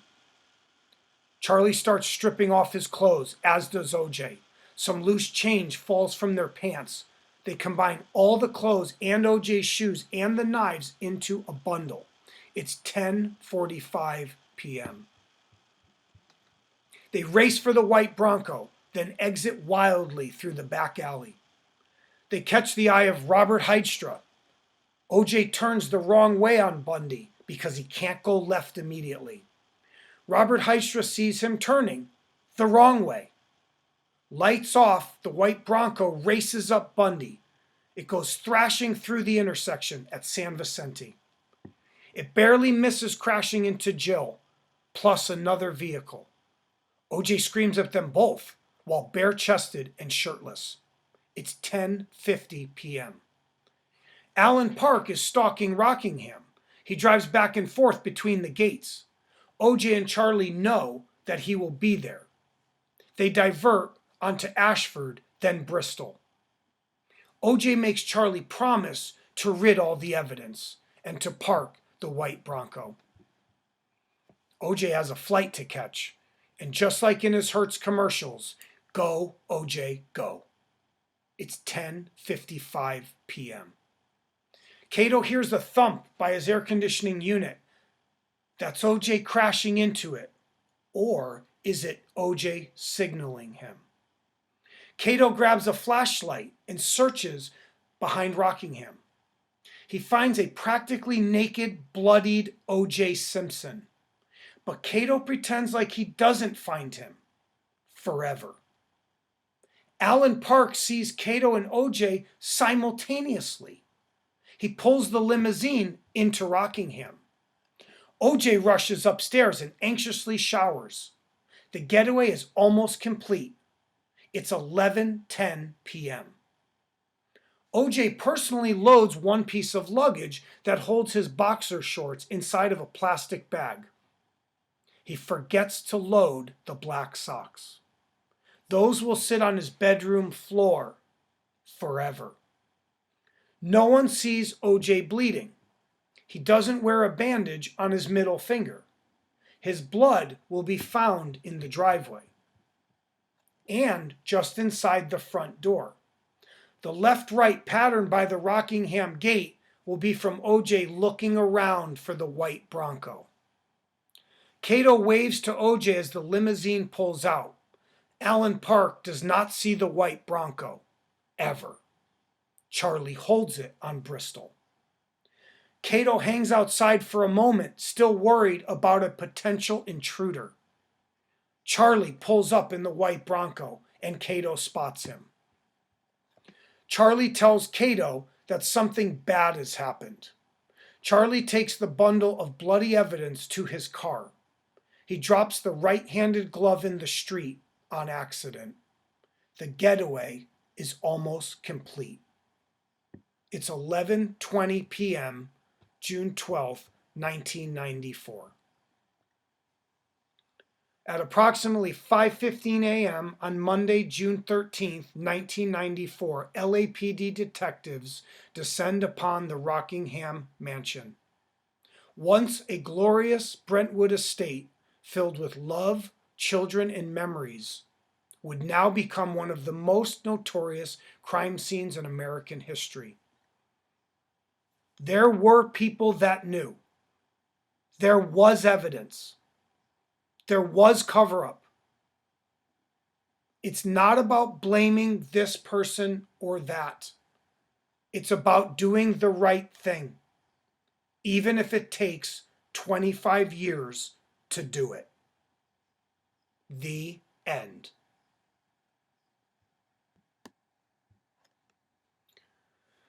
Thank you for listening, and thank you for reading. If you bought the book or you got a copy of it online, or I just wanted to talk to you at the end of this. This book originally was called If We Did It, How O.J. Simpson and His Accomplice Walked Free. And it had a black and white shadow silhouette kind of figures on the cover with O.J. in the front and a guy behind him. And it was called If We Did It. playing on the OJ's confessional book, If I Did It. In chapter 6 of OJ's book, he told you there was an accomplice. This guy Charlie showed up. And they don't use a cocaine extortion angle or a drug debt. They say Nicole and Faye were doing kinky things with people, and Charlie wanted to tell OJ about it. Read chapter 6. Read it. It's called The Night in Question. When OJ did the Judith Regan interview, he said, this guy Charlie shows up, and he talks about and Charlie was in a panic, and I'm telling Charlie, we got to get out of here. It's not hypothetical. It wasn't an alter ego. That's his real first name. I won't say his last name. You'll figure it out. Okay? There's a lot of press on it right now. That was leaked to reporters through PIs and investigators and people that were fed up with the Hollywood ruse and farce on this. Okay? You tell the truth. If you're the media, the public has a right to know, a need to know. There's a public safety issue. If there's a third assailant, which I'll get to here in a minute, that's even worse. You let Charlie get away with it? OJ's a double jeopardy. You can't touch him. Who cares about OJ? There's another guy. There's possibly a third assailant with them. A couple things I want to say real quick, just little addendums. First of all, I wrote this book 2 years ago.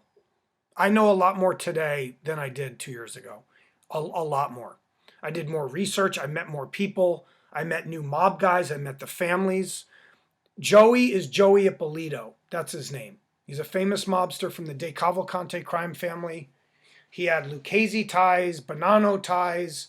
His father worked for Sam the plumber, De Cavalcante. He has brothers still alive. I know them both. They know the truth. They don't want to talk. That's fine. We don't need them. The truth has to come out. Their family covered up this murder case for 27 years. So did Charlie's family. So did OJ's family.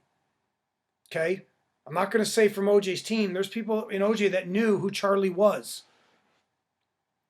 And they lied about their involvement and what they knew then. You know, the people have a right to know and a need to know. The media shouldn't block stories.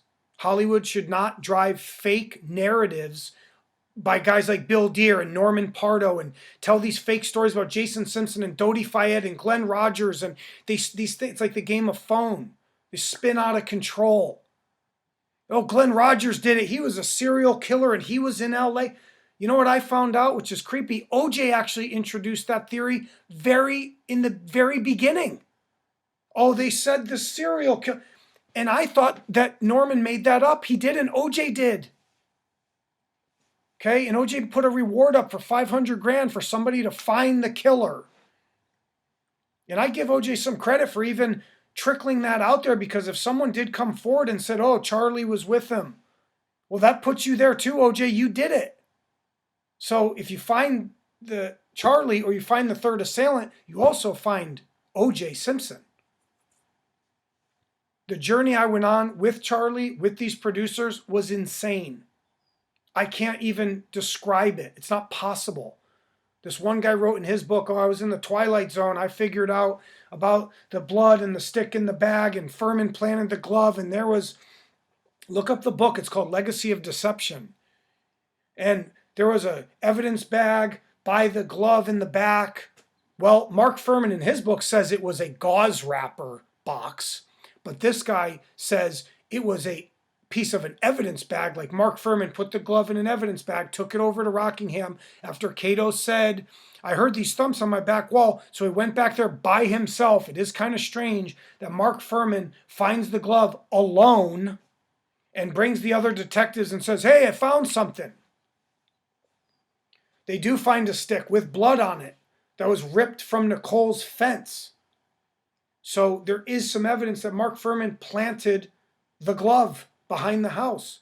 In my book, I talk about, well, the glove falls out of Charlie's holding. Charlie did have the clothes. He did. He rids the evidence. He rids the knives, the shoes, and the clothes. That's why they never found it. He confesses to that.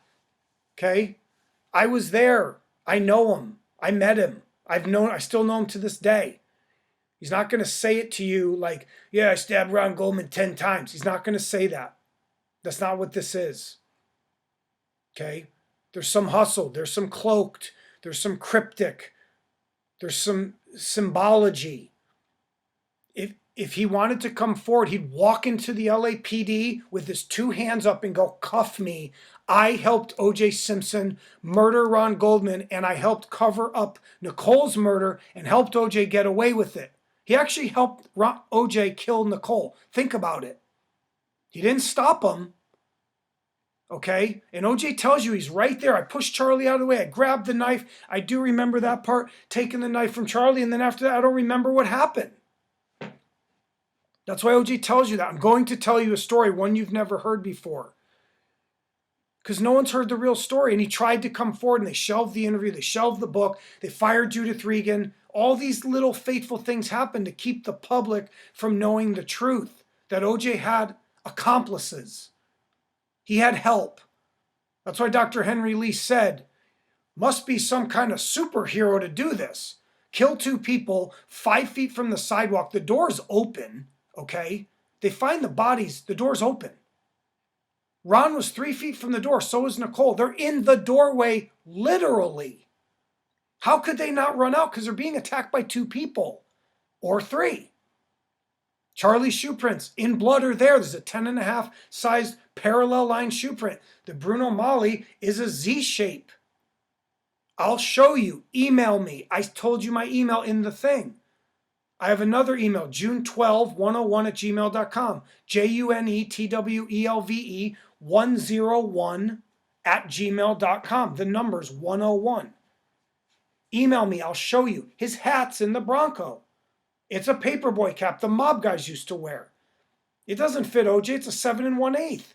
OJ wears an 8.5. He had a huge head. They called him Bobblehead as a kid. This was a ruse. It was a setup. And we don't need to say, oh, the mafia was involved. Oh, God, what's the mafia is always involved? Yes. Okay? Joey Ippolito, Charlie. Look up the Ippolitos. Look up James Caan. Why is he always mentioned about cocaine? Him and Nicholson and Robert Evans and Bar One and Splash and Ronnie Lorenzo, and why are they busted for coke a year before the murders? What about Brett Cantor? What about Michael Nigg? They were shipping in cocaine by the loads to the restaurants and clubs in LA in the 90s and 80s. Okay? Loads of it. Were there FBI connections? Were there CIA? Maybe. Meyer Lansky. Who do you think Joey Ippolito worked for? Meyer Lansky. Why do you think they all lived in Miami? Okay? His dad was in the mob. Joey was born into the mob. In Charlie's confession, in this screenplay he wrote, quote unquote, he tells you how he was raised in the mafia. He doesn't start on June 12th. He starts when he's a kid. And how his stepdad worked for Meyer Lansky in New York and was in the Genovese crime family. Joey wanted Charlie to be his ghost. I need a ghost. That's what it says in the screenplay. There's a tape. I know who has it. He won't release it. He won't let anyone hear the end of it. I don't know what's on the end. I don't. Does he talk about June 12th? I don't know. He's sneaky. He's snaky. Okay? That's the producers I reference in the book. That's them. They came to me. I didn't come to them. I didn't know who he was. They said, oh, we got this guy who wants to tell a story. Can you open up some Hollywood doors and get us a movie deal? Yes, I'll sell it by Monday. If it's real. If this guy really, oh, he was with OJ. Oh, he's just with OJ? Did he murder anyone? Well, no comment. Well, hold on. Hold up. No one knows anyone was with OJ at the murders. Was he with them or not? Yes, he was there. So he's the witness to the murders. Yes. Did he stop the murders? No, he did not. That makes him an accomplice. It's also concealment of murder. Why didn't he go to the cops? Why didn't he go to call an ambulance? Because he's one of the killers. That's why. And they don't want to tell you that. And they didn't tell me that. What I did my own investigation. Behind his back. Behind their back. Fuck them. They not only tried to play me, they tried to play you. Fuck them. He's the second killer, and I think there was someone else. The Cato Kalin source who came forward a year after that, he started saying to somebody else there, they threw Ron Goldman, that's why his shirt's up, they tossed him. I'm like, who's they? Well, there's somebody else. Cato said there's someone else. What the fuck, man? To me, it's disgusting. It's foul. They say the guy's still alive. He's a Latino male. He's Mexican. He's not white. He's not mob. Well, was he Colombian? Is he one of the Colombian drug dealers that they mentioned? Maybe. Where did the mob get all its coke from? Colombia. One day before the murders on June 11th, there's a massive coke bust in Santa Ana, California, in SoCal. Like hundreds of kilos. They think that was Joey's. And it got busted. And there were Mexican dudes with him. Not him. They were the Mexican dealers. They all went to jail. They all had fake names. Like, oh, their name. They had like 5 different names coming up from Mexico. They think that was Joey's load. And Joey was like, literally jumped parole. He was like going to jail. And he somehow escaped a minimum security prison and was in LA on the night of the murders. They think that was his load the day before. He got pissed. He needed money. Just lost like $5 million in coke. So he sends Charlie, go get my money from O.J. Simpson. Nicole owes me money. Faye, Keith, the people at Mezzaluna. Fuck them. Forget about it. Squeeze them. Choke them out. That's what they do. That's what the mob's mandates are. Extortion, gambling, prostitution, murder. What's a Black Hand letter? They used to send these things and bang them on people's doors in Chicago. Many years ago. You can read about it. You owe us $1,000 by 6 p.m. tonight or you're fucked. Who are you going to go to? There's no name on it. They didn't have video cameras back then. There's no fingerprinting evidence. There's no DNA. This case created DNA. I want to talk about a couple addendums to what I said that are not fully accurate because, like I said, I learned a lot more later. And when I wrote this book, I didn't rush through it. It was all in stream of consciousness. And I know it's all over the place. I get it. I'm sure it is. I'm not a writer. I'm not a novelist. I'm not Jack Kerouac. I'm not Hemingway. I'm not Joyce. That's not what I do.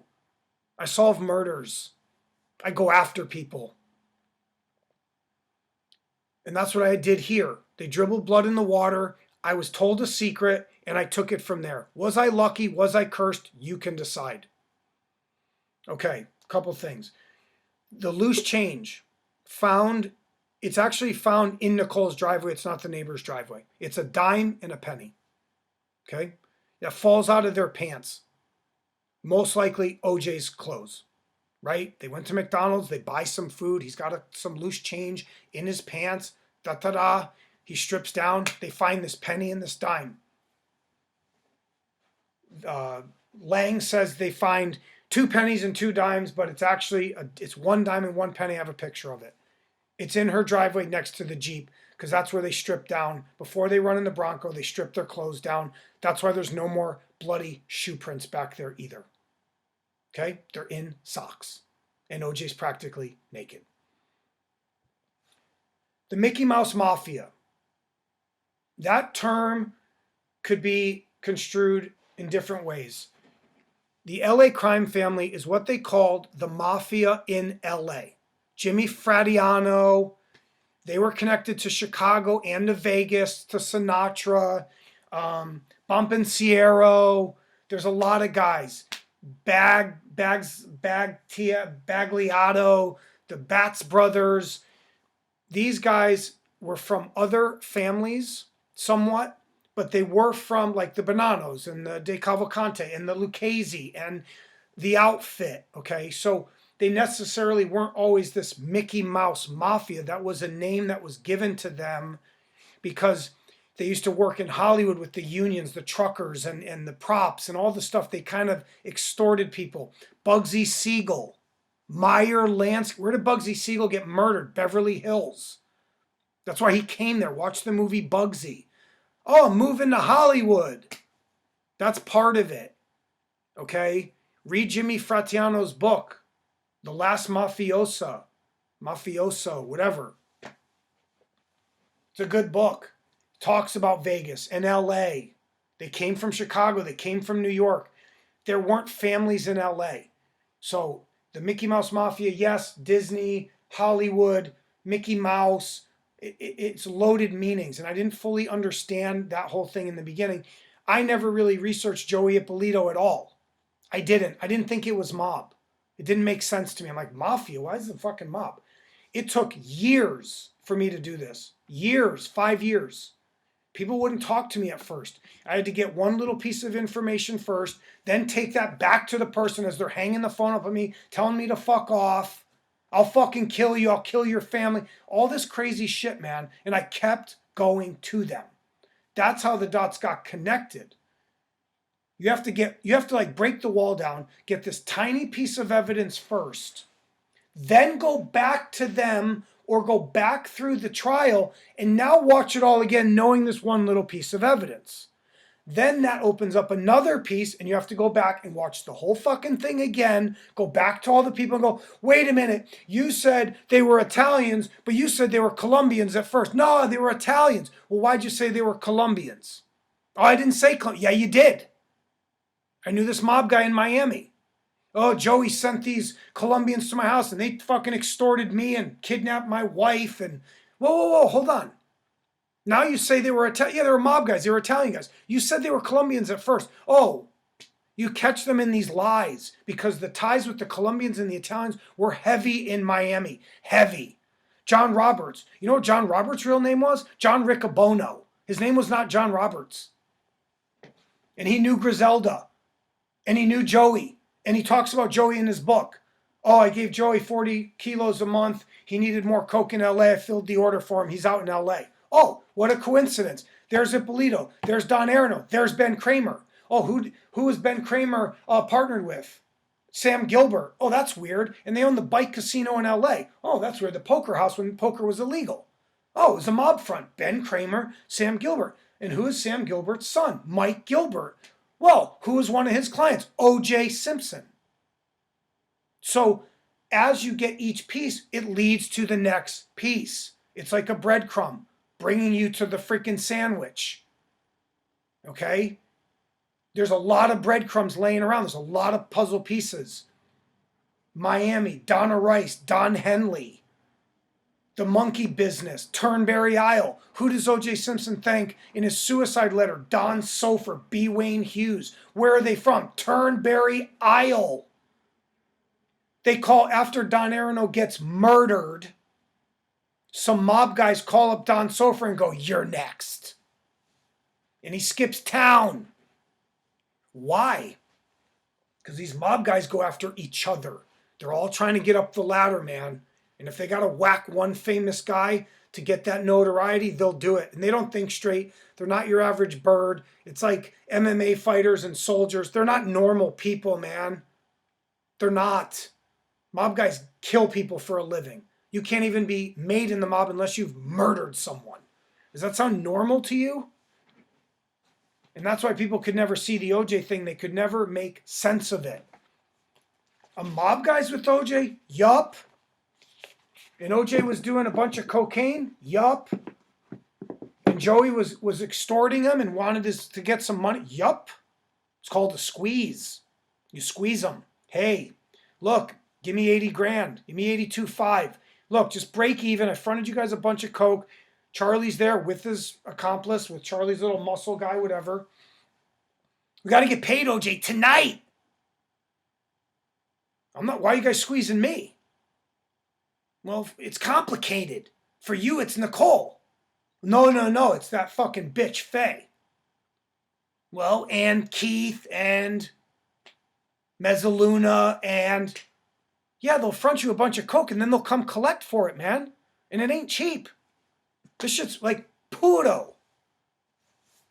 From Colombia. Puro. Other things real quick. I say criminologist. It's probably criminalist. Kept saying the criminologists or criminalists, Dennis Fung, Andrea Mazzola. These people really fucked it up, man. You can watch Peter Neufeld annihilate Andrea Mazzola. Did you read was there a manual to read on crime scene investigation? Yes. Did you read it? No. Why didn't you read it? I just didn't read it. You're the head of the crime scene. How long did you work at LAPD? 1 year. Were you an apprentice? Sort of. And you're the head of the crime scene? Dennis Fung, did you wear gloves when they handed you the paper bag? Yes. Then they show the video. Go, are you wearing gloves there? No. Whoops. Where are the socks? Those socks. They just don't fit. They just don't fit. That's what Johnny Cochran said. We see the socks in this video. Willie Ford takes the video, tells us. And then when we look a little later, there are no socks. Where are the socks? Oh, Bert Looper picked them up. Why? Why is someone picking up evidence? Oh, I didn't think they had any evidence on him. You guys are in his house. There's blood in the foyer and blood in the driveway, and you found a bloody glove in the backyard. You don't think it's a crime scene? Where do you think he changed? So if there's two crinkled up socks, look like someone was in a rush, threw them down and raced out the house, you just pick them up? And they don't find blood on these socks forever, for weeks. And Dr. Henry Lee comes forward and says the blood is on both sides, like someone dropped blood and it seeped through. It's not like someone's wearing them when the blood's on it. There's an identical match on the other side. It doesn't make sense. So they sprinkle a little blood on it, on the socks. Who knows who? I don't know. The Bronco. They don't even look for blood. For weeks, like 6 weeks later, they start taking it apart. 6 weeks. The tow truck driver, John Mraz, whatever his name is, he testifies, yeah, I went in the Bronco, I sat in it. The tow truck driver sat in the Bronco in the blood. And he goes, yeah, and I grabbed a souvenir, I grabbed this credit card receipt. The tow truck driver's in the Bronco before the police are. Okay? These are part of the bumblings. These are the mistakes. This is why OJ got off. The LAPD got him off. Mark Furman wearing a Nazi uniform, drawing swastikas on a cop's locker because he was married to a Jewish woman. They caught him. His fingerprints were on the locker. He was a psycho. And he went up there and he acted real cool and he was real calm. And I found a glove and, Cato looked disheveled and he said he heard something in the back. Oh, that's weird. So Mark, you went by yourself to the back. I drew my gun and I walked down there like fucking Dano in Hawaii 5-0. And I felt these cobwebs hitting my face. Wrong. OJ came back through there. There's no cobwebs. He came through the tennis courts. He walked right back through there. Did he duck down? Maybe. Maybe something hit you in the face, Mark. Who knows? He could have planted the glove. It's possible. The thing was still wet, sticking together. The fingers were stuck together. They had these people come on, these meteorologists. Was there due that night? This case, they argued about every fucking thing. Okay? Was there due the night of the murders? Yes, no, yes, no. This meteorologist coming, yep, there was due. Here comes the defense's meteorologist. No, there's no due. It's June. It's fucking June. It's hot out. And first of all, there's no fucking dew in LA. It's not Missouri. It's not Kansas. There's no dew. I've lived here for 17 years. I don't think I've ever seen a dewy morning. Okay? But just on the night of the murders, there was dew and the glove was wet and it never dried. The glove was there literally for 7 hours, unless he planted it. If he didn't plant it, okay, then literally it was there from 10:45 p.m. to 5:15 a.m. or even later. I think he finds it at 5:30, 6 o'clock, whatever. Okay? What's that? 7 hours to 7, 8 hours? The blood would be dry. Blood dries in like 30 minutes. Okay? There's a lot of stuff There's a lot of evidence of tampering, bumbling. They took no notes. Van Etter's dead. Lang is still alive, still spewing his garbage in podcasts. It's disgusting. Getting interviewed, still telling the same old story. There was cast off from the knife on Ron Goldman's bottom of his shoes. No, dude. Van Natter carries OJ's blood in a vial between the crime scenes from the lab. They go, did you ever do that before? No. Why did you do it? I don't know. I just did. Why did you carry OJ's blood from when you got it in your possession? You drove it to the crime scene and to the other one. You had it for 3 hours. Oh, I was going there to give it to Dennis. Why didn't you check it into Parker Center as evidence? You're not supposed to be taking blood evidence back to the crime scenes. Back to Van Natter and Lang. They didn't take notes. There's no notes.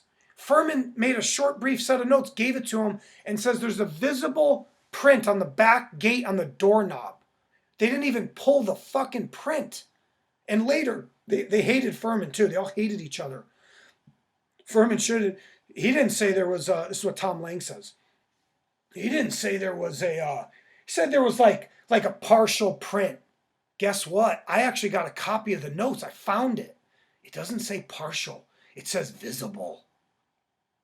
So, Tom Lang, you're a fucking liar.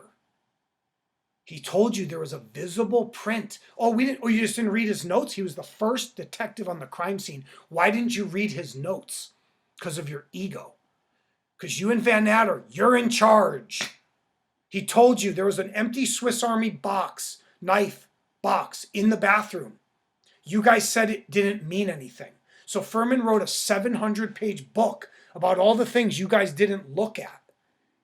Where's the knife? OJ had like OCD. All this shit was like perfectly placed. They talk about this.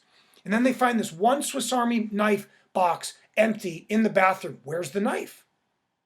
Oh, he didn't use the Swiss Army knife. Hold on a second. Wait a minute. Swiss Army had a company called Victoronics. They made hunting knives. It's not the knife you think it is. Again, this is where it tricks you. You hear the words and you're like, no, that doesn't make any sense. Swiss Army knife, no way. Who could cut someone's head with a Swiss Army knife? It's not the knife you think it is. It's a hunting knife. It's long and it's thin and it's very sharp. It's brand new.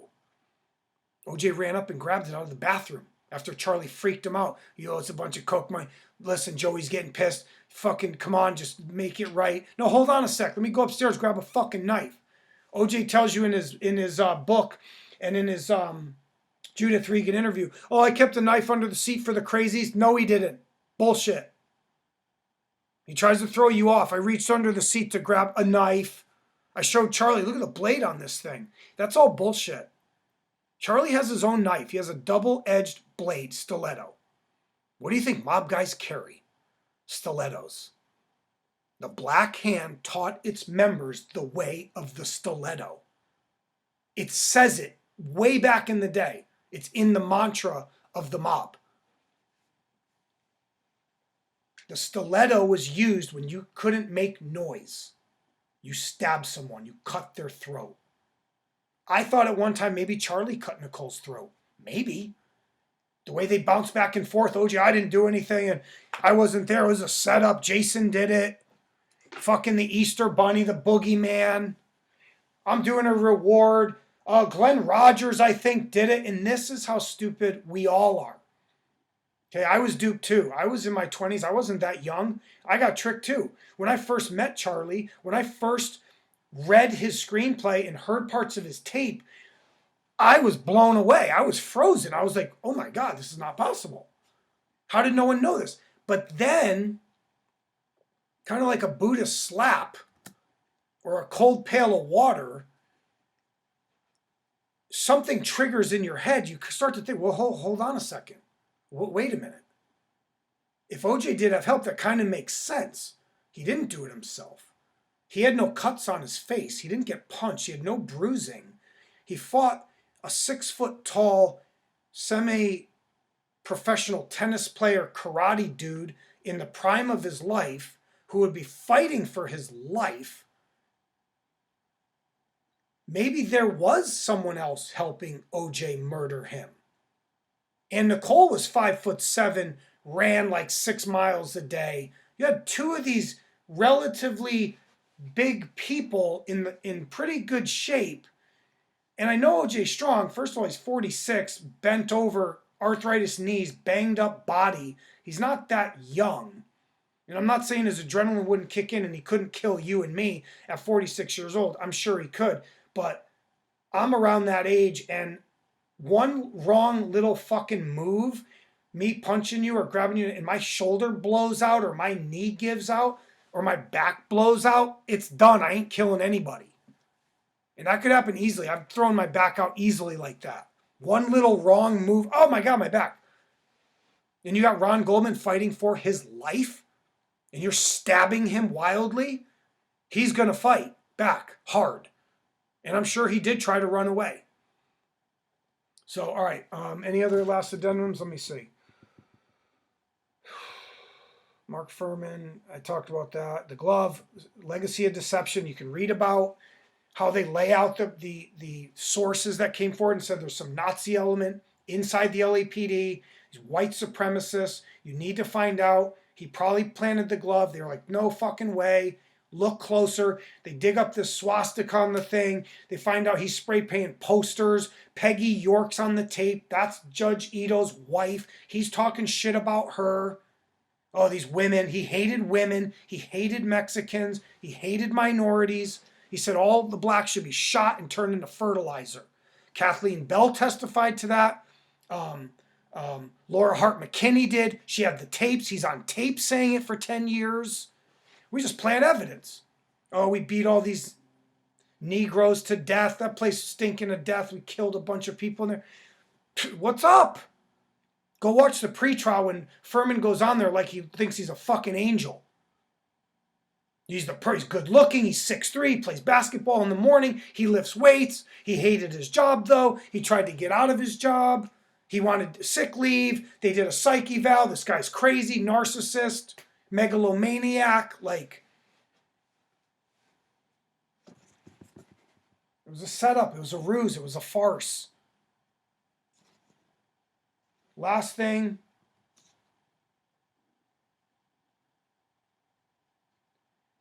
As for a third assailant, if there was someone else with them, if it was OJ Charlie and this guy X or Sergio, whatever they've called him before, that's a big story.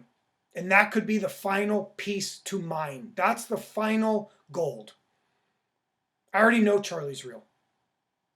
And I know you have a hard time believing it, but I think as you do more of your research, or if you read my book, if you listen closer to this audio book, if you do some research, if you look at some of the evidence, look at the bloody shoe prints that are not OJ's, look at the hat in the Bronco, look at the unidentified fingerprints. They found 19 prints that were unidentified. Didn't match the cops, didn't match the victims, not OJ's. Whose are they?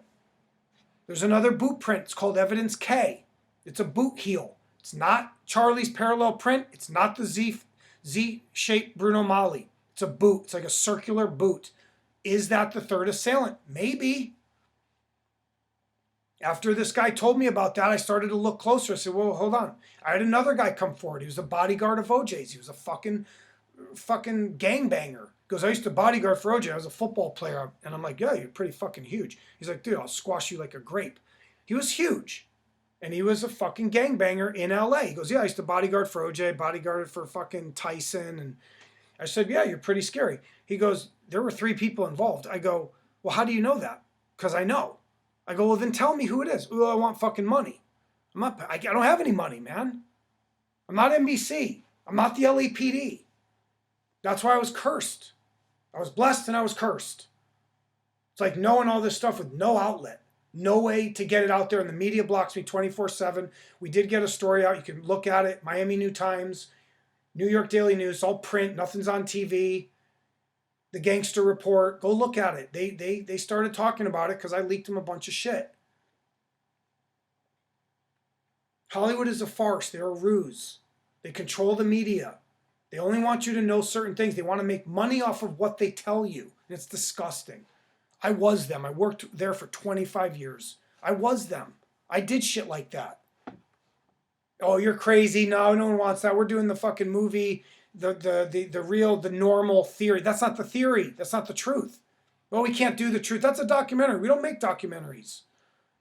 Oh, you don't make documentaries? You don't make podcasts? That's what NBC used to tell us. We don't do podcasts. Oh, you don't? That's all anyone does now is podcasts. Oh, we don't make documentaries. We don't have any money.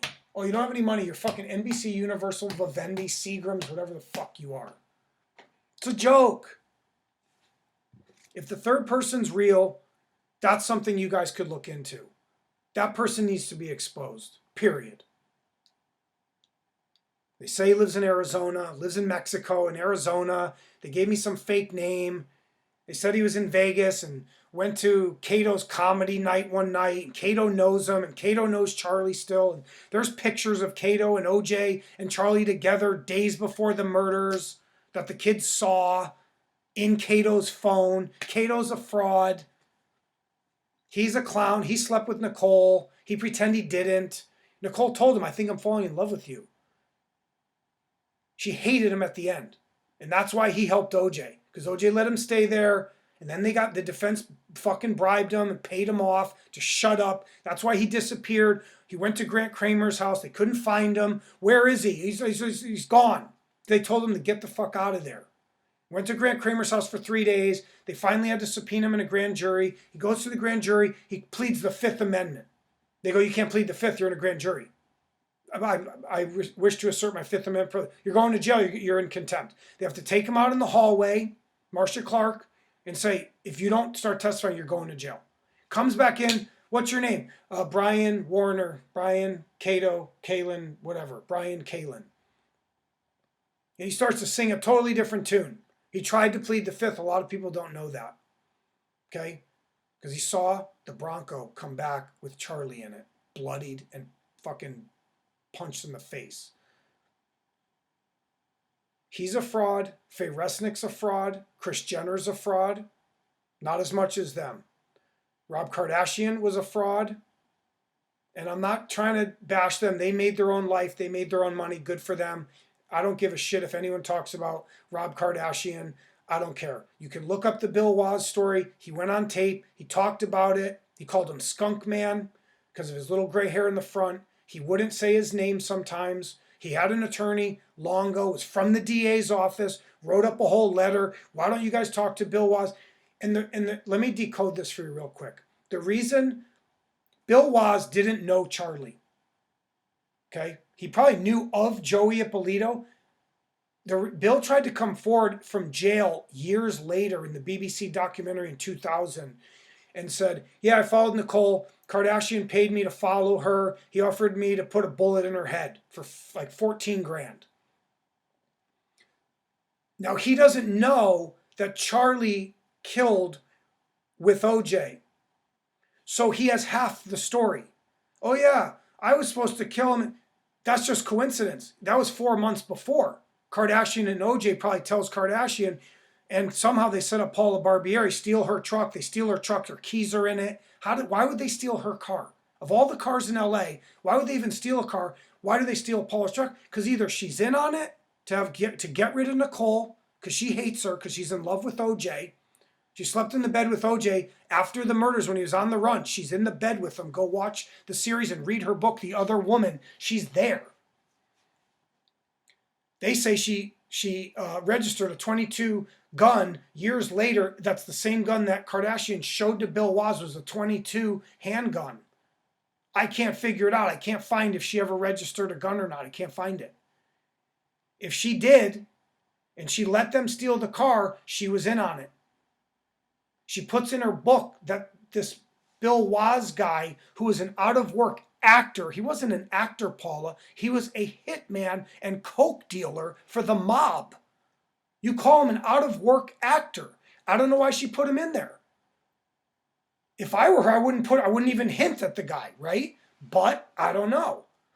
Maybe she wants to put it out there because they know it's public knowledge her truck was stolen. So then Kardashian's in on it. Paula's in on it. We get rid of Nicole. She's sleeping with Marcus Allen. She's sleeping with everybody in town. She's blowing a bunch of drugs. They hate Keith Z at Mezzaluna. They hate him. Joey knows him. They know the Scottos. They know the whole scene. Get rid of Nicole. OJ doesn't want her around anymore. He can't stand her. He doesn't even care if the kids are sad. He wants her gone. Tells Kardashian, use this fucking Bill Waz guy. He's been dealing with some coke. Get him to do it. Frame him. I don't know. Have Paula take the truck. Use Paula's truck. How about he steals Paula's truck? Looks like he's an OJ stalker. Goes after Paula. Then goes after Nicole. Right? Kills Nicole. Tries to kill Paula. Takes her truck. She's not there. Steals her truck. Something like that. I don't know, man. I'm not God. I can't figure the whole thing out. The only people that know are Charlie and OJ and possibly the third assailant. They know the truth. They know everything. Okay? All those other little parts about it, well, there's some truth there. Bill dies in 2004. Drug overdose. Does he get killed? Who knows? Gets out of jail after 10 years. He's dead in 3 months. Okay? They all had coke problems. They all had drug problems. OJ tried to hide it. Faye Resnick didn't testify at the trial. AC Cowlings didn't testify. Go Google Joey Ippolito, AC Cowlings bust. Okay? There's an article in real time. When the cops went to Joey's house, they found AC Cowlings there with another woman. Geez, why is AC Cowlings with Joey Ippolito? Because he deals cocaine for him. Oh, he was his bodyguard, and AC tells the cops, yeah, Joey helped me kick a crack habit. Oh, let me get this straight. Hold on. So, AC, let me get this straight. So, Joey Ippolito, who is a heroin addict, coke addict, weed addict, biggest coke dealer, he was the biggest marijuana smuggler, top 5 of all time. But let me get this straight. So, he helped you kick a drug addiction. Yeah, he helped me I was addicted to crack. He helped me kick it. Oh, that's weird. So, coke dealer. Oh, okay. Now he's a therapist. Now he's an angel. No. This is part of the ruse and the disguise, and why AC disappeared forever and never did anything ever again. And he still to this day has disappeared because he knows Joey did it. He knows that they brought the wolf to the hen house. Joey fucked with a lot of people, didn't care who you were. His brother said the same thing. I had to cover for my brother, man. He fucked us up, got us robbed, set this other guy up. He wanted to kill us. That's what he did. That's what they do. These are not good people. Go look up the article. AC, bodyguards for him. A bunch of phone calls. Go to OJ's Rockingham mansion from Joey Ippolito. Well, that's weird. A couple weeks before the murders, they get the phone records. This guy keeps calling him from the mob. Well, that's weird. Joey keeps calling OJ. Oh, I guess he's looking for money. He's probably dodging him. And last thing I'll say, OJ's best friend came forward to me, an old best friend of his, and said OJ told him 2 weeks before the murders that Nicole came to him and said, there's some drug dealers who are asking me for money. Can I pay them off? Can you let me pay them? And OJ said no. This is 2 weeks before the murders. OJ told this guy to his face that Nicole came to him, that she was like getting roughed up or extorted over coke money. And they come back on June 12th. And OJ told the prison guard at Lovelock, who wrote a book, Guarding the Juice. OJ told me 2 drug dealers came up to him on the night of the murders and demanded cocaine debts for Nicole and Faye. Well, that's weird. Now it's coming from multiple sides. OJ's telling you it before the murders, and now the murders happen, and now he's telling it to you 20 years later. He's singing the same tune. Yeah, these drug dealers. Because he can easily blame it on them. He can still say he didn't do it. They did it. See, these 2 drug dealers came to my house asking for money. He doesn't say Joey's name because that might open up too much. He doesn't say Charlie's last name, but he does say Charlie's first name and if I did it. And he does say it in the Judith Regan interview. And the reason OJ said his real name was because he knew you would say he'd never use his real name. God bless you.